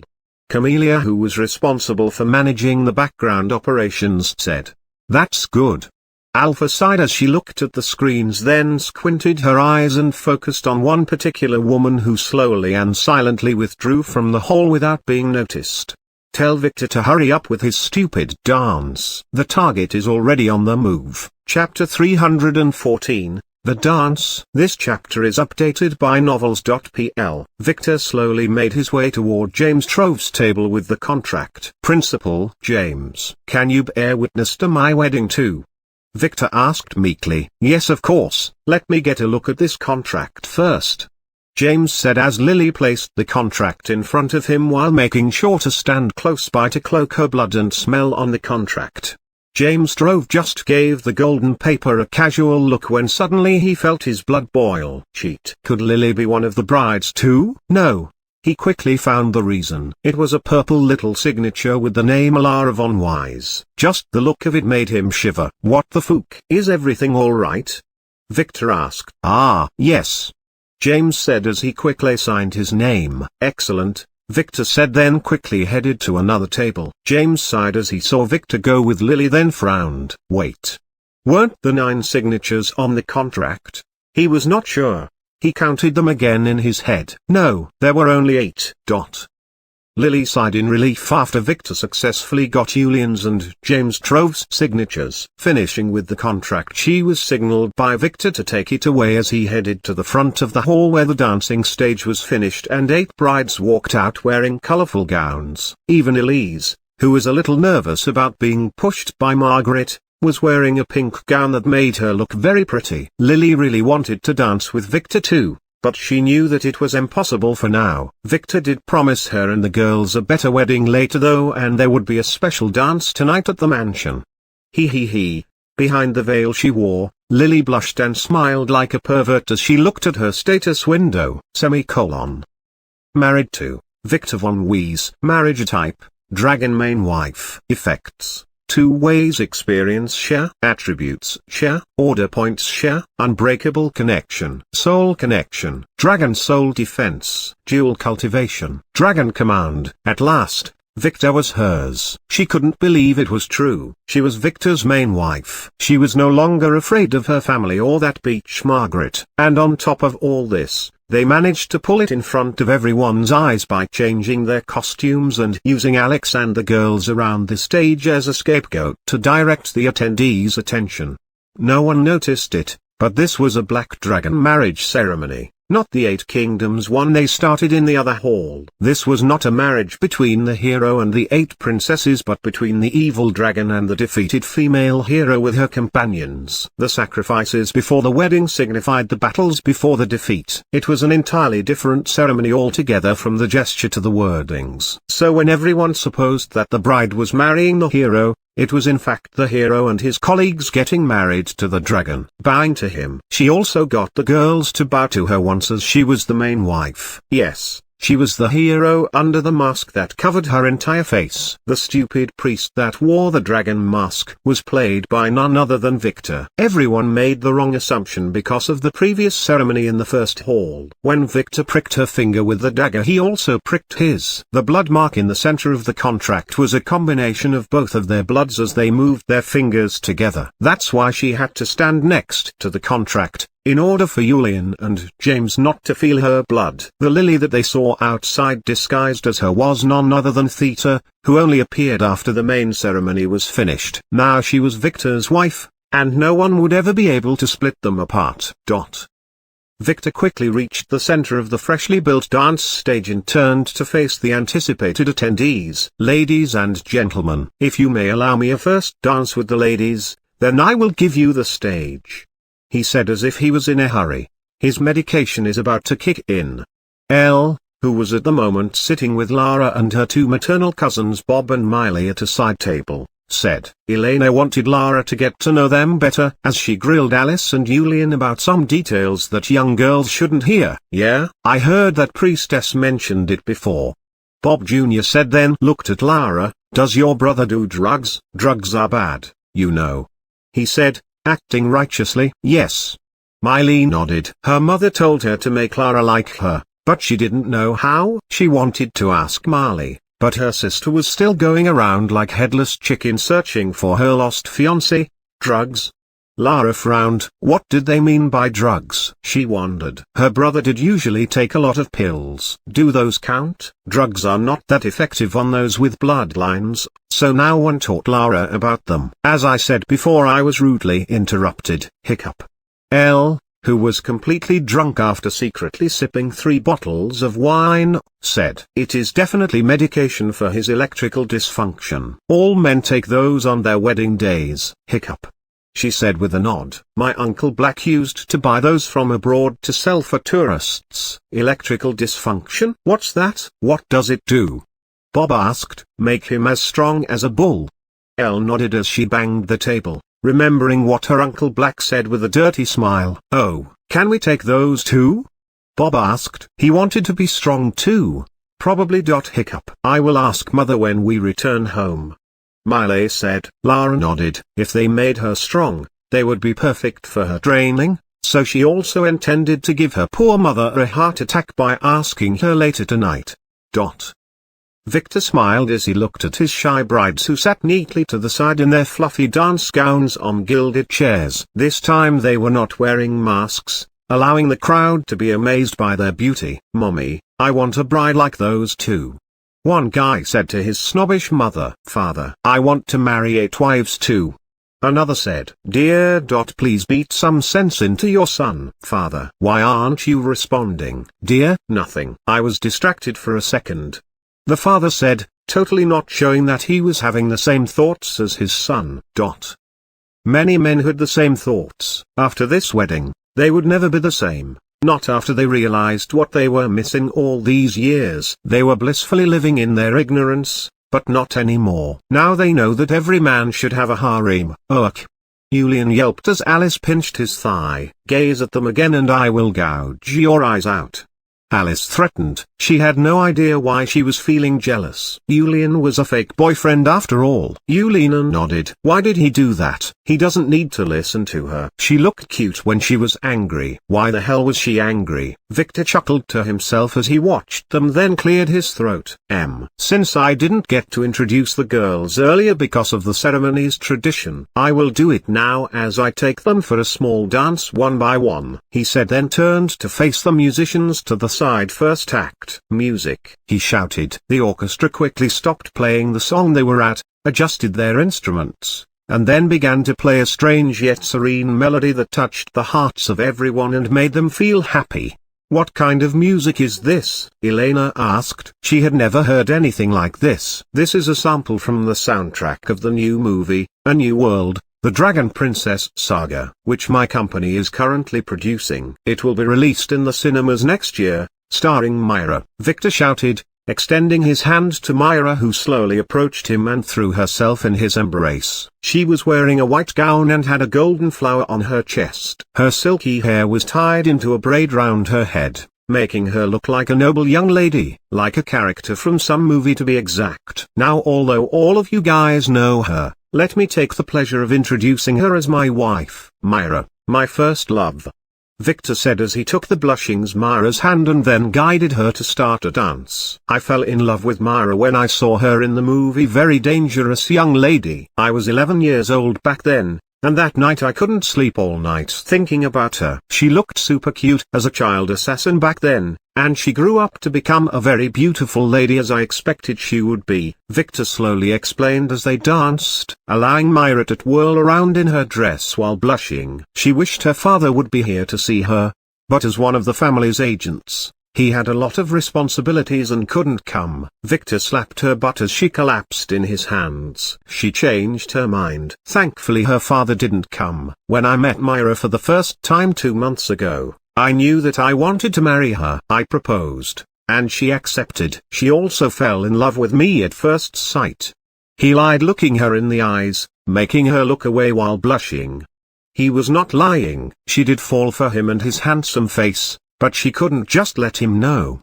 The attendees watched the dance for the next 5 minutes, fully mesmerized until the dance slowly ended with a deep kiss. Victor reluctantly let Myra go after that. She slowly returned to her seat with a blush as Victor turned to face someone else. Next is... Victor paused and extended both of his hands. Mina and Mana slowly stood up and walked to his side, taking both of his hands. They were wearing 2 matching black gowns with blue and yellow roses. He drew back his hands, pulling the 2 girls into his chest under the envious looks of the viewers. Mana and Mina, as you see, are twins. I fell in love with them as soon as I met them that day when I first arrived at my mansion in Vane City. They work as maids, the UC Victor said. They accompanied me for an entire night, and managed to steal my poor heart, he said mysteriously, then began to dance with the 2 girls at once, twirling one as he hugged another. Harvey, who is an expert womanizer, had to confess that Victor was doing this 2 girls juggling perfectly. He was even tempted to go find some twins and play with them. Theodore was feeling the same. Was this really his shy son? He sighed and looked at Elena by his side. She was mesmerized by the dance. Theodore pondered if he should take her with Luna to a dance after Victor finished. He couldn't lose to his son after all. The twins' dance lasted double the duration of Myra's and ended with Victor kissing both of them, then slapping their little butts so that they would let go of him and return to their seats with a blush. Now, for the girl who stole my heart. How many girls stole your heart exactly? one rude guy asked. All of them did. It is my fault for leaving it unguarded, he said with a smile as he hugged Arya, causing many of the unmarried girls in the audience to start having nefarious thoughts.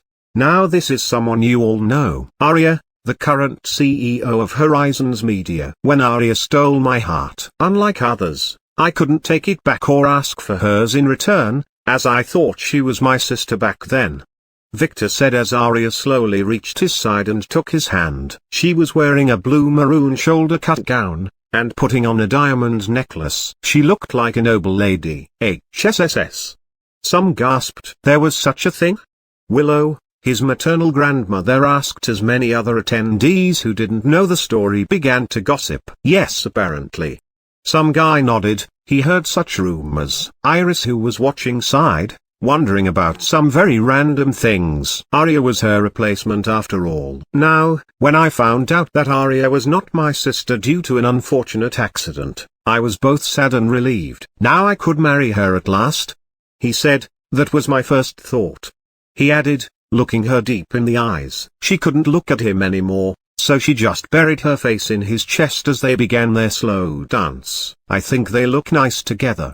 Theodore nodded. He really likes Arya. Unlike most of his sons, and despite having no bloodline, she was talented, humble, and polite. This is perfect for her. She was his daughter-in-law now after all. I think so too, Elena said with a sigh.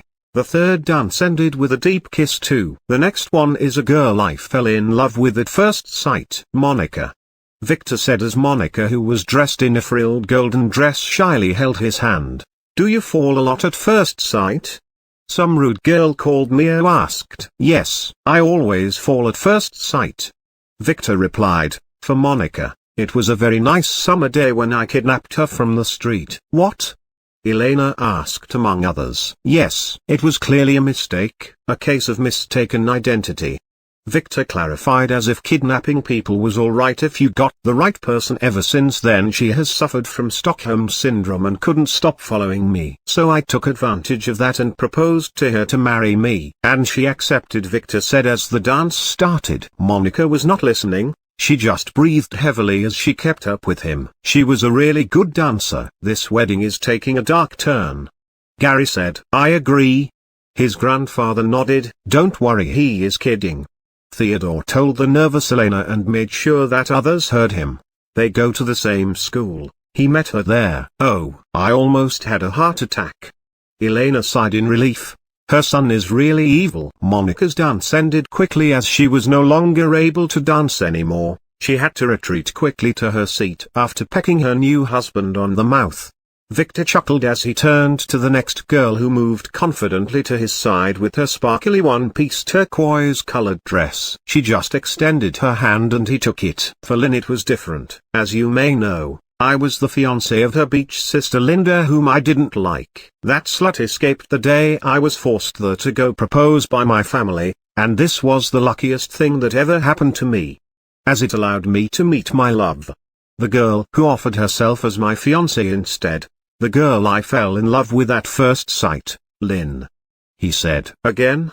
April asked. Yeah. He falls in love a lot apparently. This is getting boring though. I agree. I think he is romantic. Shut up. You are just jealous. True.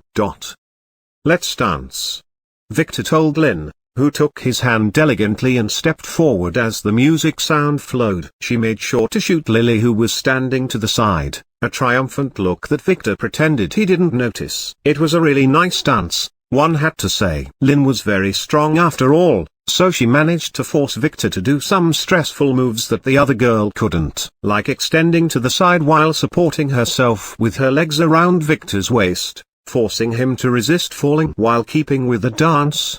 In the end, she raised her slender leg and placed it on his shoulder as he held her waist. Then she used it as leverage to climb onto his shoulders, where she hugged his neck with his legs and then dived into his lips, giving him a deep kiss while he carried her. That dance ended abruptly with that. She secretly practiced for this for 2 weeks using poor gargoyles that she summoned as partners. She broke the necks of 124 of them before she got it right. Lynn tried hard to make the kiss last as long as possible, but the sound of her mother clearing her throat 3 minutes later made her reluctantly do a backflip to the ground, where she let go of her husband. "We will continue this tonight," she said arrogantly, making her mother frown. Was this her feeble daughter? Victor smiled, catching his breath, then turned to his own slut who didn't wait for him. "Now, let me introduce you to the one and only Margaret," Victor said as Margaret took his hand and then stuck her body onto his. She was wearing a crimson slim dress that had a long cut to the side that reached her thigh. It perfectly matched her braided hair color, making her look hot. "Did you also fall in love with her at first sight?"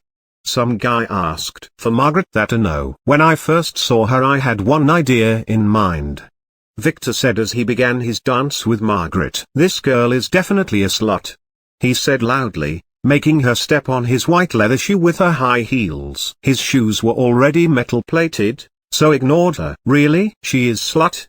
someone asked as Margaret's friends nodded, remembering that day at Tom's birthday party. She was really acting like a slut, right? Tom, where was he? Still, in the ladies' room banging some girl? "No," Victor said. "I learned the truth about her 3 days later when we were exploring the ruins near the filming set of the movie Dragon Hero 4. I saw it when she selflessly sacrificed herself to save her friends from a group of perverts. They chased her for a while before I could save her," Victor said as his mother and everyone else listened closely. "There was such a thing? Maybe this girl was not that rotten after all." "That's when she threw herself on my chest and began to cry," Victor said. "No, she was rotten to the core." Everyone thought this was the oldest trick in the book after all. Victor ignored them and continued, "I thought she was a pitiful girl, but I didn't expect her to take the opportunity and grab my unguarded heart at that moment, leaving only a damp shirt in its place. My heart has been hers ever since, and she is still refusing to let it go, so I chose to marry her in order to get it back from her," he said, making many looks at him and at Margaret, who was perfectly dancing with him with some complex eyes. "He just confessed to being taken advantage of." "Would you give me my heart back now?" he asked as he held Margaret and moved around while she clung to him. "No, that's impossible. I already traded it with some cash at a pawn shop." She giggled with a smile as she twirled around him, then turned and stopped behind him, hugging his chest from behind and resting her head on his back. "Too bad then. I will have to make you work for me until I get something of equal value," he said, turning her around and slapping her butt. It was a part of the dance. She just hugged his leg with hers and hugged his neck with her elegant eyes, looking him in the eyes as the dance finished. "How long would that take?" she asked. "According to your work qualifications and considering your age. Let's see. That would take you about..." He didn't continue as her mouth covered his. Elena cleared her throat. 21.3 seconds later, forcing them to let go of each other, Margaret slowly retreated to her seat after pinching Victor's butt, making sure everyone saw that. Now.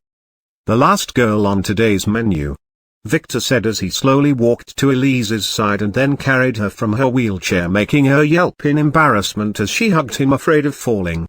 "Don't worry, I have got you," Victor said as he began the dance with Elise immediately. He professionally swayed her to a piece of joyful slow music. "I was not expecting to marry Elise. I wanted her cousin, but her family thought Elise made a good match for me," he said to everyone. "And now I agree, as I fell in love with her at first sight too," he said, then paused a little as he gave Alpha some secret instructions. "Isn't she too young for you?"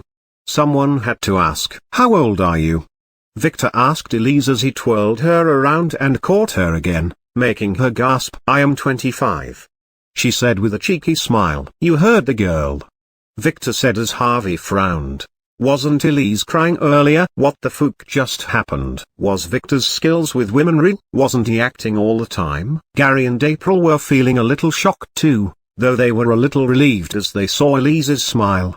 The girl deserved to be loved. The dance with Elise was not long, as Victor was technically doing all the dancing. It ended with a quick kiss, Elise's first. So after Victor carefully put Elise back in her wheelchair, he turned to the attendees and bowed as all the brides stood up and walked to his side, bowing beside him.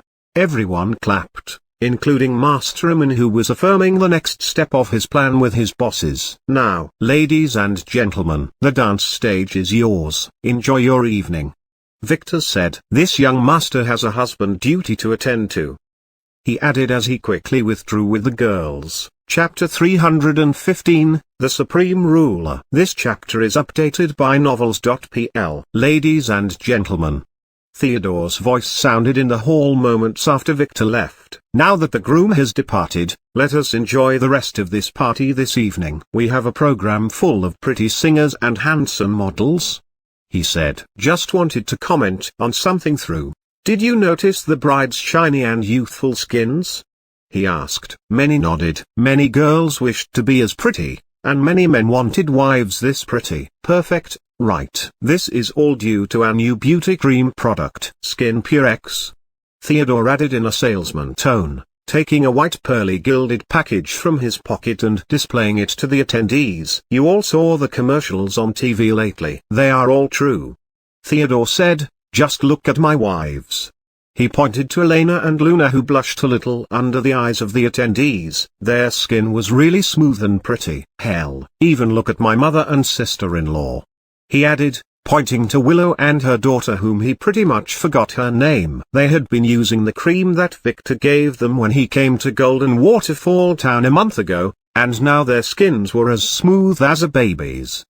The attendees were a little intrigued as they carefully inspected Elena and her family. Maybe this cream was effective, but wasn't Theodore a little too shameless for marketing his products at his son's wedding? Now for every one of our guests who attended this wedding, I will present a gift basket that not only includes this beauty cream, but also many of our new things like the yet unreleased beauty shampoo, bath salts, and exclusive diet biscuit. Although it tastes a little bad, you will not feel hungry for 24 hours after eating one, Theodore said as many servants poured into carrying the gift baskets for everyone. The attendees looked at each other and then ran to grab their baskets. How much does this thing cost? Yulin asked as he inspected the cream bottle that a polite maid put beside he got. Alice was interested too. She heard her father talk about this thing, but never got the chance to inspect it. About $20,000 per package. That's the official price, Luna said. She was helping Theodore with his business lately. Is it more on the black market? Yes, due to the limited supply, its price can reach $100,000, Luna said. Why are you asking? Are you intending to sell this? Elena asked, feeling strange from the way Yulian looked at the cream bottle as if it was a treasure. No, Yulian is our sales manager. He is just analyzing this product, Alice interjected as she stepped on Yulian's toes. He was truly going to sell this thing outside. Don't taste it. This thing tastes like shit. The drunken Elle warned the kids at her table, who were looking with interest at the energy bar. Even my Aunt Paula, who ate everything, would not dare to taste it, she added as she leaned on the table, feeling a little sleepy. Really? Lara frowned. The last time Victor gave her one of those, it didn't taste bad at all. So she took one from a nearby servant and gave it a bite. The next moment she was running out of the hall to the ladies' room. Her taste buds were crying for help, but as a lady, she couldn't spit her food in front of others. Theodore chuckled as he saw his daughter leave. This was never meant for humans but for those players among the guests. This thing would make the perfect rations for dungeon explorers, and after testing it for the last month, it was ready for the mass market, with the only problem being the taste that no amount of sugar could fix. Now, let the dance begin, he said, but no one listened as they examined their baskets. Well, he didn't mind. He will get the dance stage for himself and his wives for a while at the very least. That's how things should be done, Harvey said as Gary and April got their baskets and began to check them out. Are these things real? Gary asked, a little not believing. Many beauty products are just scams. Yes, according to a recent report, Theodore had just struck gold, Harvey explained. A few months ago Victor, That lucky bastard was messing around and happened to discover an F-rank dungeon and clear it. It just so happened to be on a mountain that belonged entirely to Theodore, not to the von Weiss family, but to Theodore himself. Oh. He can exploit it himself. Yes. He would have to silence his family with some scabs, but he got most of it. Harvey said, feeling a little jealous. In it, they found this strange algae. It seems to have the effect of rejuvenating skin. He made that cream out of it. He also seemed to have found some mushrooms that made people less hungry, but it didn't pass the testing stage yet. They are using dungeon plants for consumer products. Wouldn't it hurt normal people?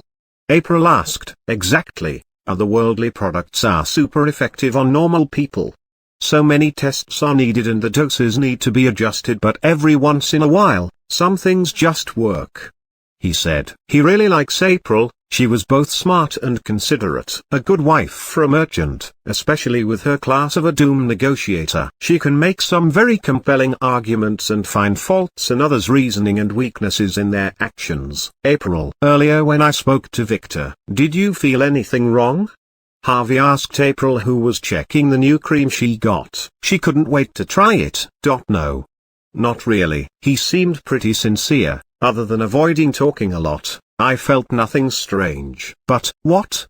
Harvey squinted his eyes. That maid who held the contract. She was really nervous. Oh, the veiled one? Harvey said as he looked around. That maid was not in the hall. She must have left with Victor. Yes. Interesting. It was sunset when Mirage, who left the wedding right after the ceremony, watched as the drunk priest walked out of the hotel with the help of one girl who bowed respectfully to him after she threw him like a garbage bag into a taxi. Follow him. Mirage told her driver. The black SUV stealthily followed the taxi as it left Midtown and headed to the suburbs. When she was reading everyone's fate earlier during the ceremony, she saw it. His fate was not the one she was looking for, but it was a clue. The only clue she found. Defined fate. Reach glory as one of the world's supreme ruler's servants. This guy was sure to guide her to her target. According to her sect's conclusions, the disturbance started about 3 months ago in Vane City, and the target is in his or her teens. At first, they suspected Victor as he was a major newcomer to the city around that time. But after she scanned him, she was sure it was not him. He was just your old pervert. His fate as a harem king was interesting as it was rare. But that's it. At the wedding, she scanned the girls one by one, and none of them had a defined fate. They were just minor characters, destined to be breeding material for that pervert Victor. She never suspected once that their fates had just changed recently. Only the Fate Lord can change fates after all. She scanned the attendees too. There was nothing major. Sure, some had very bad fates, others had nice ones, but nothing earth-shattering. No. There was a Scion sitting to the side, but her fate had nothing to do with the Lord's plan. And then there was a Dark Scion who was married against his will. Reading his defined fate was a waste. Cool your husband and die at his hands. She read it 2 times. At first when he acted as Nova when the wedding began, and then the second time when he was dressed like a guard and loitered around the stage for a while. What did his fate mean? Mirage also was curious how he managed to survive Caspian's attack. Her first question was answered after seeing what happened on stage. Later she figured it out. Victor was his husband. This was not important for now. The taxi stopped next to the main temple, a grand building that was built with the donations of thousands of worshippers. The priest wobbled out of the taxi and fell down, forcing the guard at the door to quickly ask for help to send him to his room. Mirage quickly out on her SSS-ranked hiding hood, gifted to her by her boss, then silently followed the priest in until she quietly stepped into his room. The moment the door shut, she intended to kidnap him, but what she didn't expect was that he sat right up. He was not drunk at all and his eyes were angry. He stood up from his bed with difficulty, then sat at a nearby table, taking a red orb from his ring and placing it in front of him. Looking at it, he began to slowly manipulate his expression to appear hurt. Then he took a green pill that immediately made him look sick. He coughed some blood, then took a deep breath, then touched the orb in front of him. Moments later the orb flickered, then a hologram of a young man appeared. Mirage knew that guy. It was Levi Von's wife, a snake in human flesh. Jack, what's wrong? Did the plan succeed, Master? The priest coughed up blood. They are dead. All dead. That bastard Theodore, he was waiting for us. It was all a trap. The men were taken to another room, and all of them were killed there. It was as if we had a spy among us. The priest coughed up blood. I know, my other agent at the wedding had already told me what happened on stage. When I arrived, I didn't even get to attack. I was subdued immediately. They drugged me, then made me perform that ritual. How did you escape then? They gave me poison, then sent me away. They didn't want the priest to die on their hands. The priest explained, but they didn't expect that I tricked them. My corpse warrior class made me immune to their medicine. I was always awake all the time but couldn't do anything. Victor had 4 high-level players around him all the time on the backstage, and one of them was from the von Geldstadt family. I really wanted to make a move and subdue Victor, then make him kill that Bridlin, but what? It was impossible. I was already poisoned and those guys were watching me like hawks.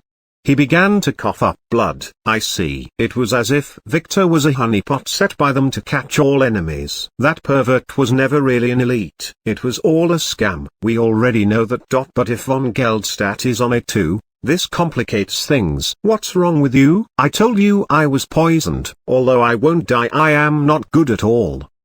The priest said and coughed some blood. I already took an antidote pill. I just need to rest and heal up now and maybe use their strange poison to strengthen my corpse power. I just wanted to make this report before that. They expect me to be dead in 2 days. I see. Levi said, rest for now, and I will contact you with instructions later tonight. Understood. The connection went off. Mirage watched as the priest smirked and stood up after putting the orb back in his storage ring. He was no longer looking sick as he flexed his muscles. Slowly blood returned to his face, making him look healthy again. He was clearly acting. He quickly took out 3 isolation talismans and activated them, making sure that his room was secure, then took out a mirror from his ring. He placed it on the table where the orb was, then bowed to it. A picture of a shadow soon appeared on it. Supreme Ruler. The priest saluted. How did it go? The shadow that resembled a young man asked with a cold voice. Perfect. There were some complications as Victor made me a little drunk so he would be able to marry Alex, which we didn't expect. But other than that, it went according to plan. A pervert is a pervert. The shadowy young man said, did you fool the Von's wife family? Yes. When I disappear tonight, they will surely suspect the Von Wise or the von Geldstadt family. The priest said, perfect. This would be perfect for our plan, as the chaos would get us the chance to set our piece to its place. The man said, but what if von Zweig didn't act as planned? Possible that Fox Martin might realize something was wrong. But it doesn't matter. The families would fight it out sooner or later, so adding some fuel to the fire is never a bad thing. The young man said, did the Fate sect send anyone? He asked, making Mirage squint her eyes and nearly gasp. I couldn't really tell. Thanks to Victor's shenanigans, everyone was looking around all the time. I suspect a woman who is next to Liuinana, but I am not sure. Too bad photography was not allowed. The entire hall was jammed with anti-photography tools and talismans. Only specially calibrated cameras would work. Draw a photo and send it to me. Maybe we can kill her and blame Victor for it. Mirage squinted her eyes angrily as she bit her lip. I understand. Would they really be drawn away from you with all the noise we were creating around here lately? I can't tell yet. But my fate is a damn hot potato. And with such a good honeypot as Victor, it would be a shame if I were not to use it. The man in the dark said, I believe in Master.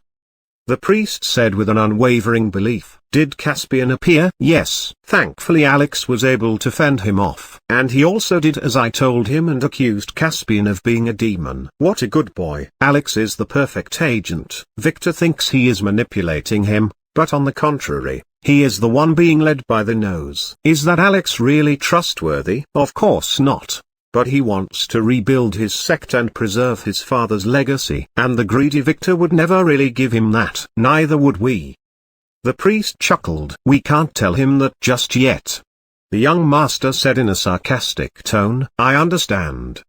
The priest said, making Mirage nod to herself. Alex was really a dark scion, probably the darkest of them all. Everyone was manipulating him. Now, you know what to do, right? Yes, I just need to disappear and stay low for a while. The priest said. Exactly. Your turn in Vane City is over anyway. Just get rid of the Fate Sect's agent before you contact me again. The young master said. Will be done. The priest said as the mirror went dark. He slowly stood up and stored the mirror in his ring, then turned to face Mirage, who was supposedly hiding. Welcome, Lady Fate Sect agent. Did you enjoy eavesdropping on me? He asked arrogantly. Chapter 316. Getting rid of the hot potato. This chapter is updated by novels.pl. Hearing the priest talk to her, Mirage didn't even flinch. That guy was facing the wall opposing her. She was not sure if he really knew that she was there. Her hiding cloak was a top-tier artifact after all. So you want to play hard, huh? Well, I noticed you since the moment you stepped into the temple. Do you know why I let you see all of that? He asked with a dirty smile. Because I will enjoy you later. It should be about time, he said as Mirage began to feel dizzy. She was poisoned. Slowly she felt her strength disappear, having no more power to activate the cloak that she was wearing, which stopped working seconds later. She needed to act, but she couldn't move. It was as if she was frozen in place. Mirage could just silently curse as the priest turned around to face her. Oh, sorry, you were here. He chuckled, showing a mouth that had more than one decaying tooth. What kind of poison is this? She asked with difficulty as she felt her mouth grow stiff. She tried to move again but failed. Something new, he said, not explaining any further as he grabbed her cloak, looked at it, then put it in his ring. You have some nice treasure here. Let me see what else you got. He took a dagger from his ring and then professionally began to peel Mirage's clothes layer by layer until she was totally naked. He must have done this hundreds of times before. The dagger was so slow and steady that the protection talisman she had on her body failed to register it as an attack before they were cut. She had no energy to activate them forcibly. Damn you, she cursed. She couldn't believe it. As the perverted priest began to check her perfect body, she quickly tried to activate her skills. All of them, but none worked. Don't try. This poison is a newly developed one that disabled someone's powers. Its only drawback is that it is very slow to activate, he said. I will make sure to fully enjoy you, then I will pin it on that pervert Victor. By the time your master realized that it was all a ploy, it would have already been too late. He added as he took her ring from her finger, took a look at it, and then stacked it in his robes. She glared at him as his eyes darted around her body. Calm down, she told herself. The Fate Lord's protection would save you. She believed in her lord. You are pretty, he said as he began to touch himself indecently. Your lord should have sent someone more normal instead. I was only able to discover you because I kept checking you out at the ceremony. You are my type, he said in a depraved tone as he began to unbutton his pants, especially the tass, he said, groping her butt with his other hand. Mirage's face turned white as she closed her eyes and silently cursed, not wanting to see that man's things as she felt his dirty hand touch her pure body that was dedicated to her lord.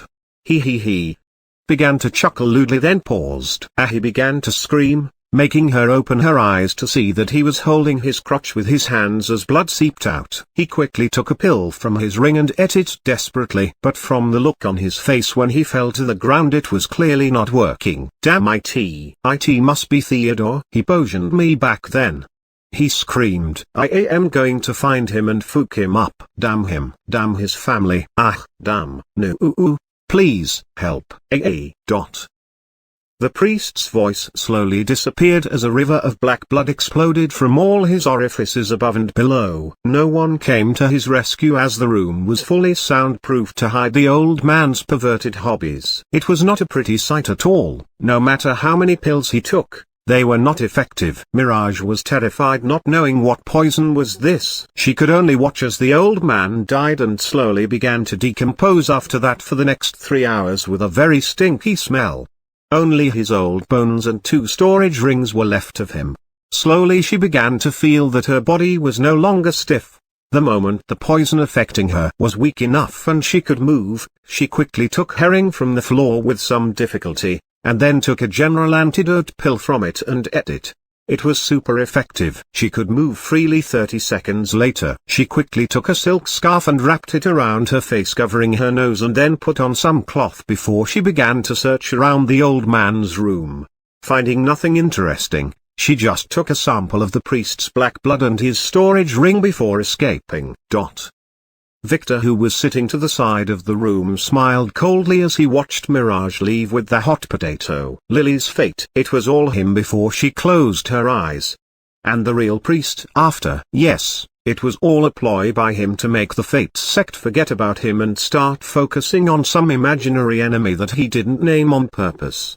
He was not sure what powers worked for the Fate sect after all. He hoped that they would make a connection between the mirror and the dark chamber. But this was not that important. Just a side detail, Mirage was poisoned initially at the party, and the poison was activated later with an additional substance that he released when he entered the room. The ring Mirage took was not the priest's ring, but a fake one he prepared. No one would be able to open it the normal way. Not even the Fate Lord, as it needs a lot of authority to remove Victor's imprint. It would take them a while. And if they did ever manage to open it using some other underhanded means, what happened in Troy's mansion would be an example of what would happen. Victor chuckled as carefully he left the temple and began heading home while whistling to himself. This was destined to be a long night.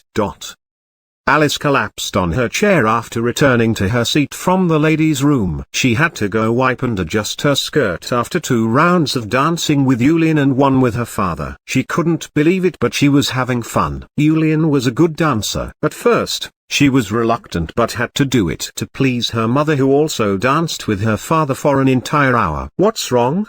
She looked at Yulian, who was sitting at her side, and asked. "I may have drunk too much," he said, feeling strange. He never got drunk before. It was a strange fuzzy feeling. "Oh," she said as she watched him lean on the table. "Shall I prepare a room for the young master?"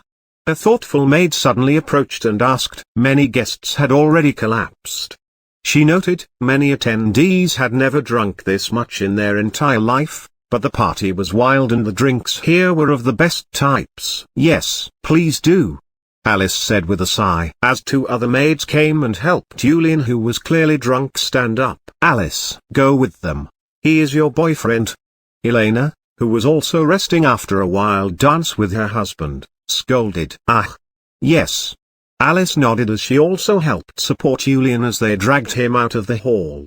They quickly found a presidential suite on the top floor and slowly put Julian on a big bed. "Do you need anything else, my lady?" one maid asked Alice. "No. You can leave," she said with a frown, then watched the maids walk out and close the door behind them, leaving her alone with Yulian. Damn it. She cursed. She couldn't just leave. It was not appropriate to leave her boyfriend and continue to party. She sighed as she sat on a side couch and looked at Julian. She had to confess, he was handsome. His features were those of a prince. Somehow, he was destined not to be ordinary. Too bad he grew up in a poor family. He was the lucky one. He didn't have to marry against his will like she did. Looking at him for the next few minutes, she began to feel strange, wanting to touch his face. Not knowing why, she slowly stood and approached him, touching his face, his hair, then his lips. A strange feeling rushed through her body. She slowly knelt beside him on the bed and kissed him. She wanted just a taste, but she couldn't let go. He opened his eyes and looked at her. She looked stunning up close. He couldn't help himself but touch her. She yelped and wanted to step back in fright, but he caught her. She could have easily gotten rid of him and kicked his ass, but couldn't. She didn't want to. "See, I told you he is a bastard. Isn't that a little overboard? I mean, Victor fixing his sister with that hobo using the wine and libido effect." Alpha cursed as she watched from the cameras in the control center. "He must have some plan. You saw how he scammed everyone earlier," Camellia said. "And using the relaxing and the libido effects of the shard was really amazing. Just look at how wild the party is downstairs. Fun my ass. Many women will get pregnant tonight." Alpha sighed. "Yin, you don't have to look." "Sorry. But they are both pretty like sculptures and Yin screamed as she put her hands on her face, covering her eyes. The scene on the monitor displaying Yulian and Alice had just turned into something that someone in her age group should not watch. Mission accomplished, Alpha said as she turned off the monitor, disappointing the few girls who gathered to watch. They even brought some popcorn. He never technically forced them. One girl said, "Beta, you have been corrupted by him." Alpha retorted, "Putting two drunk horny teenagers in the same room is the same as forcing them. But just look at the other two, Lee and Archie. They have been at it since the morning. We stopped all effects on them hours ago, wanting them to go down and attend the ceremony, but it is to no avail." Alpha yelled angrily, "You got a point there." "But they are very compatible." Nora, one of the assassin girls, said, "Now, can you turn on the monitor again?" "No, don't you have no shame?" Alpha cursed, "Why don't you go watch your big sister Lily get fucked instead?" She asked the assassin girls who finished their mission earlier and were now relaxing. "Do you want us to die a gruesome death?" Another one of the assassin girls exclaimed. Yin nodded. From the time she spent with Lily, she realized how ruthless she could be. "Why does the young master like Lily anyway?" Alpha asked, turning to Beta. "He has many better girls. Personally, I like that slut Margaret better. I think because she is completely loyal to him." Beta said, "She would literally die for him." "The twins would too." Alpha interjected, "I think it is because she is the prettiest." Camellia proposed. "Prettier than me?" Alpha asked. She didn't know why. "By a bit." Camellia answered nervously as she looked away. "I think because she was his first one." Theta said. "You heard him. He said that Myra was his first love." "Then what?" "Love is a strange thing." Another said. "I guess we would never truly know." Alpha sighed. Chapter 317, Elise's Problem. This chapter is updated by novels.pl. Reaching his mansion at long last, Victor was welcomed by some very frustrated brides and a nervous bald cross-dressing one. They had been waiting for hours in their wedding dresses. Even Lily, who knew that he went to kill someone earlier, was a little nervous. Oops, he forgot to tell them that there would not be any action tonight. "Welcome, young master." Hilda quickly welcomed him with a slight bow. "Congratulations on your wedding," she said. Yeah, whatever." "Where is Hana?" he asked. "She already moved her stuff to the staff building as you instructed her to do. She said she was going to sleep for 3 straight days before she takes care of that stupid egg for yours," Hilda said, taking a box from her storage ring. "She left this for you." Victor quickly grabbed it and looked at it, confirming that this was the blood pill he asked for. "Perfect. Good. Tell the girls when they return from the party to stay inside the walls for 3 days after they return from the party at the hotel. Now go out and close the door. This building will be out of bounds for next week," Victor said as he pushed the surprised Hilda out. "And no matter what screams you hear, you are forbidden from entering. This young master wants to enjoy his wedding night. Week. Whatever," he said as he closed the mansion's door and then activated a talisman. The entire mansion shone with golden light for a moment before it returned to normal. "Now you can't escape." He turned to the amused girls and said, "Hee, the entire mansion is ours too." He paused as he looked at Alex. "What are you doing here?" Victor gasped and asked in shock as he pointed at her. "I will leave," Alex said, feeling a little angry but didn't know why. She attempted to go out, but couldn't open the door. It was as if it was frozen in place. "You can't leave," Victor said angrily. "This entire place is entirely locked for 3 days. I already activated the space isolation talismans," Victor said angrily. "Ah, don't tell me. Damn it. You were definitely planning to peep on me and my girls." Victor threw some baseless accusations. "Not at all," Alex said defensively. "They are not my type anyway." "That's the point. You want to peep on me, not them," Victor yelled. "Ah." Alex hesitated. "No, I wouldn't do that," she said. "Whatever. Don't even try anything funny and keep to your room for this week, or I would make sure to castrate you." This day keeps getting stranger. First a ghost bride, then a hot potato, and now this. A ghost bride? Margaret, who was watching the show, couldn't help but ask. She had no idea what Victor left them to do earlier. "Yes, after the wedding, I checked my status and I had 10 brides. As far as I know, I only married the 9 of you. Where did the 10th come from? He said. Could it be a ghost from the wedding hall? He pondered, making the 10th bride look to the ground nervously, not daring to say a thing. Status? Monica asked. I will explain to you about this later. Victor quickly replied. Doesn't the system list the brides' names?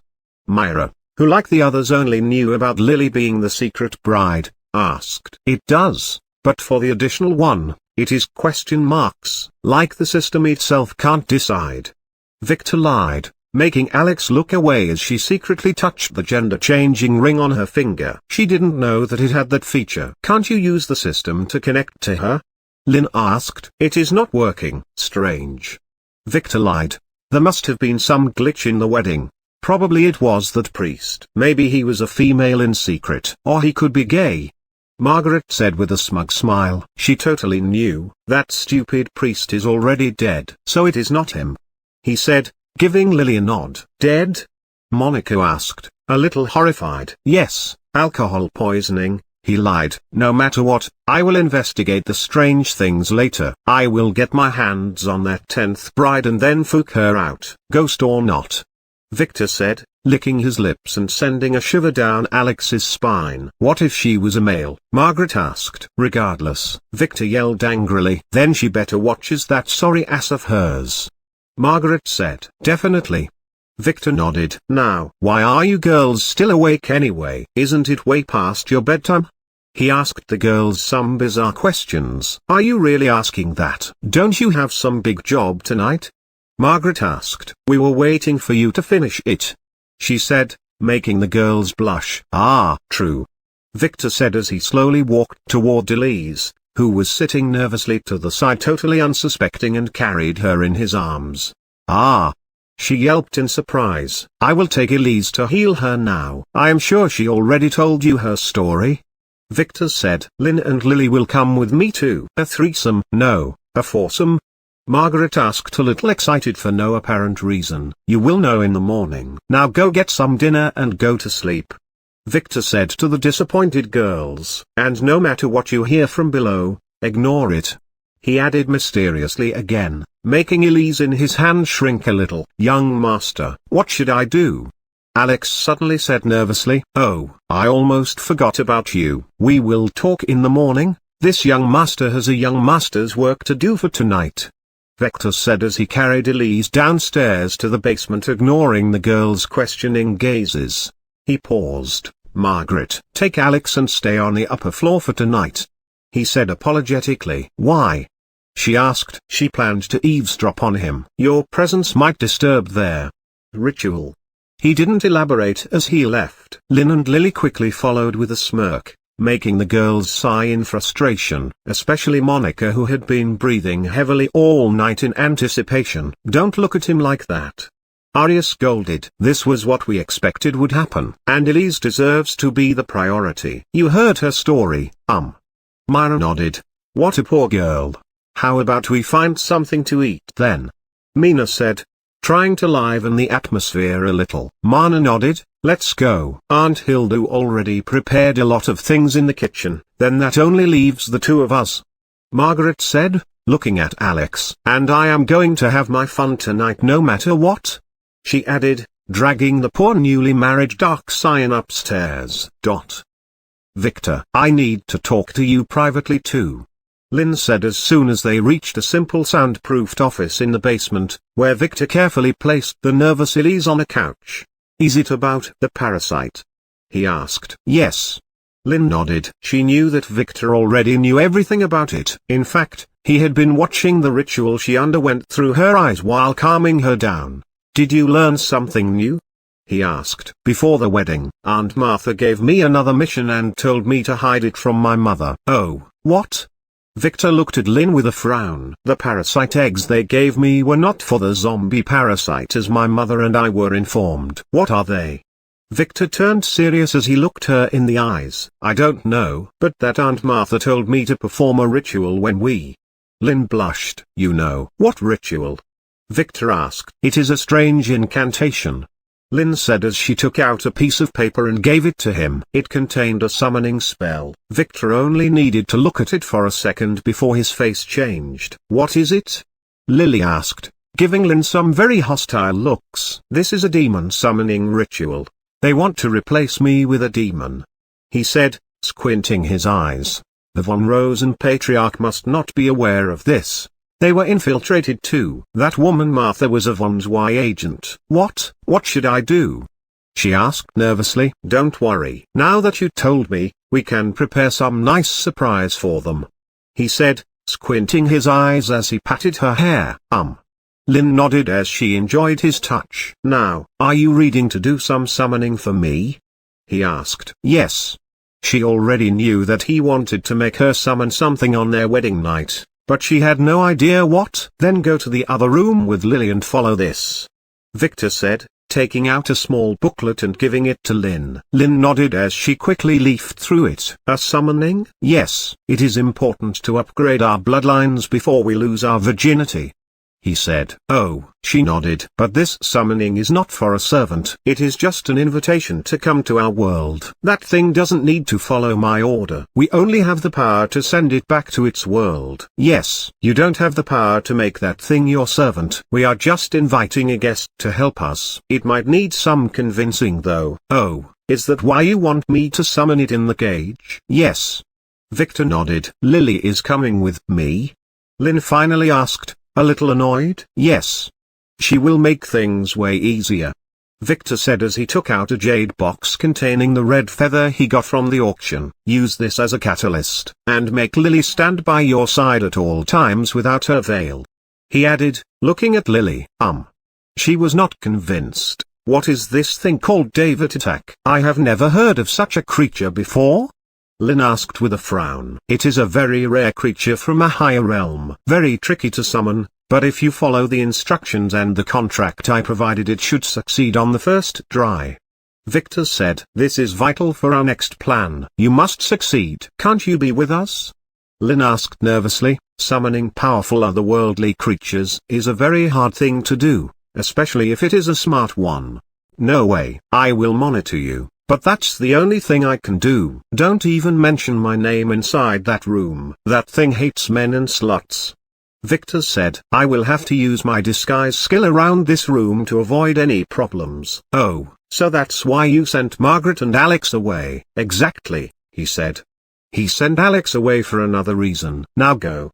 The faster you finish with this, the faster we would be able to consummate our marriage," Victor said with a dirty smile. Lynn blushed a little then quickly left with Lily, who gave Elise then Victor one last glare before closing the room's door behind her. Elise shrank a little as she heard the door close. She was alone with him. It was the moment of truth. Was he scamming her all day or was he telling the truth? "Now," Victor said as he sat beside her on the couch. "What's wrong with you?"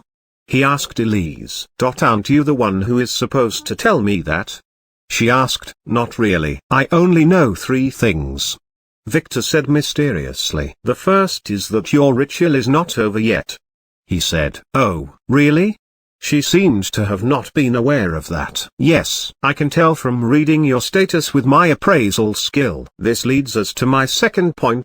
Your condition is definitely caused by the ritual. It is some kind of a test." She also figured this out the moment he told her that her ritual was not over. "The third thing is that you smell nice," he said.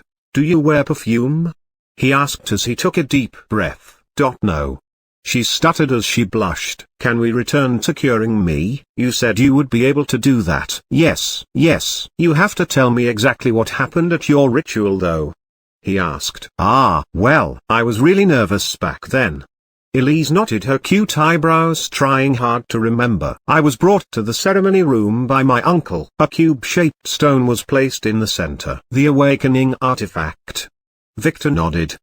My uncle explained to me that the stone would ask me a question and that I should answer it the best I can. He ordered me to touch it after that." "The stone?" "Yes." "What else was there?" She frowned, not getting his joke. "Nothing. Just a random thought." "You were left alone after that?" "Yes. It is the tradition. as I must solve the question alone by myself. That makes sense. The idea behind the von Geldstadt family's artifact is that it would ask a question, then monitor the way the candidate thinks about it. The answer was not important, but the thought process is what determined the results. The more mental energy someone spends, the better. The candidate only needed to reach the answer in his mind. He didn't even need to say it. If the thought process was completely wrong or the candidate took too much time, the test would fail. This was a strange thing, as Elise didn't fail. Why was that? What happened after that at the ritual? A strange question appeared in front of me. It was totally incomprehensible no matter how I thought about it. I gave up and tried some random answers, but nothing happened. After an hour it disappeared and I was blasted away from the stone. Did your grandfather investigate what happened after that? Victor frowned. This was not what he expected. Yes. Other than that my uncle didn't explain things more clearly, he found nothing. No foul play. Oh. Victor frowned. At first he presumed that it was someone from her family like what happened with him, but if someone was good enough able to fool Harvey, the von Geldstadt family wouldn't have disintegrated a few years after his death. Oh. What was the question? I can't tell you. What if I failed the test?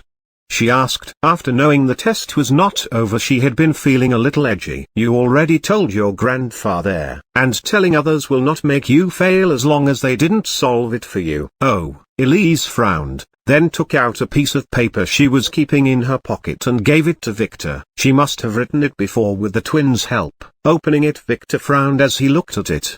Despite being blind, Elise's strokes were clear and beautiful. She must have studied calligraphy. Other than that, Victor had no idea what the hell those symbols meant. What the fook? He had never seen those before, despite them looking familiar. No wonder she didn't fail her ceremony or pass it. The girl couldn't simply answer a question she didn't get, so no matter what she tried, the system was still waiting for her to read the fucking question. Victor just sat there looking at the piece of paper for the next 30 minutes, flipping it around and looking at it from a different angle. Elise, who was sitting beside him, said nothing. Damn, they looked very familiar. But where did he see them? It was a feeling similar to looking at your own glasses. You always look through them that you forget they are on your eyes. Something like that. What could those mean? If this was not a trick played by her family, then what? And how was the blind Elise able to solve this after the reckoning? If Elise was able to solve it, he should be able to do it too. Victor refused to think that she was smarter than him. What could have changed after the reckoning? It could be just a time thing. The question simply timed out after so long. Very possible. Elise would automatically be turned into a player by the world after the reckoning after all. It was also possible that the scion who met her helped her in some way. Scions were good at fixing little girls' troubles. Victor sighed. He had a complex look in his eyes. Elise would definitely lose faith in him if he failed to solve her problem. The scam he prepared to steal her Lily heart would fail. No, he refused to give up. He must start from the beginning. He took a deep breath, and began to ponder. If Elise could see what he looked like now, she would be shocked, as he no longer looked like a perverted young master, but like a scheming fox deep in thoughts. A very charming fox. He was considering all possibilities. Why would the system ask Elise an impossible question? It never did that before. Even the symbols it usually used were something everyone could read regardless of their race or language. Wait. Victor quickly remembered what happened earlier at the wedding. Something that he ignored and intended to investigate later. Holy shit. Victor suddenly shouted as he stood up, looking at the symbols on the paper. He got it. Chapter 318. The Summoning. This chapter is updated by novels.pl. What? Elise asked nervously, feeling it as Victor jumped from the couch and began to laugh like a maniac. He was scaring her. Hee. I might know what's wrong with you. We need to make sure of one little thing first though. He said. I will take a sample of your blood. Don't flinch, he said as he surprised the girl and pricked her finger. He always kept some needles in his ring, just in case he needed to turn someone into a green goo. Why? She asked as he let go of her hand. Nothing. Just a little test to make sure of your bloodline, he said as he smeared her blood in his bloodline book. Bloodline? She asked, but he didn't answer as he looked at the book in his hand. In it 2 pages lit up. Yes.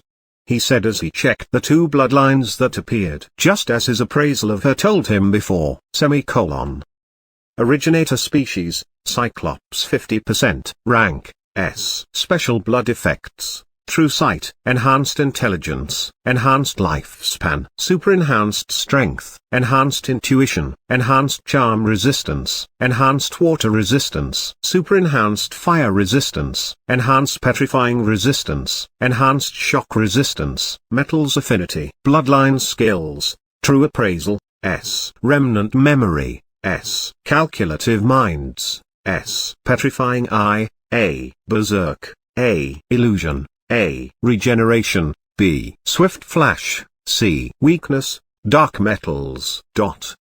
The first one was the one belonging to the von Geldstadt family, to her mother. The next one belonged to her mysterious father, Originator species, 3i silver ermine 50%, rank, S. Special blood effects, immortality, enhanced healing, illusion resistance, enhanced magic power, super enhanced agility, super enhanced intelligence, enhanced cold resistance, enhanced shock resistance, super enhanced memory, super enhanced charm, weak presence, bloodline skills, ethereal sight, SSS, disguise, S. Hiding, A. Armored skin, A. Fireball, A. Thunderstrike, A. Charm, A. Thunderstep, A. Regeneration, B. Leer, B. Shock, C. Weakness, Ringstone, Hellwater. Wow, this girl sure has some noble bloodline, Victor pondered. Now he was sure of his conclusion. Sometimes, people get certain bloodline skills and powers before awakening. Like his father, who has some crazy libido, and Lara who gained amazing regeneration after he upgraded her bloodline last night. These things are completely random and differ from one person to another. What is the problem? Elise asked. Your bloodline has this power, true sight, and something called ethereal sight. You also have some illusion resistance which seems to have affected this too. The irony. She said. She was blind now after all. It is not that. Back then when you looked at the system message, you must have been very agitated, right? Well, my uncle was being a little rough.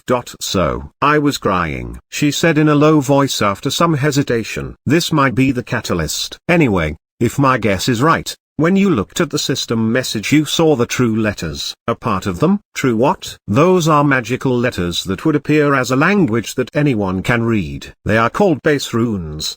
The problem with those is that you need to see their illusion to understand them. Their real shape, or they will appear like random symbols to the untrained eye. You mean this blood power made me see their true look and not their intended one?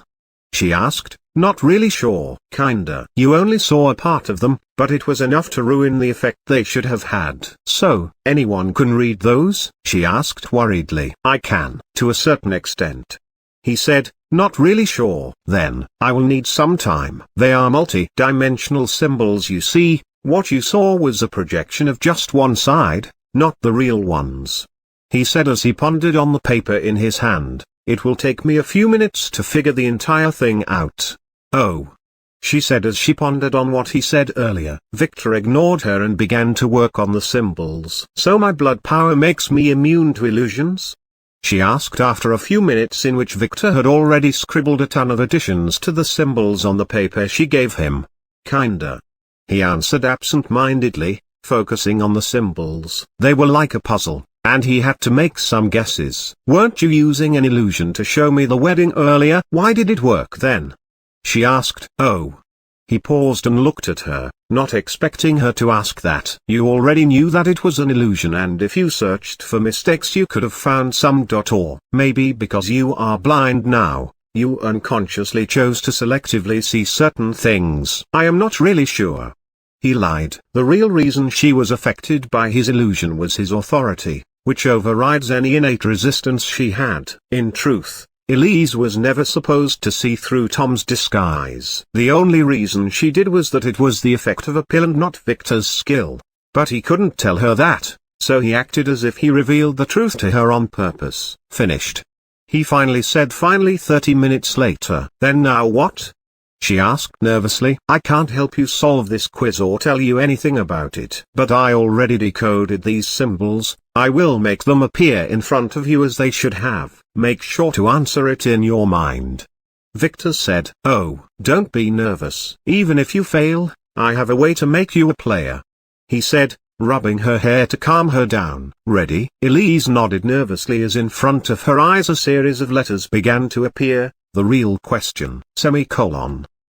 Answer. 3 dragons: a thunder dragon, a fire dragon, and water dragon. They found 3 chamber pots. One was gold, one was stone, and the last was wood. What chamber pot each dragon used? Victor smiled as he showed the question and looked at Elise, who was in deep thought. This question was a classic, but he couldn't help her. Her thought process is what was getting tested. Elise frowned as she pondered for a few minutes and then decided on an answer. This was a trick question. A dragon does not use a chamber pot to pee in it but to keep it. Dragons collected treasures. The 3 dragons will fight on the golden one and totally ignore the other 2. The water dragon would destroy the fire dragon. WHO will not be able to attack freely, fearing damaging the pot. The thunder dragon will act as if it was heavily injured. Then when the slippery water dragon touches the pot he would electrify it and kill the water dragon. The thunder dragon will take it and use it in whatever manner he desires. Elise answered. Then in the next moment a ray of light shone around her as a menu screen appeared in front of her. It was gibberish at first, but remembering what Victor said, she quickly tried to adjust her eyesight, and the next moment, some readable text appeared. Congratulations player, perfect answer. Calculating time and effort. Error, correcting. Result issued. Class rewarded. Master Strategist, SSS. Skills. Prediction, SSS. Wide Vision, SS. Appraisal, S. Focus, A. Array Building, D. Hide Presence, F. Victor, who was using his appraisal skill to watch her, smiled and nodded as Elise slowly opened her eyes and looked at him with a smile. She could see perfectly now. Thank you, she said with tears in her eyes. It is my duty. You are my wife after all. She said as she jumped in his embrace, then began to cry. The last few years were tough on a little girl, and now finally she no longer needed to live in despair. Victor slowly patted her hair as she hugged him harder. Would he finally get that fabled skill? Nope, he had to wait for the next girl. Now that I took care of you, it's your turn to watch out for me, he said after the girl calmed down a little and awkwardly let go of him. How? She said with a heavy blush. Was he going to? She couldn't even look at him, imagining what would happen next. I want you to keep watch over me as I take this, Victor said, taking a pill from his ring. The blood-restoring pill Hana prepared for him with the baby blood she got. Oh, just that? She asked, pouting a little. Don't be so disappointed. You will be able to watch a good show, he said, making her blush as she looked away. This bastard was playing with her on purpose. What a good show, she asked finally, but was interrupted as he suddenly hugged and carried her like a princess. I can walk now, she protested with a blush as she looked at him and then looked away. He was too handsome for her lily heart. I know. I just like carrying you, he said as he left the room and headed to the one beside her where the big bathtub was. It was time for him to upgrade his bloodline. From the darkness we call you. David attack. Lynn shouted as she held the celestial fire chicken feather that Victor gave her high. She was very tired as it took her 4 hours to fully prepare the summoning circle Victor gave her, and now she was attempting the summoning even though she had no idea what it was for. She just trusted Victor completely. She was standing with Lily in the cage room with a wooden table in front of them. On the table, there was a golden parchment and a few lit incense sticks. We call you. Lynn screamed again as in front of her a strange circle of shining symbols of light began to appear in midair as if it was a portal to another world. A summoning circle. We call you. We summon you, she shouted and repeated. Moments later 2 dark eyes appeared looking from the circle and peering at Lynn as if questioning her. We contract by blood. The offering is yours. She yelled. This feather is the token of our seal, Lynn said, raising the feather higher and then leaving it. It magically stuck in midair, suspended by the magical circle. The ancient promise is to be kept, and the blood of the virgins shall be yours," she said, not really sure what this meant. The two eyes pondered, looking at Lynn. It was hesitant. That was until it noticed Lily, who was standing behind her. The eyes opened wide in shock, then the magical circle collapsed, turning into a strange symbol that drilled into the feather that started to burn. Then, quickly, in one smooth movement, Lynn placed the feather onto the parchment, then rolled and threw it inside the grand cage, then stepped back with Lily according to Victor's instructions. The parchment burnt in azure flames that began to take shape. From the darkness, it appeared a giant cock. Literally, it was a huge bright white rooster with rainbow-colored feathers on its head, carefully combed from the left to the right. It was disoriented at first, looking around with wise human-like eerie eyes. Then a moment later it jumped at Lily, then hit the cage's iron bar, which stopped it in its tracks. It reached out its head trying to peck the girls, but they were at a safe distance, so it could only crow angrily at them. "Now what?" Lynn asked nervously. "I have no idea," Lily said as the thing attacked the cage again angrily. "Will this cage hold?" Lynn asked nervously. "Yes, the young master." "No, our husband said that it would suffice." Lily corrected herself. "Oh, but..." Lynn wanted to say something, but the rooster attacked again, shaking the entire cage, and making something stuffed above it fall down on its stupid head. It paused and looked at what hit it. It was a magazine. On its cover, there were some scantily dressed girls riding a horse in some very lewd way. The rooster began to crow as it pecked at them, shredding the page and causing more photos to appear. The pages scattered everywhere around the cage showed the rooster some things that it had never imagined possible. The poor thing almost lost its mind as it began to peck randomly everywhere at the pages and lost itself as it engrossed itself in these educational materials. "Is that thing a pervert?" Lynn asked nervously with a blushed face as she calmed down a little. She didn't dare to look at the magazine after seeing the first page. "Definitely." Lily nodded and said. Now she knew why Victor bought those. Thankfully he was telling the truth back then, they were not for his personal consumption. "Why is it pecking at the girls?" Lynn asked. "Does it hate them?" "It is not. It is pecking the eyes and the balls of the males in the photo." Lily, who had sharp eyesight, said. "Even the animal ones." "Oh." Lynn, who didn't dare to look, nodded just when the room's doors were pushed open, making the rooster turn around and look with threatening eyes at the door and then at the newcomer. It was a very beautiful teenage girl, who wore revealing clothes and walked slowly, making sure to show her perfectly sculpted body. Lynn and Lily frowned and looked at the girl, not knowing who this was. That was until she spoke in her melodic voice. "Wow, that's one handsome big cock you have got here," she said, looking at the celestial rooster. "Vivi really wants to touch it," she added with a bright smile. Chapter 319, Bloodline Upgrade Pill. This chapter is updated by novels.pl. Victor, disguised as Vivi, slowly approached the distressed rooster, who warily eyed him. "What is this creature? You, Vivi?" Lily asked. "Why did the young masters know?" Her husband's smell changed. She almost didn't recognize him. His smell was stronger and spicier. It almost caused her to get intoxicated. "A celestial rooster," Victor said as he approached the cage while disguised as Vivi. The rooster, who calmed down, didn't attack. It just squinted its eyes, inspecting Victor. It felt something was wrong, but it couldn't put its talon on it. "What is it good for?" Lynn asked after affirming that it was really Victor. Vivi didn't respond. He just bowed to the rooster elegantly, making sure to show his breasts. The rooster bowed back, making sure to have a deep look off those breasts. "Elise, come see this magnificent big cock," Victor yelled at the door, making everyone look back as a pretty petite girl slowly walked into the room. It was Elise, who was fully healed. She was blushing heavily, finally realizing why everyone called Victor a pervert. She had never known that someone could be this shameless. No wonder her cousin Charlotte hated his guts. Earlier he made her watch as he undressed and took that pill inside the strange wooden bathtub. His clearly defined slim muscular body looked super hot as he sweated with steam all around him. She had no idea a man could be this attractive. She wanted to look away, but Victor entrusted her with a healing pill to give him in case something went wrong.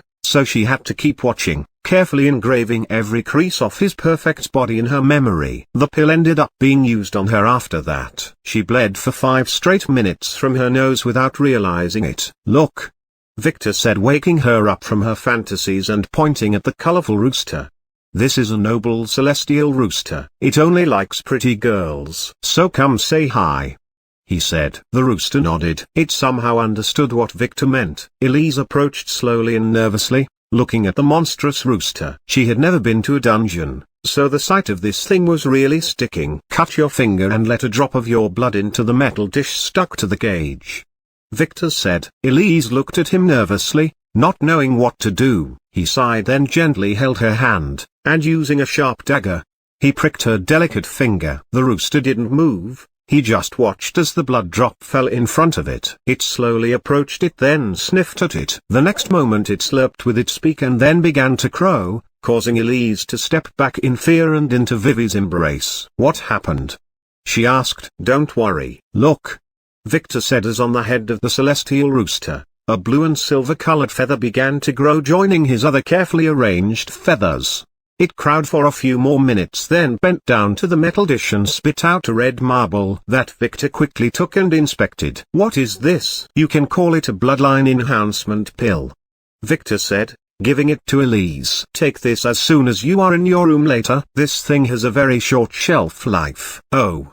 This will improve your bloodline by 1 degree," Victor said. "The celestial rooster, in order to mate, needs to prove to the potential female that he is a real stud, so he goes around the world collecting bloodlines from other races' virgins. It is a pervert," Elise said, sucking her injured finger and inspecting the pill. "The feathers that grew on its head are proof of his success, right? That's also why only one from every bloodline can make a certain rooster drink his blood," Victor explained. "This rooster had 5 feathers before, so it was not really that successful in his life. That's why he answered the summoning." "Oh, and the pill?" Lynn asked. "It is the leftovers. The rooster you see is a cheater. It enhances the bloodlines it takes to make it appear as if it was stronger than what it really is," Victor explained. "The leftovers contain some of the enzymes secreted to enhance the bloodline by awakening some ancient genes in it. Taking it will cause your bloodline to enhance," he said. "Oh." The 3 girls nodded, finally understanding why Victor summoned this damn thing. It was really to enhance their bloodlines. They slowly inspected the rooster, who proudly lifted its head. Yup, it was a pervert. Lynn finally realized what the ancient promise she made in the ceremony was. It was to give this pervert many blood drops of premium blood in exchange for the pills. "Go, Lynn. It is your turn," Victor said. She said, extending her hand to Victor. She wanted him to do it like with Elise. Victor sighed, then quickly cut her finger and presented the blood drop to the rooster, who was waiting in anticipation. The moment the drop of blood fell into the dish, the rooster licked it, and from its head, a bright emerald feather began to grow. It was less impressive than the other one, as Lynn only had the von Rosen family's B-ranked horned serpent bloodline. The rooster slowly spit the red pill, then stood and looked at Lily. It was as if it were saying, "It is your turn, honey." She was the reason it accepted the summoning in the first place. It preferred bloodlines from noble and bird-like mythical creatures like Lily's S-ranked crowned crow. Victor sighed as he grabbed the pill and gave it to Lynn. "Take Elise and go to your rooms," he ordered. "You need to take this pill fast," he added. "Oh." Lynn frowned, looking at Lily and then at Victor. "Fine," she said, grabbing the pill and then walking out. Elise, who didn't know which room was hers, quickly followed after, giving Victor and then Lily one last look. Damn, this girl was pretty, she thought. After the room's door closed, Victor slowly approached the cage, then cut his own finger and let a drop of blood fall while crossing his fingers. For this, he had kept his virginity for the last few months. This thing's enzyme only works on virgin, undisturbed and unawakened blood. And it only likes females, that's why he was pausing as Vivi. The rooster looked at Vivi and then at the blood drop. It smelled it and then crowded angrily, kicking at the cage as it jumped back, then began to shoot hostile glares at Victor, who stepped back to make sure he was out of range. "What's wrong?" Lily asked. "I don't know," Vivi said in a sluttery voice. "Don't you like me?" she asked the rooster as she began to unbutton her shirt, showing her body. The rooster crowed again, then frowned, looking at the blood, then at Vivi. This was definitely a female. The blood felt weird though. It was tempting. It slowly approached the blood and looked at it. It smelled it again. This thing had something very special in it, but no, something was wrong. The smell was wrong. It was tempting, but no. It heard stories. Better safe than sorry. It stepped back and looked away. Victor chuckled dryly. He expected as much. He might disguise the smell and looks, but this thing had some nasty intuition. Lily, give me your hand, Victor said. Lily quickly obeyed and watched as Victor pricked her finger and made a drop of her blood fall into his. He merged the two blood drops. The rooster, who was acting angrily, looked at what happened and then ran to the dish. It looked at it, then at Vivi and Lily. It was a dilemma. What should it do? It stepped back, then returned to the dish. It shook its head, then stepped back, and looked to the side. Damn. This room was full of nasty images, not giving it the chance to clear its head. Then it looked at Lily and walked again towards the dish and gave the blood drop a smell. It was like a candy bar that fell in the mud. A very delicious candy bar. It hesitated. It wondered what to do, then noticed something and looked up. Lily slowly began to undress under Victor's command. It took her a moment to stand the naked in front of the cage, modestly covering her chest with her hand as she gave the rooster a wink. Blood began to flow from the poor creature's nostrils, and from Victor's too, but nobody saw that. The rooster didn't care anymore as it slurped the blood drops in relish. This was the only way. It raised its head and began to crow. After that, two feathers began to grow from its head. One of them was golden and was from the left side like the others, while a unique purple one appeared from the right. It was a lone feather, the evidence that this rooster liked men. The crow spat up one big red pill and then opened its eyes wide as it noticed the feather dangling from the right side of its head. It looked with shock at it, then at Victor, who quickly scooped the pill and stood back. The rooster had finally figured it out. Caw! The rooster began to crow and wail angrily, scratching at the cage as if it wanted nothing more than to get to Victor and cut him into pieces. Its image as a repeatable rooster was ruined forever. Finding it futile to assault Victor, it began to try to pull the stupid purple feather from its head, but no matter how much it tried, the damn thing was as shameless as Victor, as it refused to budge. Calm down. In the next few days, I will get you a few more girls. All of them have good bloodlines, Victor said. He wanted his blood slave skill to activate, but apparently, that cock didn't really drink the blood, but directly dissolved it. What a wasted opportunity. The rooster didn't listen to Victor as it began to crow hysterically. It was ruined. Its friends will start to make fun of it and no chick would accept it. The Celestial Chickens Society was very transphobic. Everyone makes mistakes in their youth, Victor added. All you can do now is to focus on collecting more feathers so that no one would look at the purple ones. The rooster responded by cursing at Victor and at his entire family in some incomprehensible bird language that if Victor understood he would have killed that shameless thing. What now? Lily asked, totally ignoring the rooster and looking at the pill in Victor's hand. It was one for the two of them, so it was hers or Victor's. She didn't mind it if Victor took it. Let's go upgrade our bloodline, Victor said after a sigh. He just gestured to Lily and left the room with her. The cock needs some time to calm down before it is ready for action again with the other girls, he said as he closed the door. Why did that sound so dirty? Julian opened his eyes as he felt the sharp dagger touch his throat, drawing a red line of blood on it. You want to kill your husband after taking advantage of him?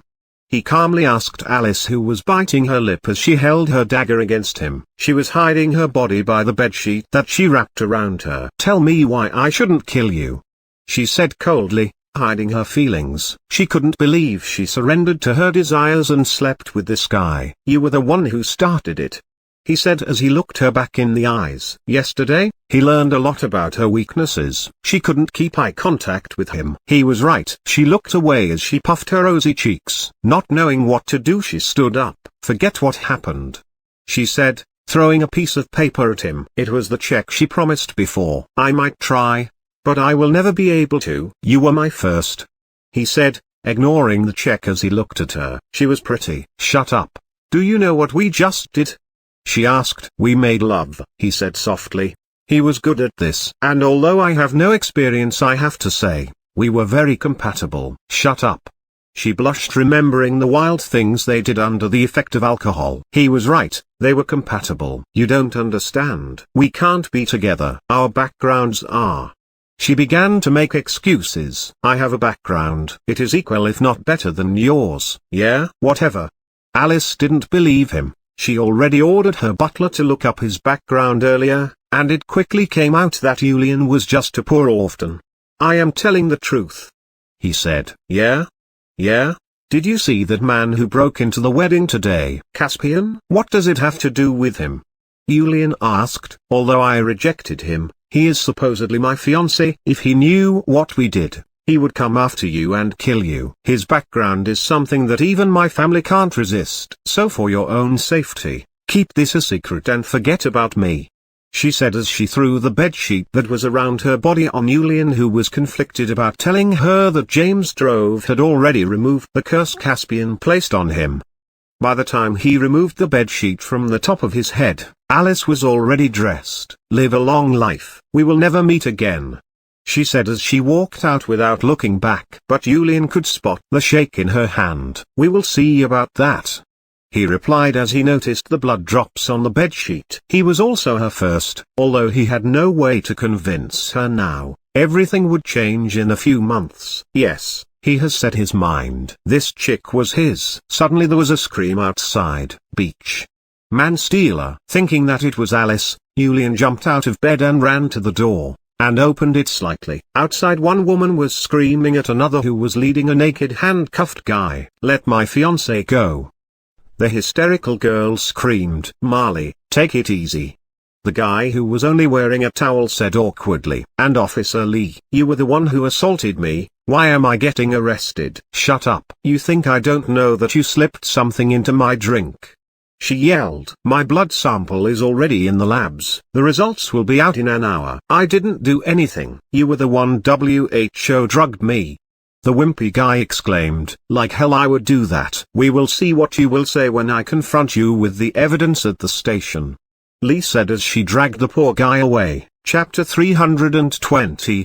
Bloodline Upgrade. This chapter is updated by novels.pl. It was 1 hour before dawn when Theodore's ultra-luxurious car reached his newly built ultra-luxurious lake mansion. After the wedding, he went to say hi to a certain acquaintance, and they ended up spending the night together with her. Although this was a little unfair to Elena and Luna, he was a man of many responsibilities. He would make it up for them later. His phone suddenly rang. It was her. Hi, did you miss me already?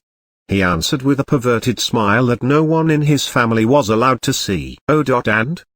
He frowned as he listened. She did what? Theodore yelled at the phone and then listened for a few more minutes as the other side explained. I understand. Don't worry, I will fix it. And I will also let my men search for Harold, he added as he hung up and then looked at George, who parked the car near the mansion. George, I will have to trouble you. That stupid girl of mine, Lee, got in trouble again. Theodore sighed. I understand. Was she arrested for assaulting Prince Archie? Yes. How did you know? Theodore asked in surprise. At the wedding, Victor fixed those two together, then made one of his maids slip something in Archie's drink. What? Theodore asked. He was so preoccupied with the wedding that he noticed nothing. His stupid son was juggling too many balls that he lost track of things. He intended to ask Victor about what exactly happened a week later when he planned to go give him the family gifts. Yes, Lady Lee had been after young Master Victor lately, so he must have wanted to dump her on someone else. Oh, could it be that Victor knows the truth? I wouldn't exclude that possibility. Indeed, that kid hides too deep. He is your son after all, George said, turning his eyes. True. Theodore nodded and smiled to himself. Well, Lee sent samples of hers and Archie's blood to the lab accusing him of drugging her.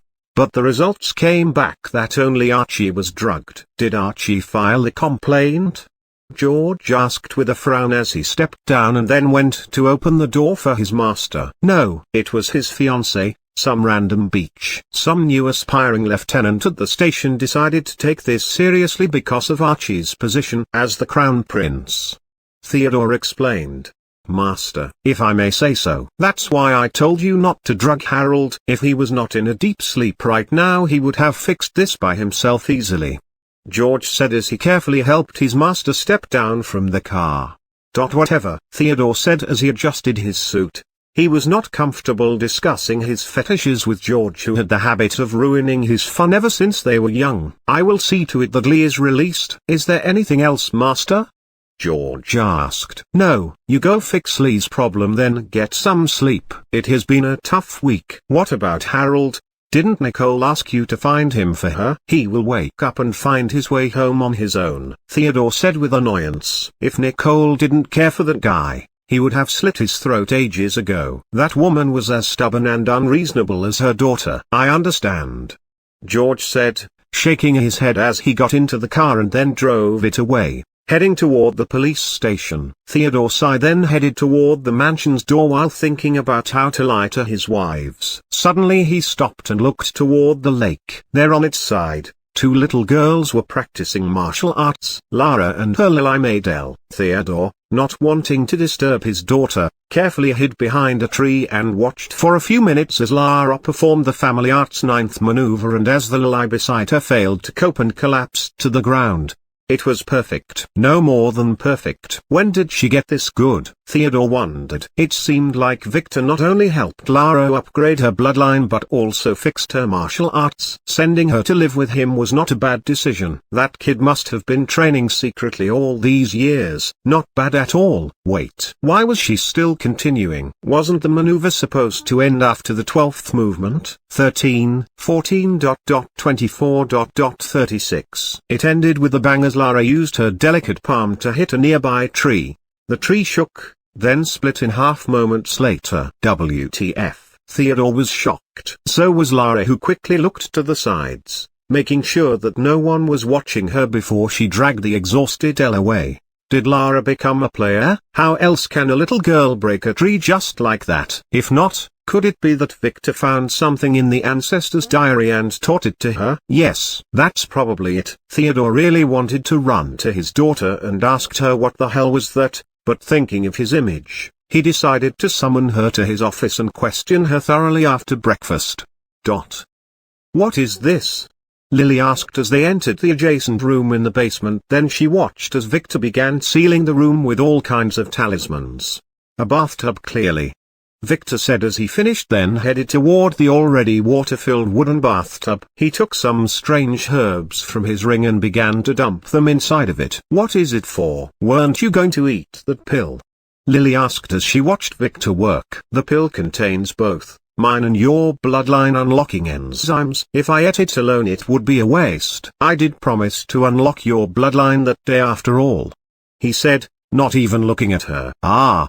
She smiled. I will use another method. We will take a herbal bath and use it to absorb the pill together, he said as he finished by dropping a few drops of soul wine. This will also give us the added benefit of strengthening our bodies, as the bloodline awakening is a chance to make our bodies forcibly absorb some materials that would take ages otherwise. Oh, you already planned this, didn't you? She asked. No wonder this tub was this big. It was meant for two. He probably planned this weeks ago. Yes, I knew that the stupid cock would not fall for my girl act. That thing has some amazing instincts for stupid things, Victor said. In his past life, the celestial rooster was summoned by mistake by a sect that got the celestial chicken feather and attempted to summon a phoenix as a last try to revive their sect. They got a perverted cock instead. They were in a dilemma, as the cock started attacking their disciples, especially the males who got their nuts crushed by its beak. The rooster might appear weak, but it had some crazy defense. This was evident by its trying to pull the purple feather from its head and failing. This defense capability was probably the result of ages of evolution, as competing cocks would always try to remove each other's feathers. Anyway, the sect started trying to get rid of it to no avail. It was fast and cunning. That's when they found out that one of their assaulted female disciples got enhanced bloodlines after mistakenly eating the pill the cock spat at her. They quickly investigated his powers, and after confirming them, they devised a plan. They began secretly collecting virgin female disciples with unique blood and presenting them to the cock, who calmed down and began to live a life of debauchery. The Firebird sect was on its way to the top. Then, as always, someone leaked the news about the cock, and the sect was eliminated by a greater power. This is a common occurrence after the reckoning. Find treasure, use it, get destroyed and the treasure stolen. Too bad that by the time the cock's summoning time was over and the assailants couldn't get their hands on it. In the next few years, there were some rumors that some powers secretly summoning the rooster to enhance their offspring's bloodlines, but no one affirmed this as any news about the super rare celestial chicken feather that was required to summon the cock would be considered top secret information after its use was discovered. Even the summoning ceremony itself was considered a secret, and Victor would have not found out about it if he didn't work at the Royal Library and was searching for a way to fix his bloodline. Will this really work? Lily asked. Victor seemed hesitant a little. Theoretically, yes. No one tried this before, he confessed. In fact, the method he is using to separate the bloodlines from the pill is a forbidden method that usually gets used to take away someone's bloodline, but Victor reversed it. It was the same method used on him and his children in his past life. This method should enhance the pill's effect by 50% by incorporating other bloodline-enhancing herbs. Finishing with the bath preparation and drawing the array on the bottom of the tub, Victor took off his clothes and then entered the bathtub before looking at Lily, who blushed a little. She slowly began to take off her clothes, giving her young husband a stripping show to watch. Do it quickly. We don't have all day. This young master has a fake diary to write afterward. Victor scolded with blood dripping from his nose. If he looked at her anymore, her blood would awaken, damn it. She chuckled as she stepped into the big wooden bathtub and relaxed, sitting with crossed legs facing Victor. She knew better than to disturb him at such a delicate time. The two of them were surrounded by many colorful golden and silver herbs floating. They looked like two chickens in a big pot getting ready to be boiled. What are you doing? You are sitting in the wrong direction. Do you want your bloodline to be destroyed? Victor scolded as he pulled the surprise girl into his embrace, making her sit in front of him with a deep blush. Now what? She asked bashfully, feeling his body touch her. It felt hot. Now we upgrade our bloodlines. This might be painful, he warned. Just relax. The parts of this pill related to your own bloodline would gravitate toward you by itself, he said. She nodded and watched as Victor took the pill and then threw it in the water on the opposing side of the tub. The red pill quickly dissolved, turning the water into a red thick liquid that slowly began to heat up. Slowly the bath water's color began to clear as two colorful streams separated. One purple headed toward Victor and another gold headed toward Lily. Then slowly the water began to boil and everything was cozy. That was until a moment later, when what happened could be described with only one word: painful. It was like thousands of knives penetrated Victor's and Lily's bodies. Victor expected it to be manageable, as he already experienced similar pain twice before. One was an hour ago when he used the pill he got from Hana, and the other time was when that scion extracted his blood in his previous life. He couldn't have been more wrong. He wanted to use his skills to disguise the pain as he did with Lara, but to his surprise, his powers were completely useless. He could feel it as his skin began to break down and bleed, as every drop of blood in his body and every bone got broken down, and the old ancestral genes that lay dormant for ages woke and began to fix. It was an endless cycle of building and destruction. No, suddenly the destruction outpaced the rebuilding. Something was wrong. The absorption of the combination of the two bloodlines might have been a mistake. This thing is too strong. He had miscalculated. Victor quickly reached for his ring to take a healing pill. It didn't work. The ring stopped responding as Victor realized that all his mana was exhausted. Cheat. He could feel it as life left him. Lily, who curled in his embrace, was suffering the same. She almost lost consciousness as she closed her eyes and bit her cherry lip. In the end, she could only turn and hug Victor tightly, burying her head in his chest. Victor's mind was quickly turning. What should he do? The bathtub had an exit mechanism, but if he stopped the ritual now, both he and Lily might get their bloodlines totally destroyed, as they are in a very fragile state.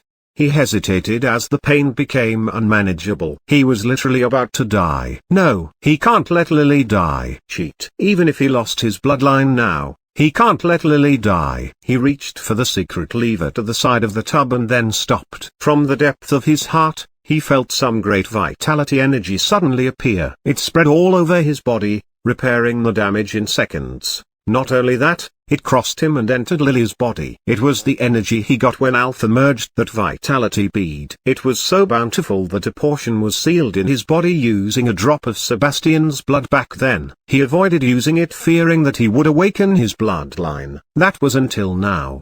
He could feel Lily, who was biting his shoulder while hugging him, relax. She was getting healed too. Was this because of their dragon marriage? Probably. Both Victor and Lily could feel it as the unimaginable pain began to subside. It was still painful though. In the tub, the water and the blood that seeped out of Victor's and Lily's exposed now damaged skin was literally boiling. No, it was beyond boiling at the moment as a strange reaction seemed to have occurred, turning everything in the tub into a blob of lava. Victor and Lily didn't notice that, they just closed their eyes and focused on absorbing the liquid that was drilling into their bodies through every pore in their bodies.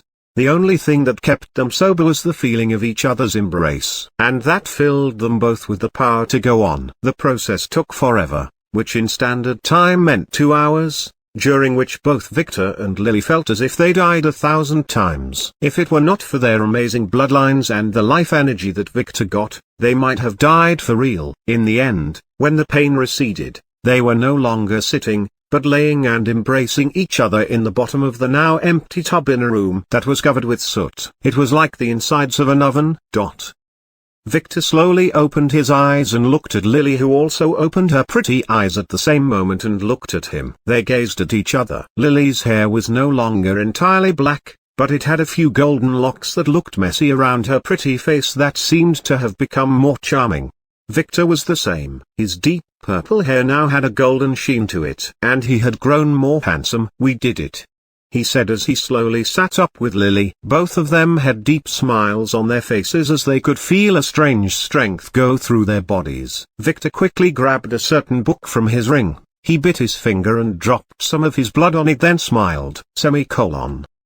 Bloodlines, Emperor Dragon, SSS 100%? 15%. His bloodline had been upgraded first from an Elder Dragon to a Noble Dragon, and now, it was an Emperor Dragon. Victor had no idea whether this was a 1 or 2 steps upgrade, as Emperor Dragon was an SSS rank while a Noble Dragon was just an S-ranked one.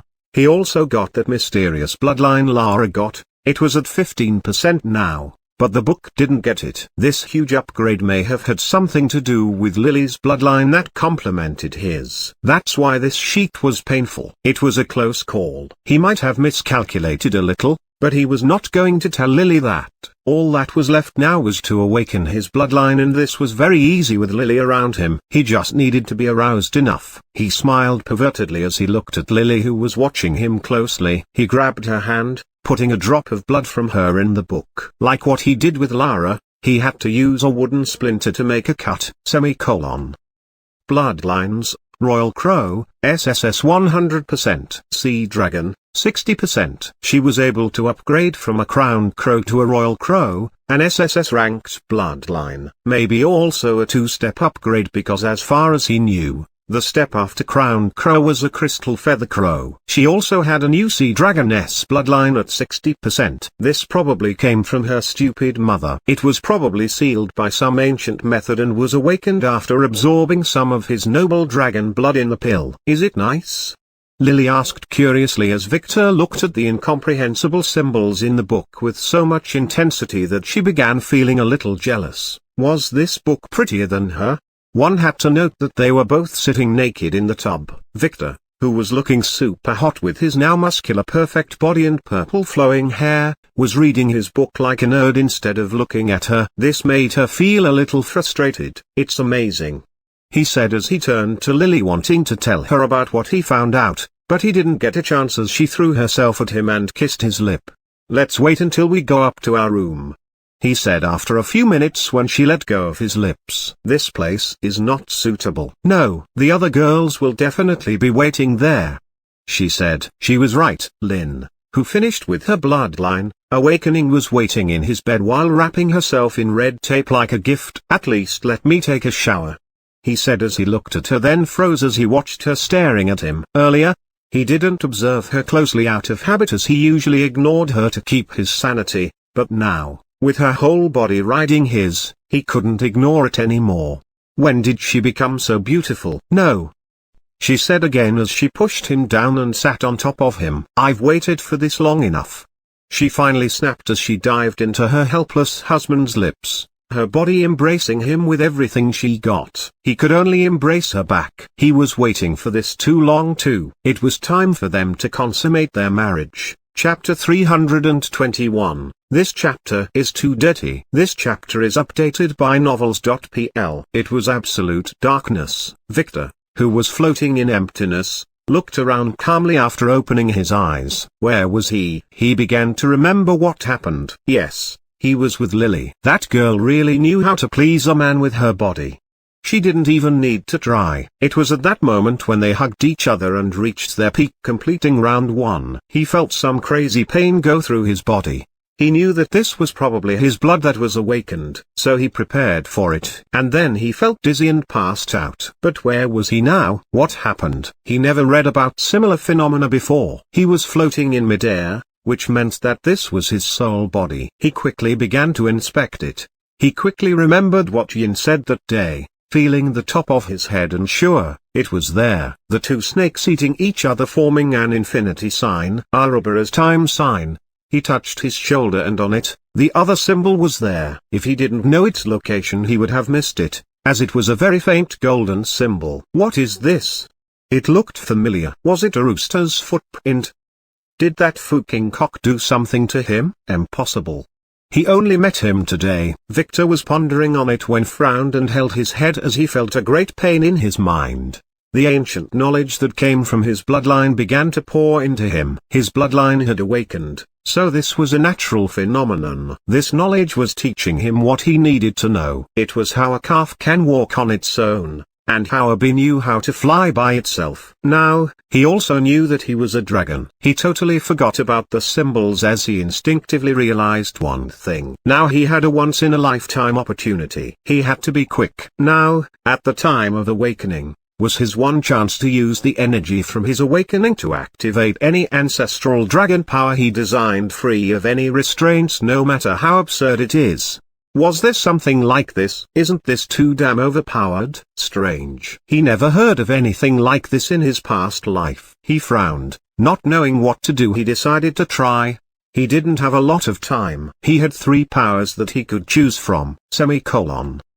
Space fracture that allowed him to travel to any place not caring for its place, or a permanent gate between 2 spots or cross into the space between spaces. Its cost, paid in order points, would depend on the distance and the size. Devour will allow him to eat things and extract their power. Its cost would usually depend on the item's rank. Heavenly fire that allowed him to burn any place on the planet by just a thought. Its cost depends on distance, strength, and range. Those are the basic skills that represent the basic response to danger: flight, freeze or fight. If he wished now, he could totally erase Vane City or the entire heavenly sect if he wished to. But that would be a total waste of this opportunity, as enemies would always exist. He needed to use this opportunity to make himself stronger. He decided to use one of the most ancient and most powerful dragon techniques, Devour. This skill, according to the memories he got, would allow him to extract the powers of everything he eats. It is limited to 1 thing per type though, and eating similar things would give him diminishing results. He had no idea how this thing worked, but if this was used wisely,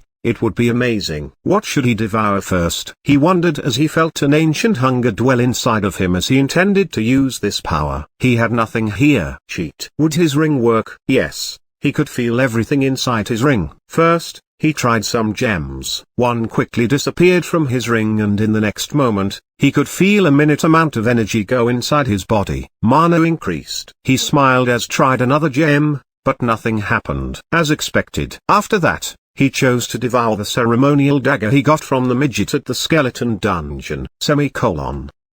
Artifact devoured. Increase intelligence. Defect skill was converted to +10 intelligence points. Does not dull it. Effect skill was converted to skill hard skin. What? He can get these skills easily. Next, He wondered if he should try eating the golden goose. No, absolutely not. He tried one golden egg though. It disappeared from his ring immediately, semicolon. Stamina increased. He tried a healing pill, semicolon. Health increased. A stamina pill and a magic pill, semicolon. Stamina increased. Mana increased. Good. Next, he tried a piece of hell iron, semicolon. Health greatly increased. Strength greatly increased. Mana greatly increased. Great. It seemed like minerals had the effect of increasing basic attributes. If he knew this, he would have filled his ring with all kinds of things. Regardless, he already owned many useless materials in his ring, so he began to eat randomly, semicolon. Health increased. Stamina increased. Mana increased. Next, he tried something else. Chose one of the best storage rings he had. He was planning to give this to Elise, but now he had a better use for it, semicolon. Storage ring devoured. Great storage artifact skill was converted to skill storage space. Cool. Now, he no longer had to fear losing his ring. He quickly decided to try something bigger. The dragon scale armor he got from Sebastian. It was damaged anyway, semicolon.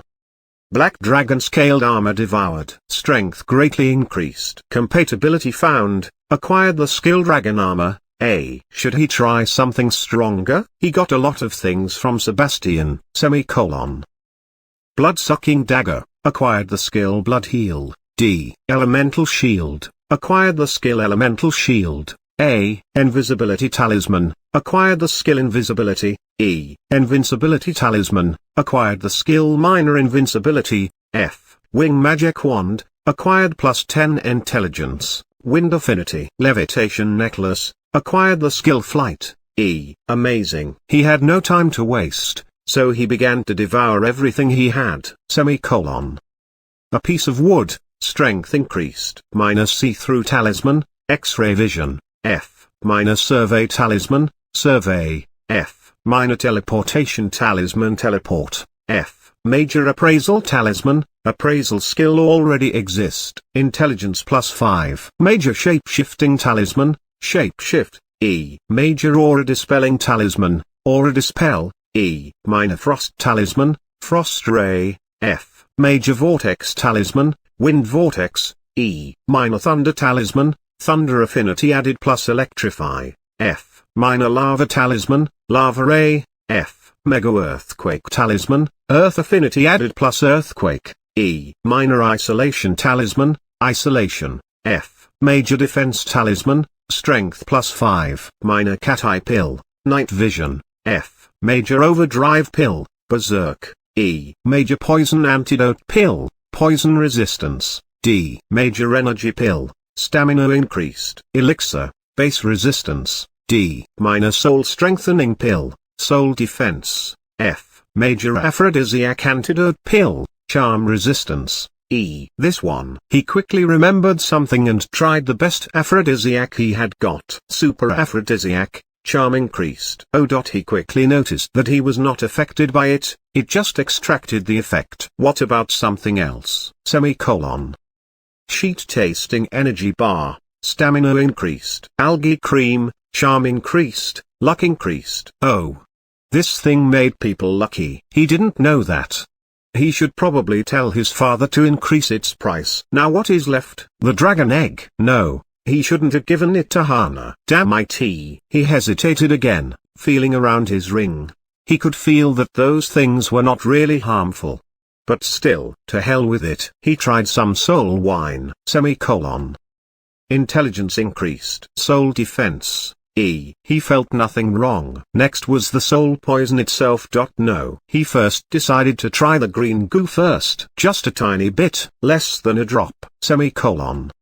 Soul defense. Stamina greatly increased. Poison resistance. He smiled as he tried to finally try the soul poison by itself, but before he could try that, he felt great pain and began to assault him. His ethereal body began to disintegrate. Cheat. Eating the green goo was a mistake. If he did nothing, he would turn himself and Lily, who was in his arms, into piles of green goo. It took him a second to think of a solution. The corpse of the Black Widow boss who he kept in with the soul poison to marinate. He quickly devoured it, Poison resistance, S. Acquired skill poison blood, A. He quickly felt better as his ethereal body began to rebuild itself. That was close. Finally the soul poison itself. Also just a tiny bit, Poison resistance, SS. Soul defense, S. Intelligence increased. Mana greatly increased. Cool. He quickly tried to check his body, but failed. He couldn't feel it from here. Still, as he felt nothing, it was likely not dangerous. If only he had a way to know what the hell was happening. Oh, he had a way to find out. He hesitated. Those treasures were really important. Screw it. He is going to eat everything. He devoured the knowledge book, Intelligence greatly increased. Mana greatly increased. You acquired the subclass Akashic Scholar, X. You acquired the skill record vision, X. You acquired the skill record search, X. Appraisal skill found. Admin appraisal skill had been updated, X. Cheat. This was amazing. He really wanted to try it out, but not now. He didn't have much time. He needed to hurry. Now that he was sure of his abilities, Victor no longer hesitated. He quickly ate the bloodline book. He was sure that he would get something good. You acquired the skill bloodline appraisal, S. Akashic connection found. Bloodline appraisal, X. Next, he thought for a moment and devoured the shadow shifting ring, Shadow shift, S. Dark affinity added. Space affinity added. Super cool. Now all that was left was some weapons. No, he almost forgot.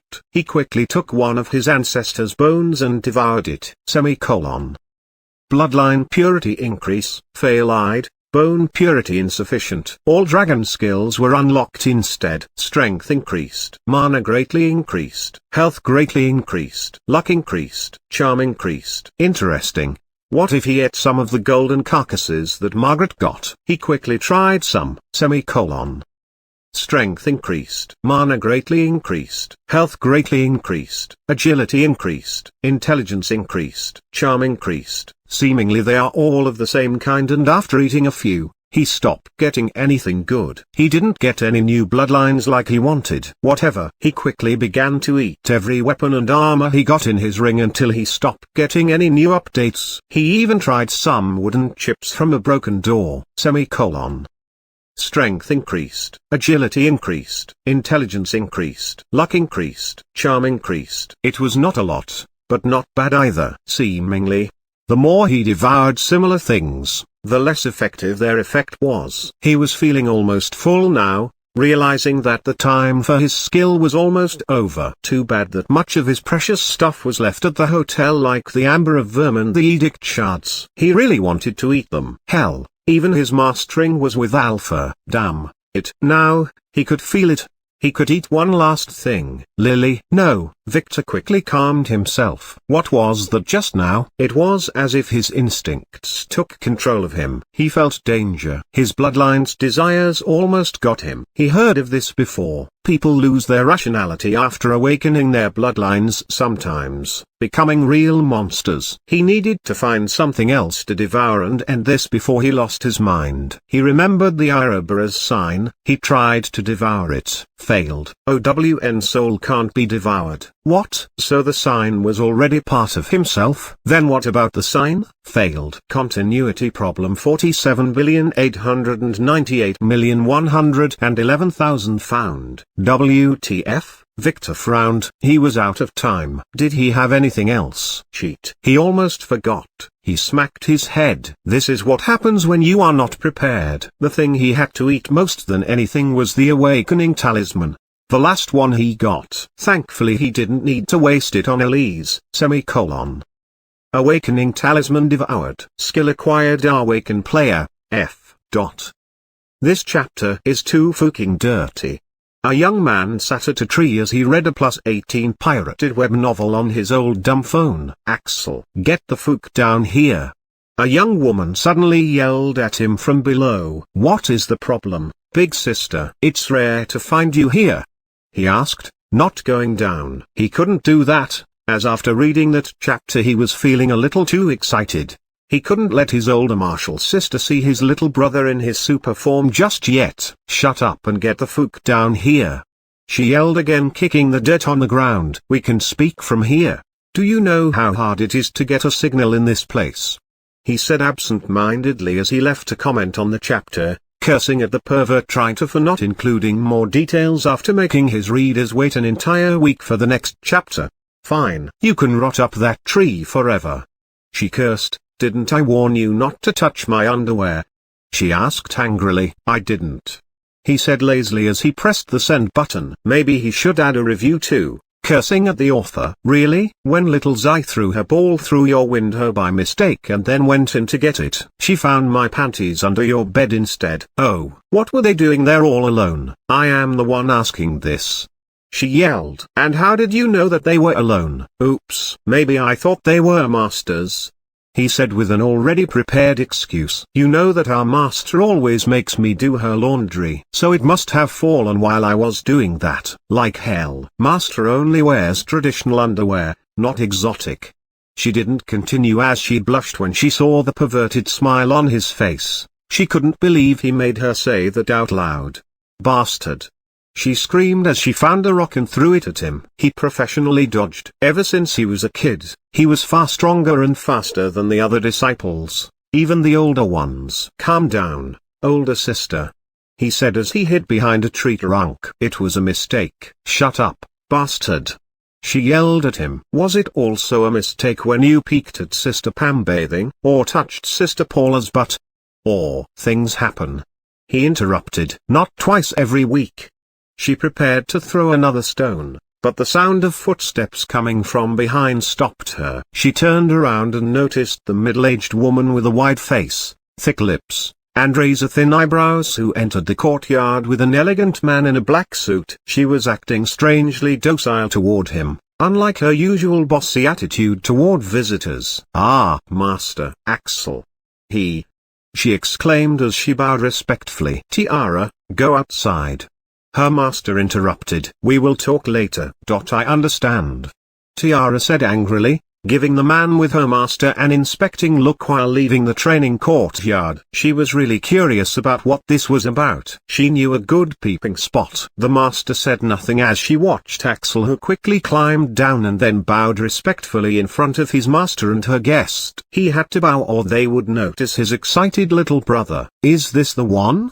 the man asked, carefully inspecting Axel. "Yes, the poor child, we found him abandoned near our door, so we took him in. A lot of our disciples are orphans," she said, wiping her fake tears. "Show me your hand, young man," the old man said. Axel frowned, wanting to clarify that he was not into men, but not wishing to oppose his master. He spread his hand toward the man who placed a stone in it.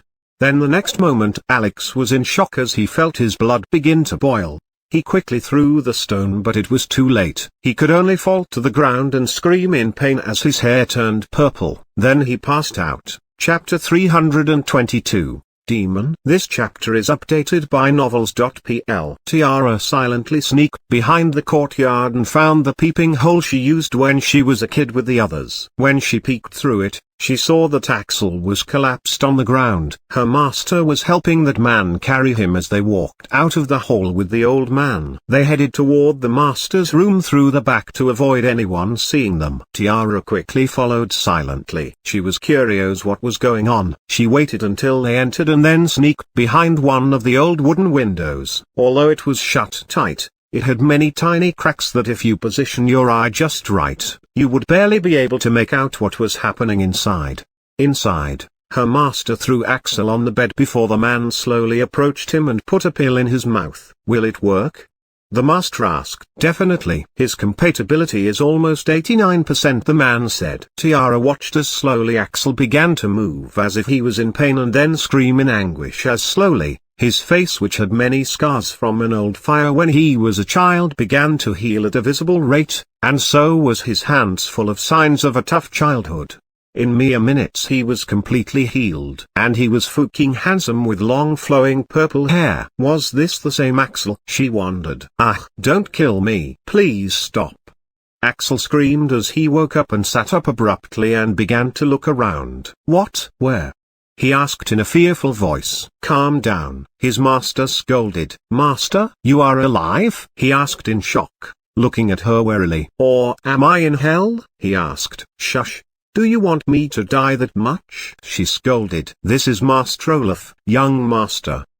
The old man quickly got on one knee in front of Axel as tears began to fall from his eyes. What's going on here? Axel asked, not fully understanding what was happening. He was a little stunned by the old man's behavior. Young Master Victor. We finally found you.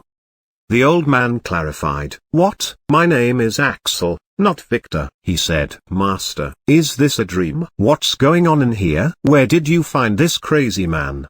He asked. Be polite. The master scolded. Young master, your real name is Victor. 18 years ago, there was an accident in the family. You were kidnapped and replaced by an imposter. I was tasked by the family to find you.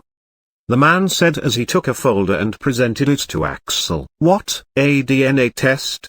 Axel asked as he leafed through the folder. It was a DNA test report. Although he was a little disoriented and couldn't fully comprehend it, he could easily spot the red match word in the end. Yes, it clearly says that you are the son of Theodore von Wise, one of the high elders of the family. What? Axel was a little stunned as he read the report. It looked genuine. What if this is a fake? He asked. He was not a fool.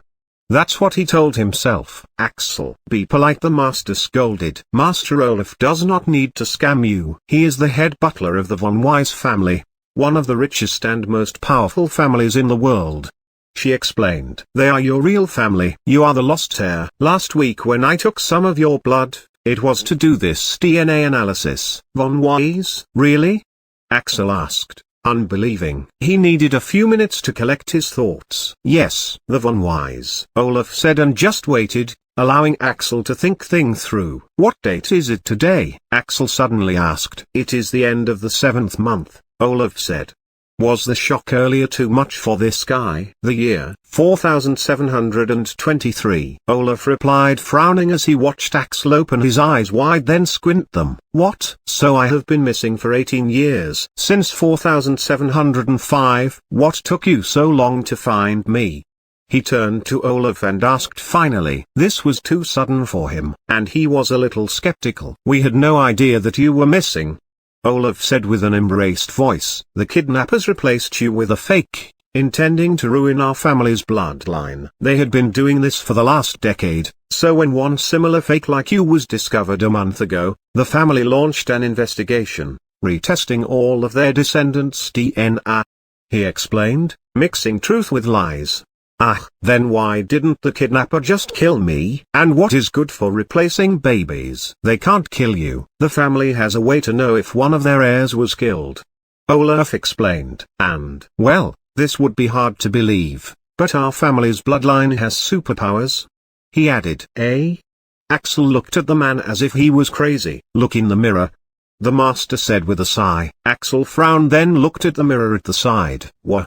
He yelped. This was not what he expected. Something was very strange. The ugly scars that filled his face from when he was a child were long gone, and in their place was a handsome face. His black hair had turned purplish gray, giving him a mysterious look. He looked dashing. I gave you one of the family's healing pills. Those bastards who kidnapped you burnt your face when you were a baby so that you would not be recognized. This is true? Axel asked himself as he touched his smooth face and inspected it in the mirror. Wait. Why does my face look like that guy's? The one who married 8 wives. The one who married my Myra? Because that pervert is the imposter who took your place. What? Yes, this makes sense, he said to himself. You didn't do anything against him? No, we didn't want to startle the snake behind him. We have info that he is working with some of the family enemies, so the family council decided to do a silent replacement and use you against them. For the next 3 months, you will undergo intensive training so that you will be able to take your rightful position unnoticed. What if I refused? He asked, squinting his eyes. You are free to do so. Olaf sighed. It would be a waste to leave that imposter with the millions he got from the family though. And those 8 pretty wives who would suffer under him. Most of those girls are slaves, you see. They can't do a thing against him. The family will not approach him before finding out who are the guys behind him. He added with remorse, "Oh, young master, if you can't handle such a responsibility, and prefer to live a hermit life in this faraway poor sect, I would understand that. Some men are not up to the challenge. I have a memory eraser pill here that will make you forget about me, and I will have to burn your face again," Olaf said, flicking his fingers and making a fireball appear out of thin air. Tiara, who was watching from outside, had to cover her mouth with her hands in order not to make a voice. "No, just a question though first.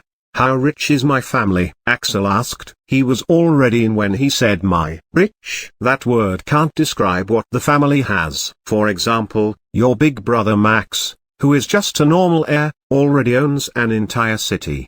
Olaf said with a smile. Your cousin raped a princess in public, and guess what happened? Her father sent her to work as a maid in Morris's mansion. Oh, you are better than them. You are an elite heir who can move armies at will. Someone helped the imposter to achieve that, to use the family power through him, and this will be all yours if you want. I am in. Axel frowned a little and said this was a little unbelievable, just like the web novels he read. But whether this was a trick or the truth, he was in for the power, money, revenge, and most importantly, the girls. Good.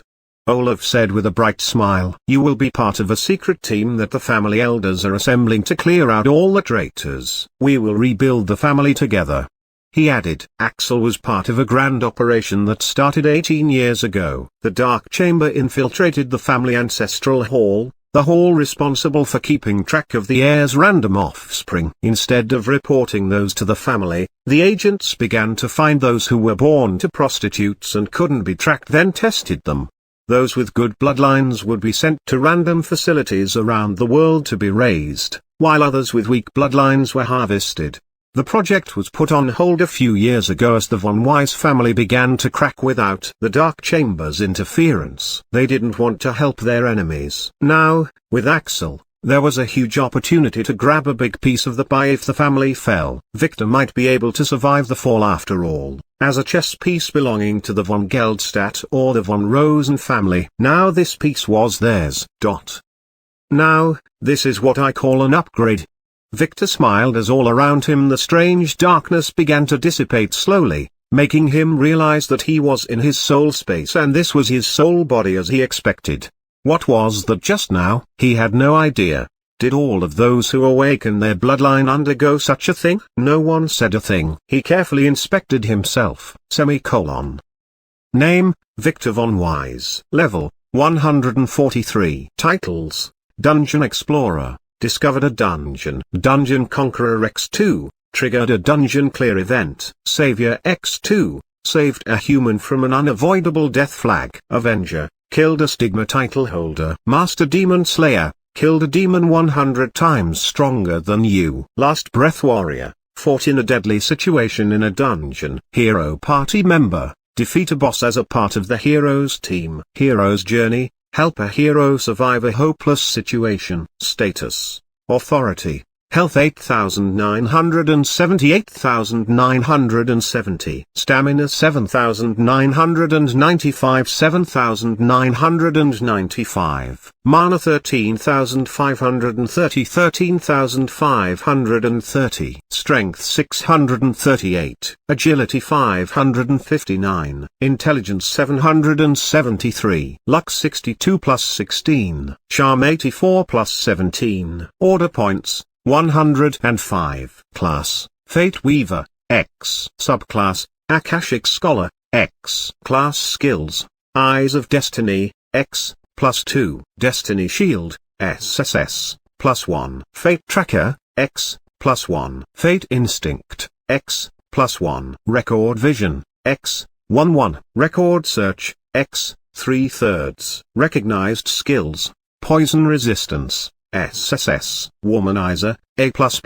Silky Tongue, B. Face Slapping, C. Butt Slapping, C. Base Resistance, D. Sword Arts, D. Lying, D. Sleeping, D. Orme, E. Pain Tolerance, E. Poetry, E. Creative Writing, E. Songwriting, E. Poison brewing, E. Acting, E. Evading, E. Self-healing, E. Dagger arts, E. Needle arts, E. Murder, E. Movement arts, E. Mace arts, E. Needle arts, E. Dismantling, E. Castration, E. Torture, E. Martial arts, F. Piano, F. Guitar, F. Quick reading, F. Bleeding resistance, F. Formations art, F. System skills, bloodline appraisal, X. Admin appraisal, SSS, +4. Admin merchant, SSS, +2. Master seal,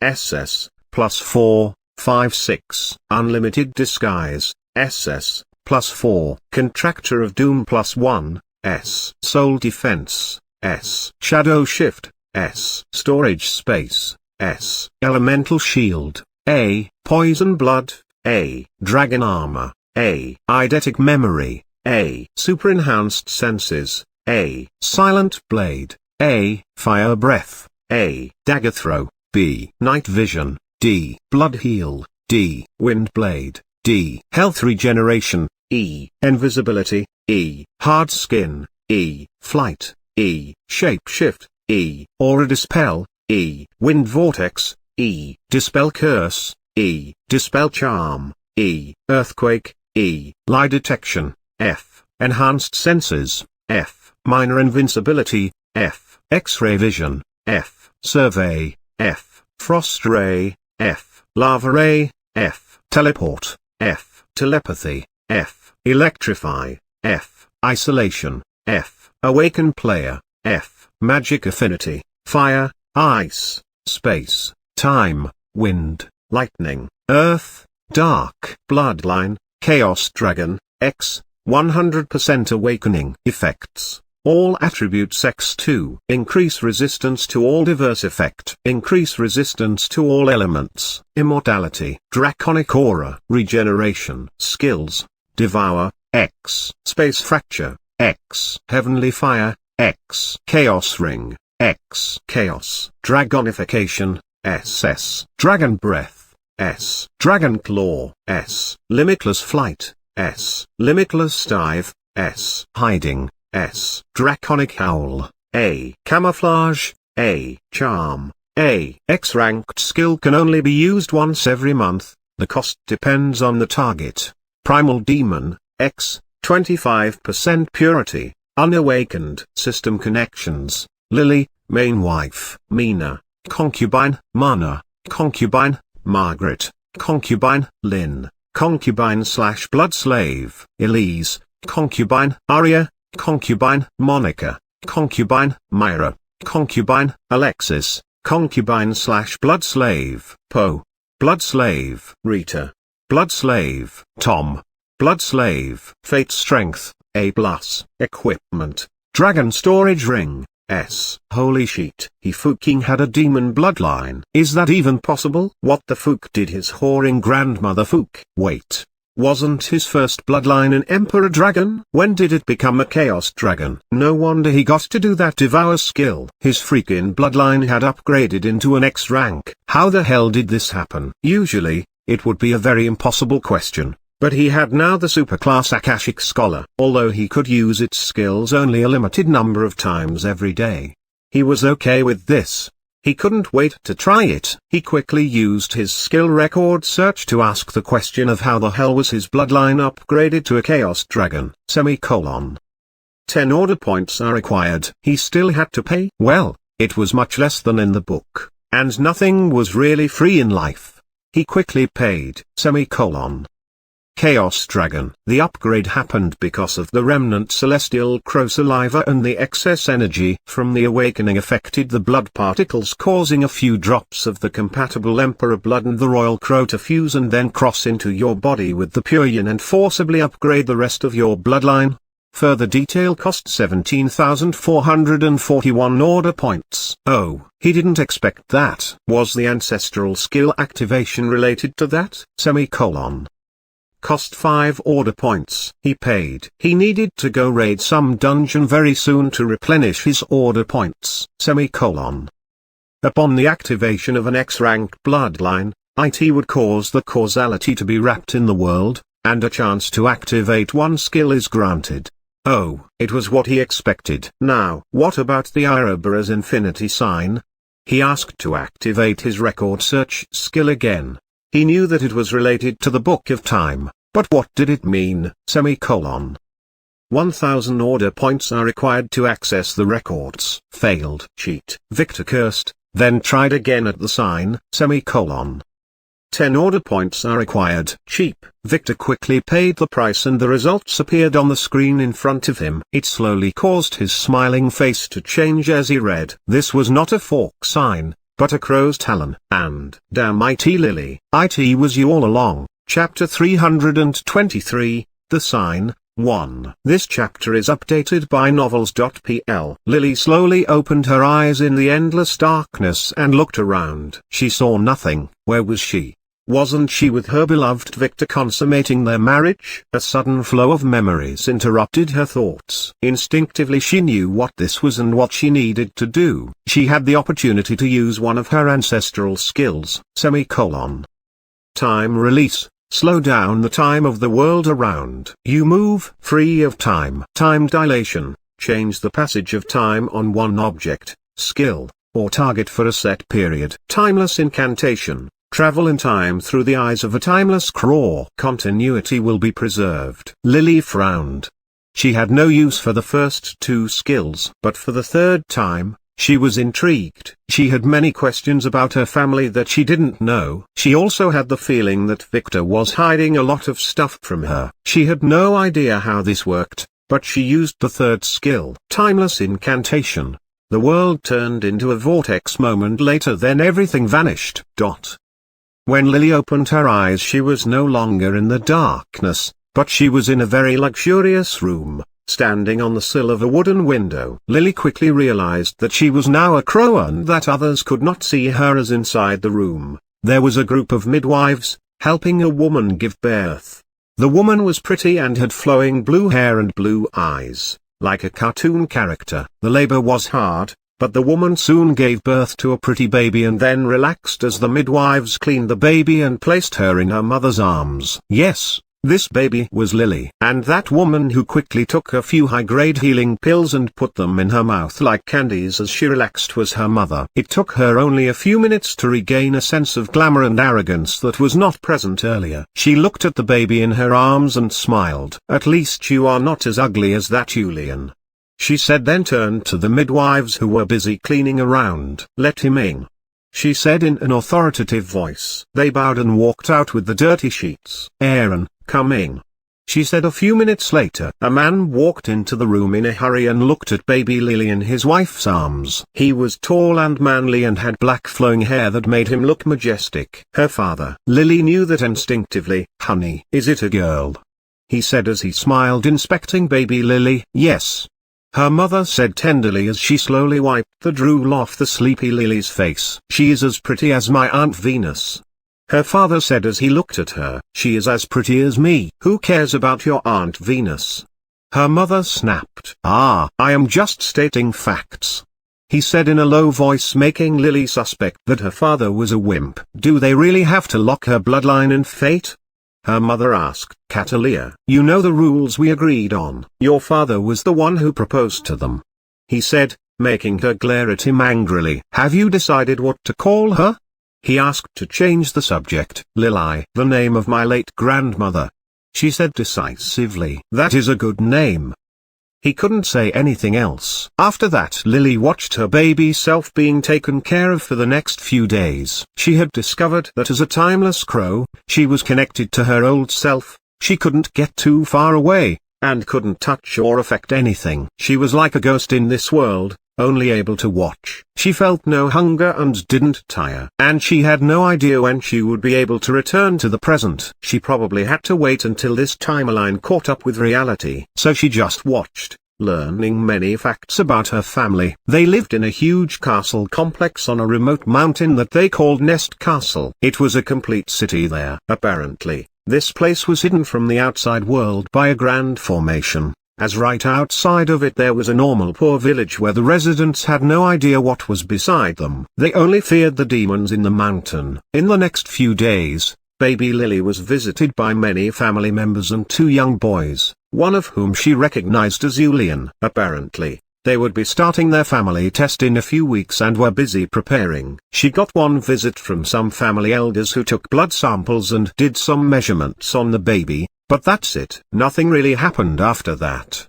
That was until 3 months later when all of a sudden Lily was forcibly taken from her mother by a stern woman, who seemed to be one of the family elders. She easily defeated Catalia, who refused to surrender her daughter, and took Lily from her hands. They took her to a grand chamber where her father Aaron was standing with several other men, one of whom was shooting him some dangerous glares. "Let us start this then," that man said. "Arak, isn't she still too young? Can't we wait until she is 6 or 7? Aaron asked. He seemed not very pleased. "No, you heard the fate measuring report. Your daughter has an SSS ranking fate." Arak, who seemed to be the one in charge, said, "You know the rules. The stronger her fate, the earlier we need to start the test for her. Enhancing her fate would be harder after all.